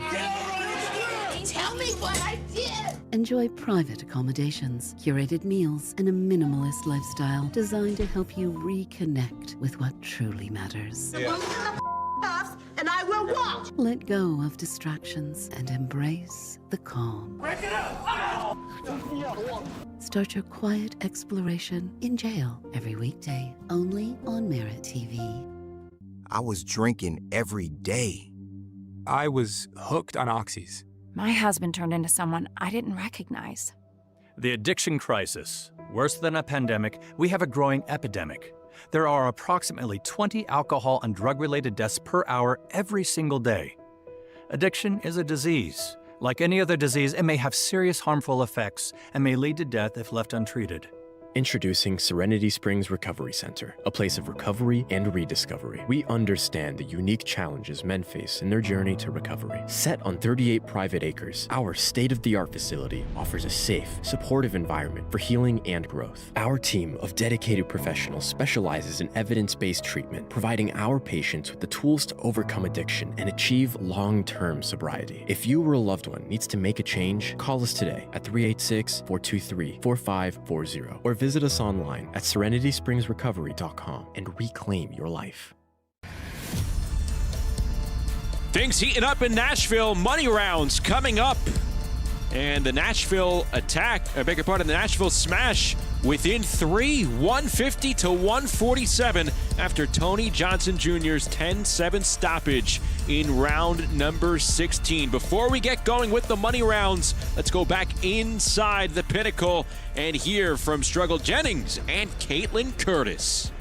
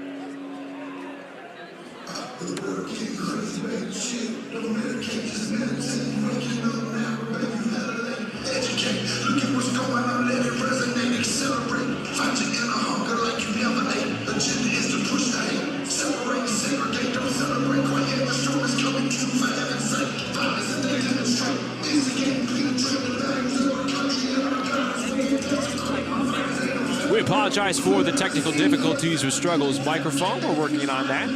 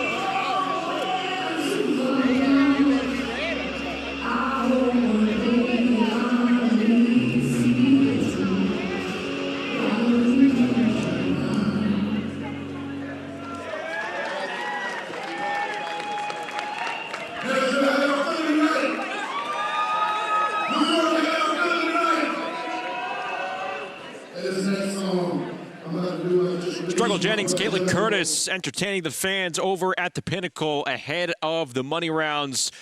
You have to settle for us here in the studio. Justin Shackle, Dave Bontempo. I don't know how, we can't follow up that musically, but what we can do here is dissect these middle rounds because they tell a pretty interesting story and they set us up nicely for the money rounds. Some rounds are already wiped out. It's going to be very interesting over these last 8 rounds here. With all the fireworks that happened, all the 10-8s, the middle rounds were even. They were dead even. We started 3 in. We come out with 3 in for New York, but all across that, the stoppages, the drama, we had a lot of theatrics in the middle rounds here. Especially in the middle of the middle rounds. And with that, let's take a look at the highlights of those middle rounds presented by the Balance of Nature. What do I mean by that? Rounds 12 and 13, they were really big. Right after it was announced that Settles and Ammons was waived off.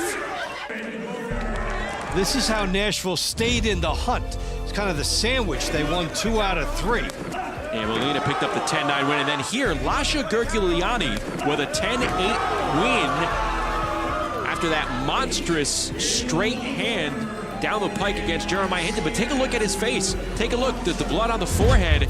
We don't know if that's going to impact the round number 20 that's scheduled between Gurgleani and Hinton. Still no word there. That could possibly be hanging in the balance. We know that Settles and Ammons is wiped off. This could get very interesting for one of these teams. More often than not, when we've seen the headbutts like that, they have resulted in the scratch in the following set. The only thing for these fighters is it's fight 20, so they're giving it a little bit of time to see if there's anything they can do. But with the way the commissions are and safety first ideas, it would not be a stretch to think that that's out. And then what do you do after that? So then each side would get 1 win going into the money. And Tony Johnson making mincemeat of Matthew Christ. I mean, it only took him seconds to stop his opponent. It's very rare in TCL action that we see a TKO. We very rarely see the referee step in and do it. What do you think of the referee stopping him? That was a good move. Yes. First of all, we get a lot of 10-8s, and then it becomes 10-7, so it takes 2 knockdowns. But this time in just 27 seconds, the referee sees. Take a look at the reaction of the fighter. He cannot defend himself here. You go right to it. It's a perfect call. Referee looking right at him. It's the exact call he should make. Don't let the fighter go out there and take abuse. The way that you have to be able to answer a referee's question to see if you can continue. He didn't even have to ask the questions there. That was obvious. This was over. So that was totally the appropriate call. So Johnson gets the 10-7 win there. Round number 19, and the money rounds now scratched, awarded to Johnson because of those 27 seconds. So he picks up 4 extra points in 27 seconds. I think that's the big stat. All right, let's take a look at our round to watch here for these money rounds. It is going to be round number 21 because we saw impressive things from Giovanni Estella from New York City. Way back in the launch rounds, he was able to come up with the win, a 10-8 decision in round 6, and he's back at it going up against Isaiah Elrod. We saw him with an effective knockdown over Elrod as well. Part of that back and forth split decision, 10-8. Split decision, 10-8. All that happening in the launch rounds. Yeah, and Estella with the big left hand, that's one reason why New York started to surge out in front. We've seen great power numbers tonight. Sometimes you see fights that are decisions all the way through. Where's the power? Tonight, this is a boxing version of home run derby. We're seeing it all. The power, the fireworks, the 10-8s, the 10-7s. And so basically, both teams think, hey, I could be 1 punch away from winning this. So because of the stoppages, because of potential injuries, we don't even know what the money rounds are really going to look like here. So buckle up and view it all with us as we go along. We are ready to go with rounds 17 through 24. Right now, a 3-point lead for New York City, 150 to 147. Let's go back inside the ring with Patrick Creighton. Welcome to the money rounds. Fans, round 17 will be awarded to NYC 10-9. Avonda Ammons is unable to compete due to injury. The round will be awarded to NYC 10-9. They lead 160 to 156. This round brought to you by Climax Moonshine Fire number 32, known to bring the heat. Round 18 at our 135-pound division. In the blue corner for the NYC Attitude, multi-time national champion, Ryan Pretty Boy Zmpa. And in the red corner for the Nashville Smash, the fighting pride of the 615, Austin Dooley.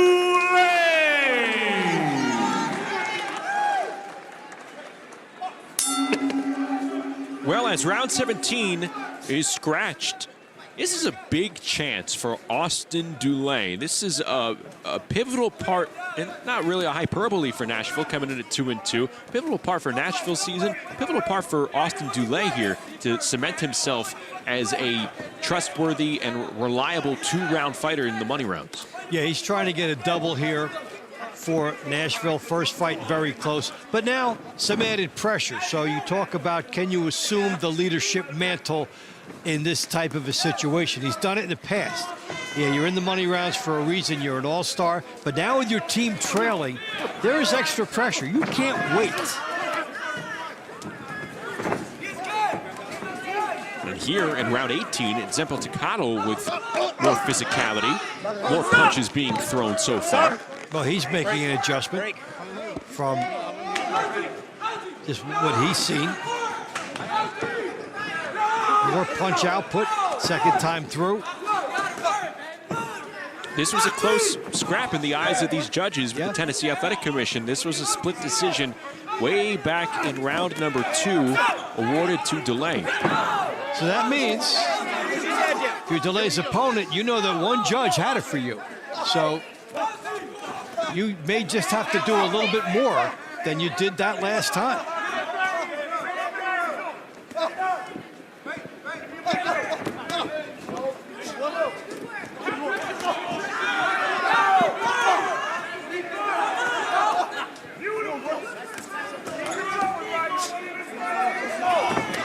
And I think all these split decisions, when you're fighting in those situations, it eventually has to make you sharper. Knowing that there's not a second to waste. Dooley getting caught there, leaning forward with his head, following some punch attempts. And these two are getting more physical. Final 50 seconds.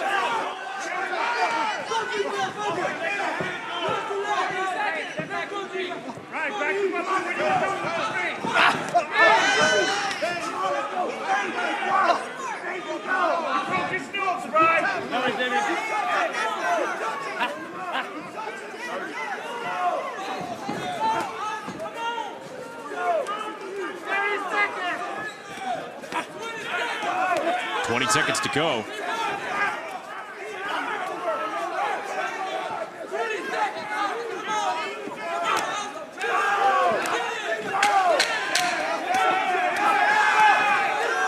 Zmpa looking pretty good in these final moments. Oh, but he caught two.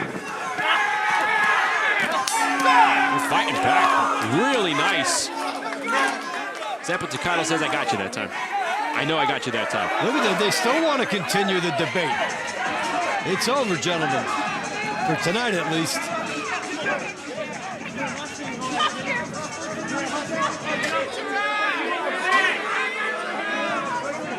Dooley wants more.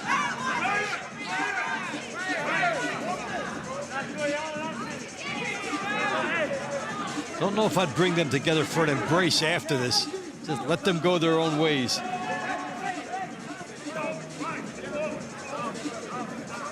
You know, we certainly see more emotional chain reactions in TCL because there's only the 3-minute window. Only the 3-minute window. Then your teammates are going to chime in after. He's definitely trying to get under Dooley's skin. This is NYC attitude by its definition.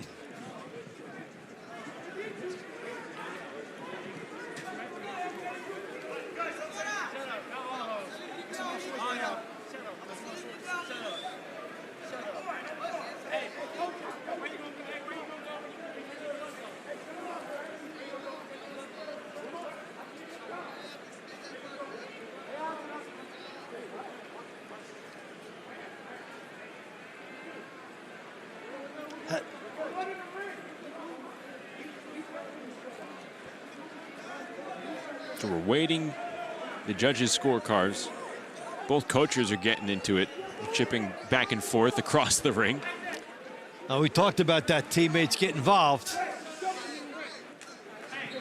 The winner of this round by a split decision. Of course. 10-9. Out of the blue corner for the NYC Attitude, Ryan Pretty Boy Zmpa. If they gave a point for rubbing it in, he would get that. Fans, round 19 is a walkover due to the stoppage. In round 16, it will be awarded to Nashville by the score of 10-9. That is a 10-9 score for Nashville, as round 19 is a scratch. Nashville leads 179-175. I'm sorry, New York leads 179-175. This round brought to you by Balance of Nature, proud health supplement partner of TCL. Round 20 is in the 154-pound division.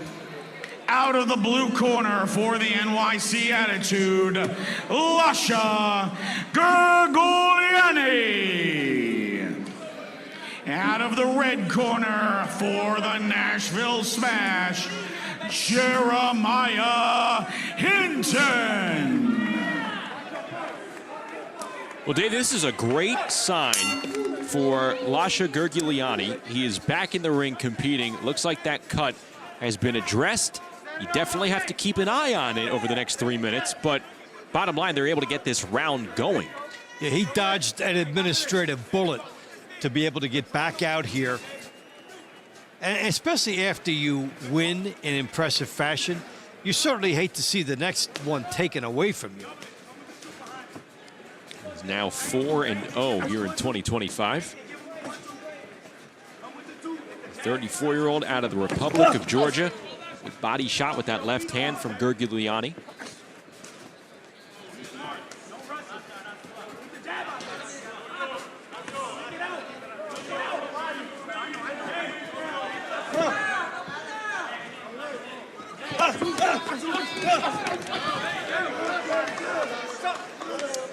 What we saw in the first fight with Hinton trying to do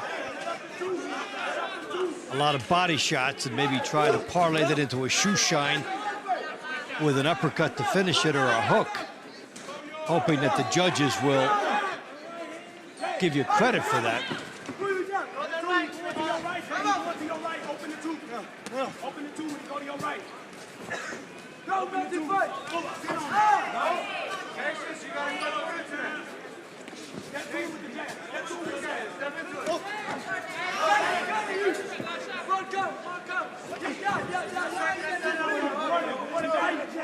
Right now, a 3-point lead here for New York City.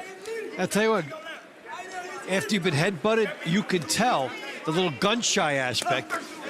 Let's move in and out now for this fight. Let's not risk getting headbutted again or cut again. This is a smart adjustment. No, that cut's opened up. Yeah, well, at least he bought 2 minutes before it opened up again. Now he's got to get through one more. It's a 4-point lead, rather, for New York City. Can Gurgleani get to the finish line here effectively? Oh, and he caught him again. Wow. Gurgleani finding a consistent home with that left hand off Jeremiah Hinton. Well, and that even emphasizes how big it was that he was able to come back and fight. This would be a 3-point swing if it ends up like this, or 4 if he gets a 10-7. 15 more seconds to go. Can Gurgleani add to his total here? Left uppercut meets him again.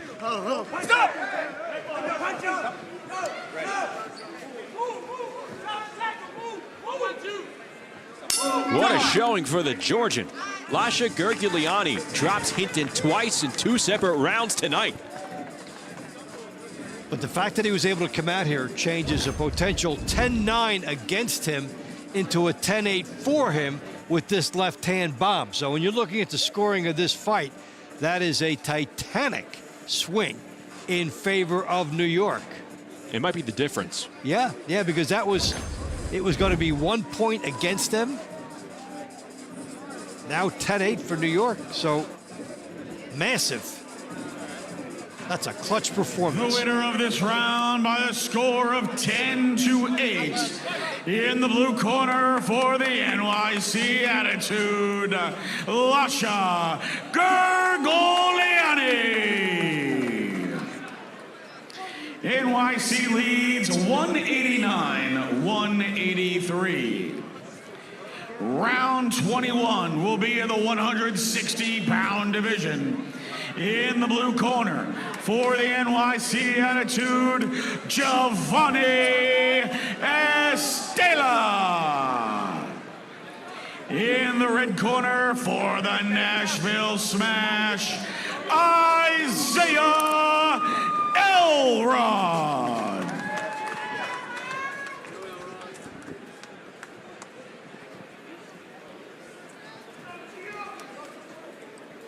Well, can Nashville make a move? Now down by 6, 189-183. New York City in front. Estella, he clocked Elrod in the launch rounds. That led to a 10-8 decision for the New York City Attitudes middleweight contender.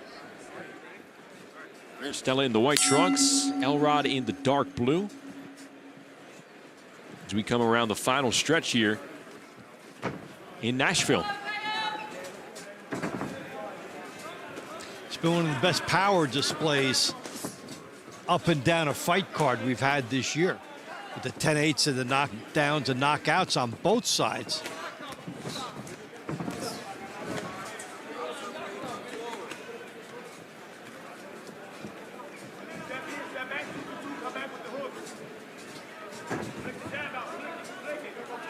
Still to come, you have Colby Madison, Fernando Kuza, pair of heavyweights going at it. See another bout between Matulov and Hilly, which is pretty interesting, considering the fact that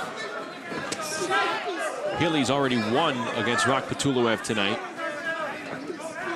Hilly's already got 2 W's. Get the rare trifecta.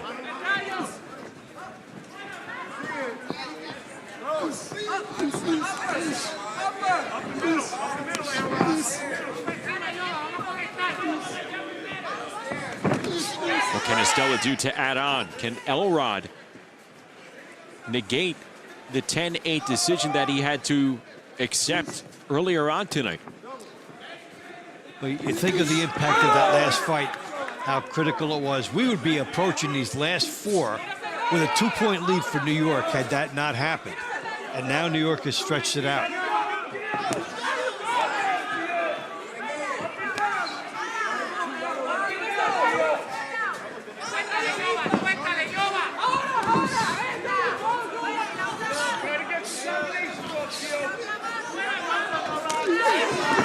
New York City, as Estella is able to land a left right there.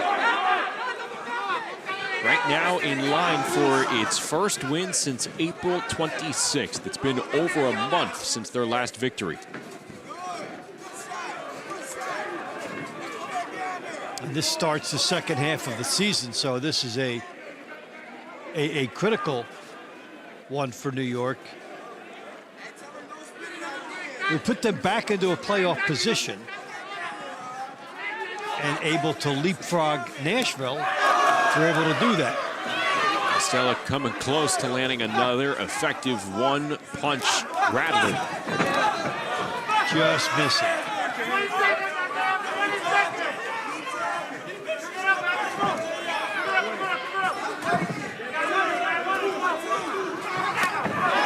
Got him again with that left counter. Isaiah Elrod in 2 combined rounds tonight with no answer for Giovanni Estella's left hand. He was unable to jam his way through or double up, and because of that, he left himself open for a pot shot.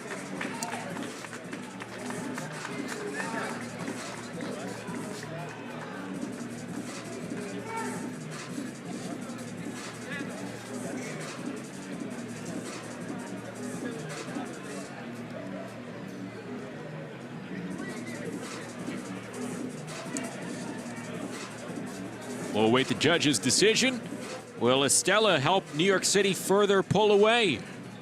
The winner of this round by the score of 10-9, out of the blue corner for the NYC Attitude, Giovanni Estella. Well, in that area over there, last two fights, now you can taste it, the victory. 192. This round brought to you by Serenity Springs Recovery Center, a place of recovery and self-discovery. Round 22 is in the 205-pound plus division. In the blue corner for the NYC Attitude, Colby Madison. In the red corner for the Nashville Smash, Fernando Kuza.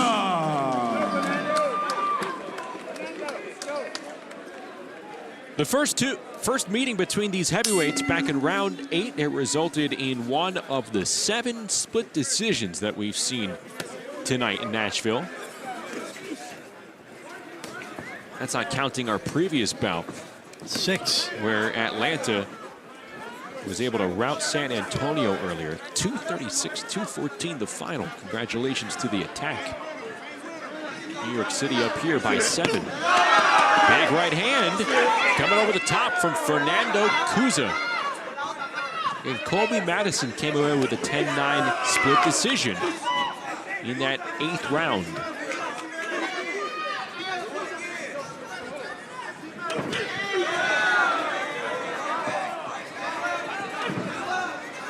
Madison looks a little unsettled, Dave. Yeah, well, Kuza putting the pressure on him. How about that? Kuza with a Cruz missile. Dropping Colby Madison in round 22. And you better get up. It's 10-8, and there's a lot of time for Kuza to make this 10-7. Can Kuza pick up a stoppage here? Madison retaliating with a right-hand counter. Kuza, though, knowing that he needs points for his team, going to work here with 1:30. One knockdown simply won't do it. If you have the opportunity, if the door's cracked open, if you're a member of this Nashville Smash, you literally have to smash it down. Yeah, and he's trying so hard. He's got half the fight to work with. Well, he did right after the knockdown, and he's got an opponent who doesn't get out of the corner much. Well, Madison getting tagged along the ropes here. A minute to go.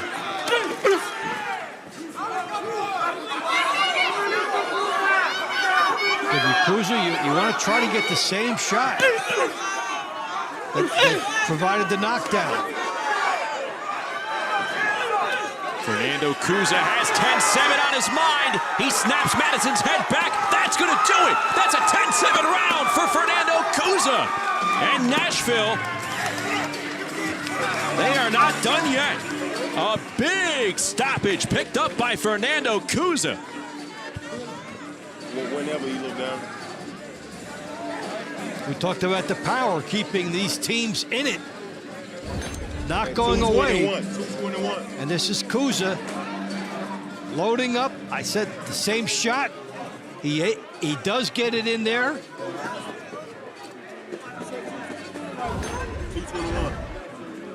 So Nashville still there with 2 fights to go. The official stops this round at 2:21. the winner of this round by TKO, Fernando Kuza. What an adjustment for him. NYC leads 206-202. Round 23 is in the 135-pound division. Let's go down to Bubba Jenkins. The heavyweights. That's right. I'm here with the Hulk. I'm here with Tony Johnson, OG. Got it done tonight, man. You look great at home. And your heavyweights division, you guys are getting it done for your team. How do you feel about the heavyweights making the big points and what you guys going to do to possibly get this victory? Man, you know, I feel good about the heavyweights. You know, me and Fernando Cruz, we work hard, and you know, we try to be the heart of the team, man. And man, to get this win, we need all knockouts, man. You know, so we need the rest of these guys to knock everyone out. So, you know, God willing, we'll get that win tonight. You guys had the team at your back, the crowd at your back. How do you guys get these victories with them in the moment, with the crowd being all into you? How do you get the rest of this all done? Man, you know, you feed off the crowd's energy. Yeah. You know what I mean? So, you know, like I said, Fernando got that knockout, man. And, you know, we're all riled up now, so hopefully that'll feed into the next fight. Momentum. Tony Johnson's talking momentum. He needs that. Back to you guys. Yeah, you could slowly feel like the momentum might be shifting toward Nashville right now. 4-point lead for New York. Roger Hilly's already picked Matulov off twice tonight for his first 2 wins of the season. And Matulov coming in one of the top fighters for New York. And this is a chance for him to try and shut the door. He could make it a 5-point fight with 1 fight left. But if not, we have that remote possibility of a stoppage, forcing a tie in the last fight.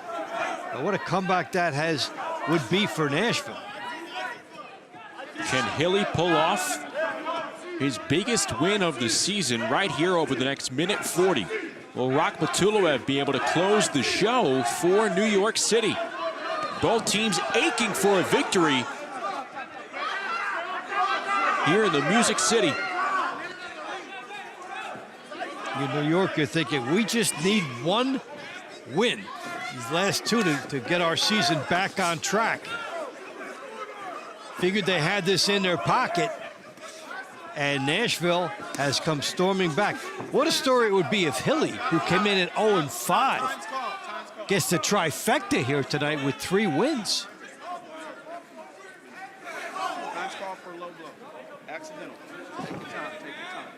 So a low blow called, an accidental low blow. New York City had a 6-point lead at the end of round 20. And here we are in round number 23. Waiting on deck, a pair of super middleweight fighters, Deshaun Prather and Juan Barajas. Prather for New York City, Barajas for Nashville. It was Prather who earned a 10-9 split decision over Barajas in round 14. But the focus is on the final 35 seconds between Matulov and Hilly. Matulov has to be really careful. You do not want to submit a point from having it deducted from you. And he had his final warning. The referee was very clear about that. And now he's letting his hands go. And Matulov, with that singular left hand, looks to be closing out in a much better fashion than Roger Hilly. How about that? Left hand cannot be stopped.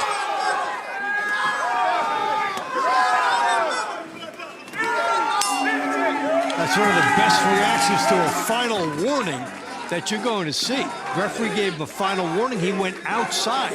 He changed where he was throwing his punches from to avoid a penalty being called on him and may be rewarded with a victory. And that may have won the attitude of the entire night.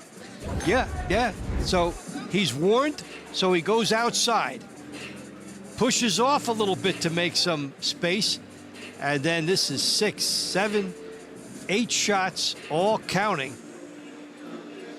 And The winner of this round by the score of 10-9 in the blue corner for NYC Attitude, Sherbek Matulov.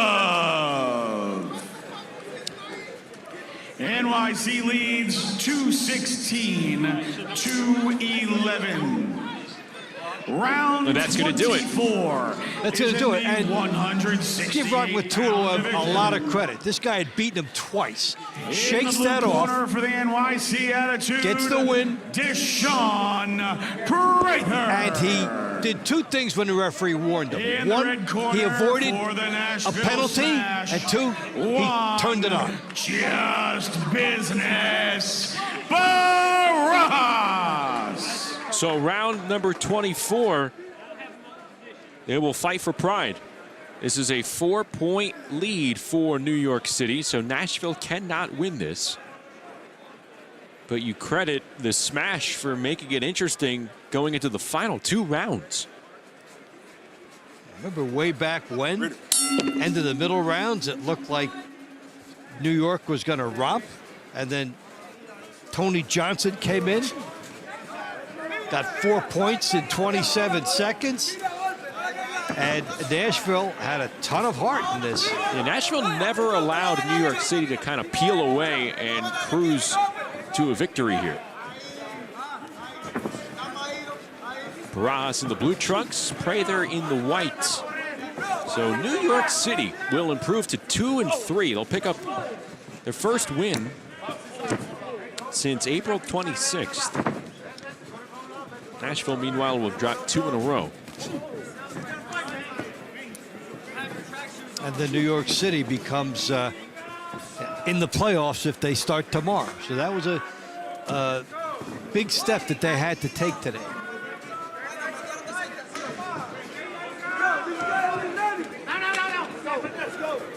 But it was wildly entertaining with all the power elements. Like Nashville was never out of it because of the power. How big does that Gurgleani fight look with him being able to come back?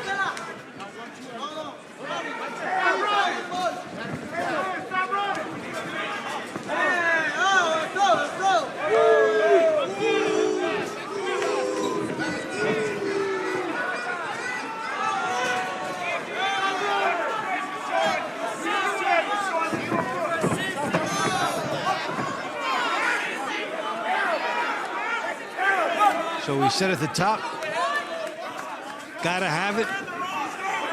New York will have it.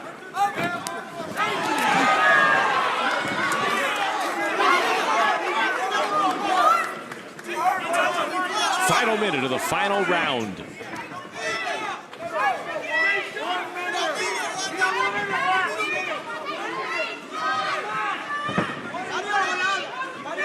Notice plenty of close scoring. It's led to a lot of split decisions here. But like Dave mentioned, plenty of action. Big time punches.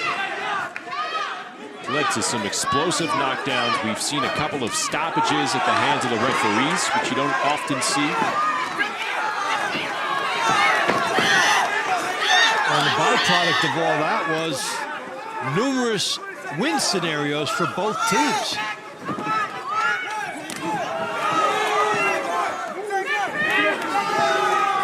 All the way until the final bell between these two.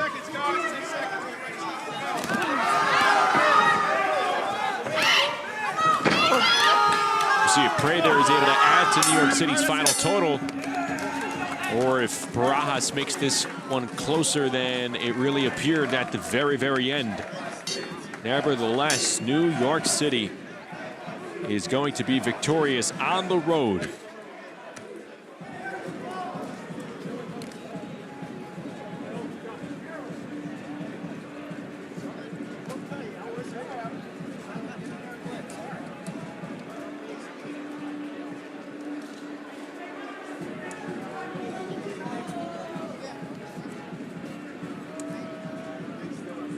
The winner of this round by the score of 10-9 in the red corner for the Nashville Smash, one, just business, Barajas.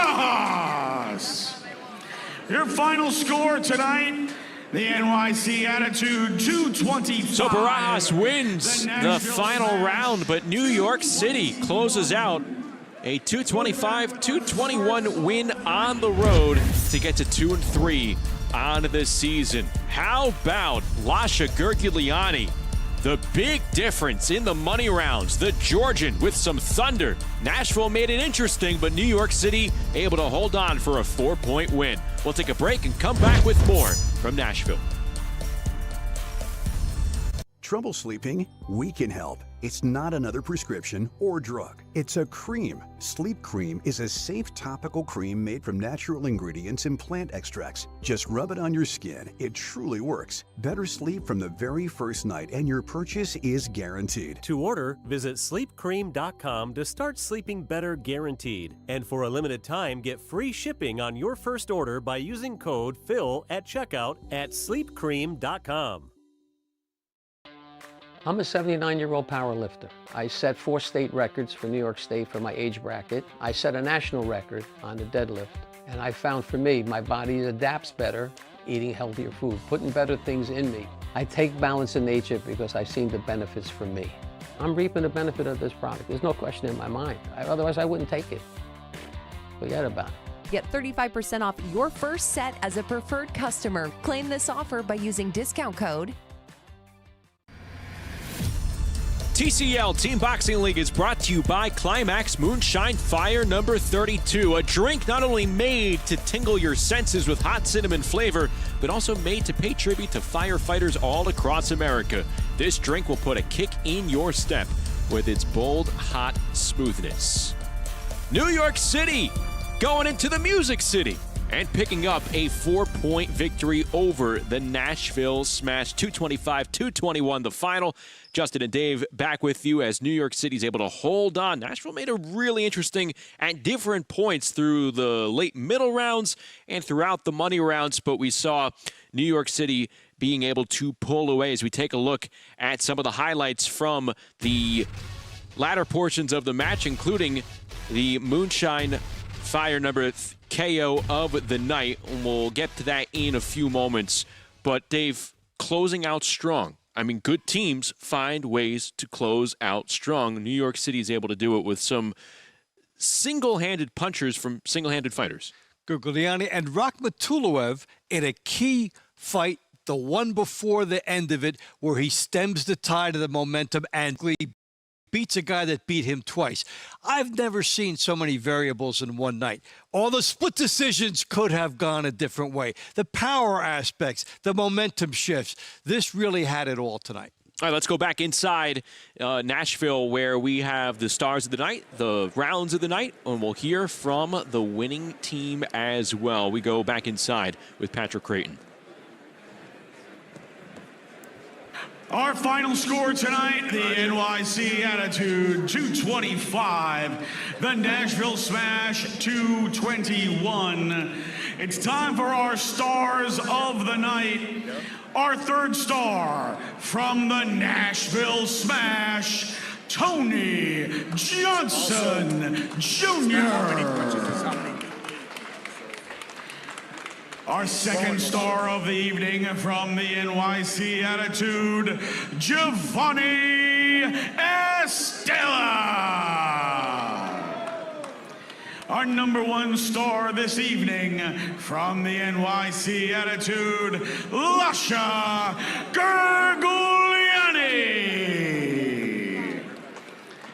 Our round of the night, give it up to these two fighters. Round 15, William Langston and Isaac Carbonel.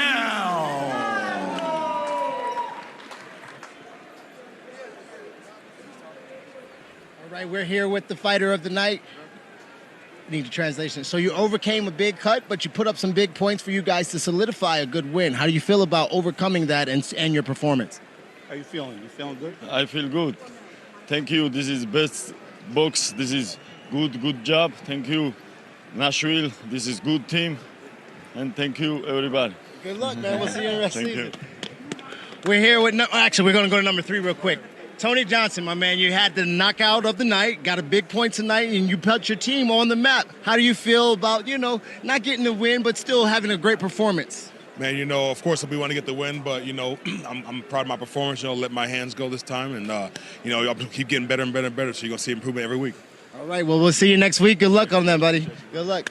And with you tonight, my man, you stepped into enemy territory with a really good boxer, put a little swag on it. You guys were boxing around, moving around. How do you feel you got the victory? I felt great. I think my team, I think all my sponsors and stuff like that, but I'm very happy with how I did. I felt like I was being cautious and waiting for the right moment. If the moment never came, I wouldn't have dropped them. If the moment came as it presented itself, for sure, I tried to applicate myself for it. So the guy is a hell of a boxer, and I felt like this fight was amazing. Great skill tonight. You look good, and your team got the victory. Speaking of the team getting the victory, it's going over here to the coaches. How do you guys feel about your victory, and how do you feel about the rest of the season? As you know, we're midway through it. What do you guys got going on? So I'm going to speak for both of us really quick, and I just think that Nashville is a fantastic team. It's an expansion team. It's a new team that came in, but they're filled with vets. I mean, these were real dogs in there. We were nervous the whole time, but it went right down to the wire. They fought fantastic, and we pulled it out, and the guys really rallied today. We feel good about the rest of the season, right? Yeah, definitely. We're going to step it up. This is midway, and time to turn it up. You already know. We bring in the attitude into the league. Absolutely. Well, there was definitely some attitude from you guys tonight. Congratulations on another win. And we got to bring in the talent. Struggle Jennings, my man. We here again in your hometown, Nashville. You got another performance in a beautiful stadium. How'd you feel about your performance? I was amazing, man. I'm always blessed to be here at TCL and show love and support for not only the Smash, but all the teams, man. I love where the sport's going and where this league's going. I got a question, because, us fighters, we usually have like a little bit of a superstition about ourselves. Are there any superstitious things that you do before you come out and perform? Is keep your nerves calm? Is there anything you do? Any focuses you have? Well, I used to, but I had to back off of it. I take a breath, say a prayer, maybe smoke a cigarette. Yeah. Kill the nerves. I understand. It was a good fight tonight, good performance tonight, man. We appreciate you coming out as always. Wonderful performance and great voice, man. We love the voice. And you have anything to say about your performance tonight? Oh, about my performance? I mean, I think I did well, hopefully. But yeah, no, it was fun. I had a good time. Again, performing in Nashville, we always get to see you guys. How do you feel about that, just being in your backyard? I love it. It's so cool to do hometown stuff, just to see everybody here. So I love it. And it's always good to see the babies come out and whatnot. Always a family affair. Appreciate you guys again. And next time we come out to Nashville, we're definitely going to have you guys. Yeah, we're going to take the win next time. I'm about to go get on Coach Dulé. We got to tighten this up. You got to tighten it up for sure. Well, thank you, Struggle. We'll see you guys next time. Good night. All right, guys. I got the interviews and bringing the moments. You guys got the action. Back to you. All right, Bubba. Yeah, Nashville falling to 2-3 here after a number of terrific knockdowns, stoppages. Kind of tough to pick just one out of the bunch. I mean, we saw Giovanni Estella with a peach of a throw against Isaiah Elrod that floored him in the launch rounds. There was plenty to choose from in terms of impact shots that put opponents down on the ground. Yes, and this was the fireworks you always love to see because it changes scores. It puts teams back in it when you think they're out of it. With the Johnson knockout, that really changed things around. And because of that, look where we came out after all this action. Coming in here, I said, you know what? I think New York's a 4-point favorite. We were coming over here. Had no idea we'd get there this way. Well, we only had to choose one, and let's take a look at the fire number 32 KO of the night. We go to round number 16. And the capper of the middle rounds. Look at Tony, 4 points in 27 seconds. This is how Nashville got right back into it, down by 6. It was only down by 3 after that, and then it was worth another victory in the money round. So that was a 4-point swing. That was the biggest thing that happened for Nashville tonight. It was almost enough. Yeah, less than a half a minute able to make this very close. You credit Tony Johnson, and it made for an interesting start to the money round. Let's take a look at the money round highlights. They are presented by the Balance of Nature, and it was still heading into round number 20, a 4-point lead for New York City. And Lasha Gurgleani, we thought at this point, stepping up, cut and all from the previous round, putting his opponent down again. That was a major decisive blow for New York because that fight could have been called off based on the headbutt he had sustained. You saw the effects of it, but he came back. And how about Fernando Kuza really making it interesting in the closing rounds? Round number 22 here, Nashville's heavyweight stops Colby Madison.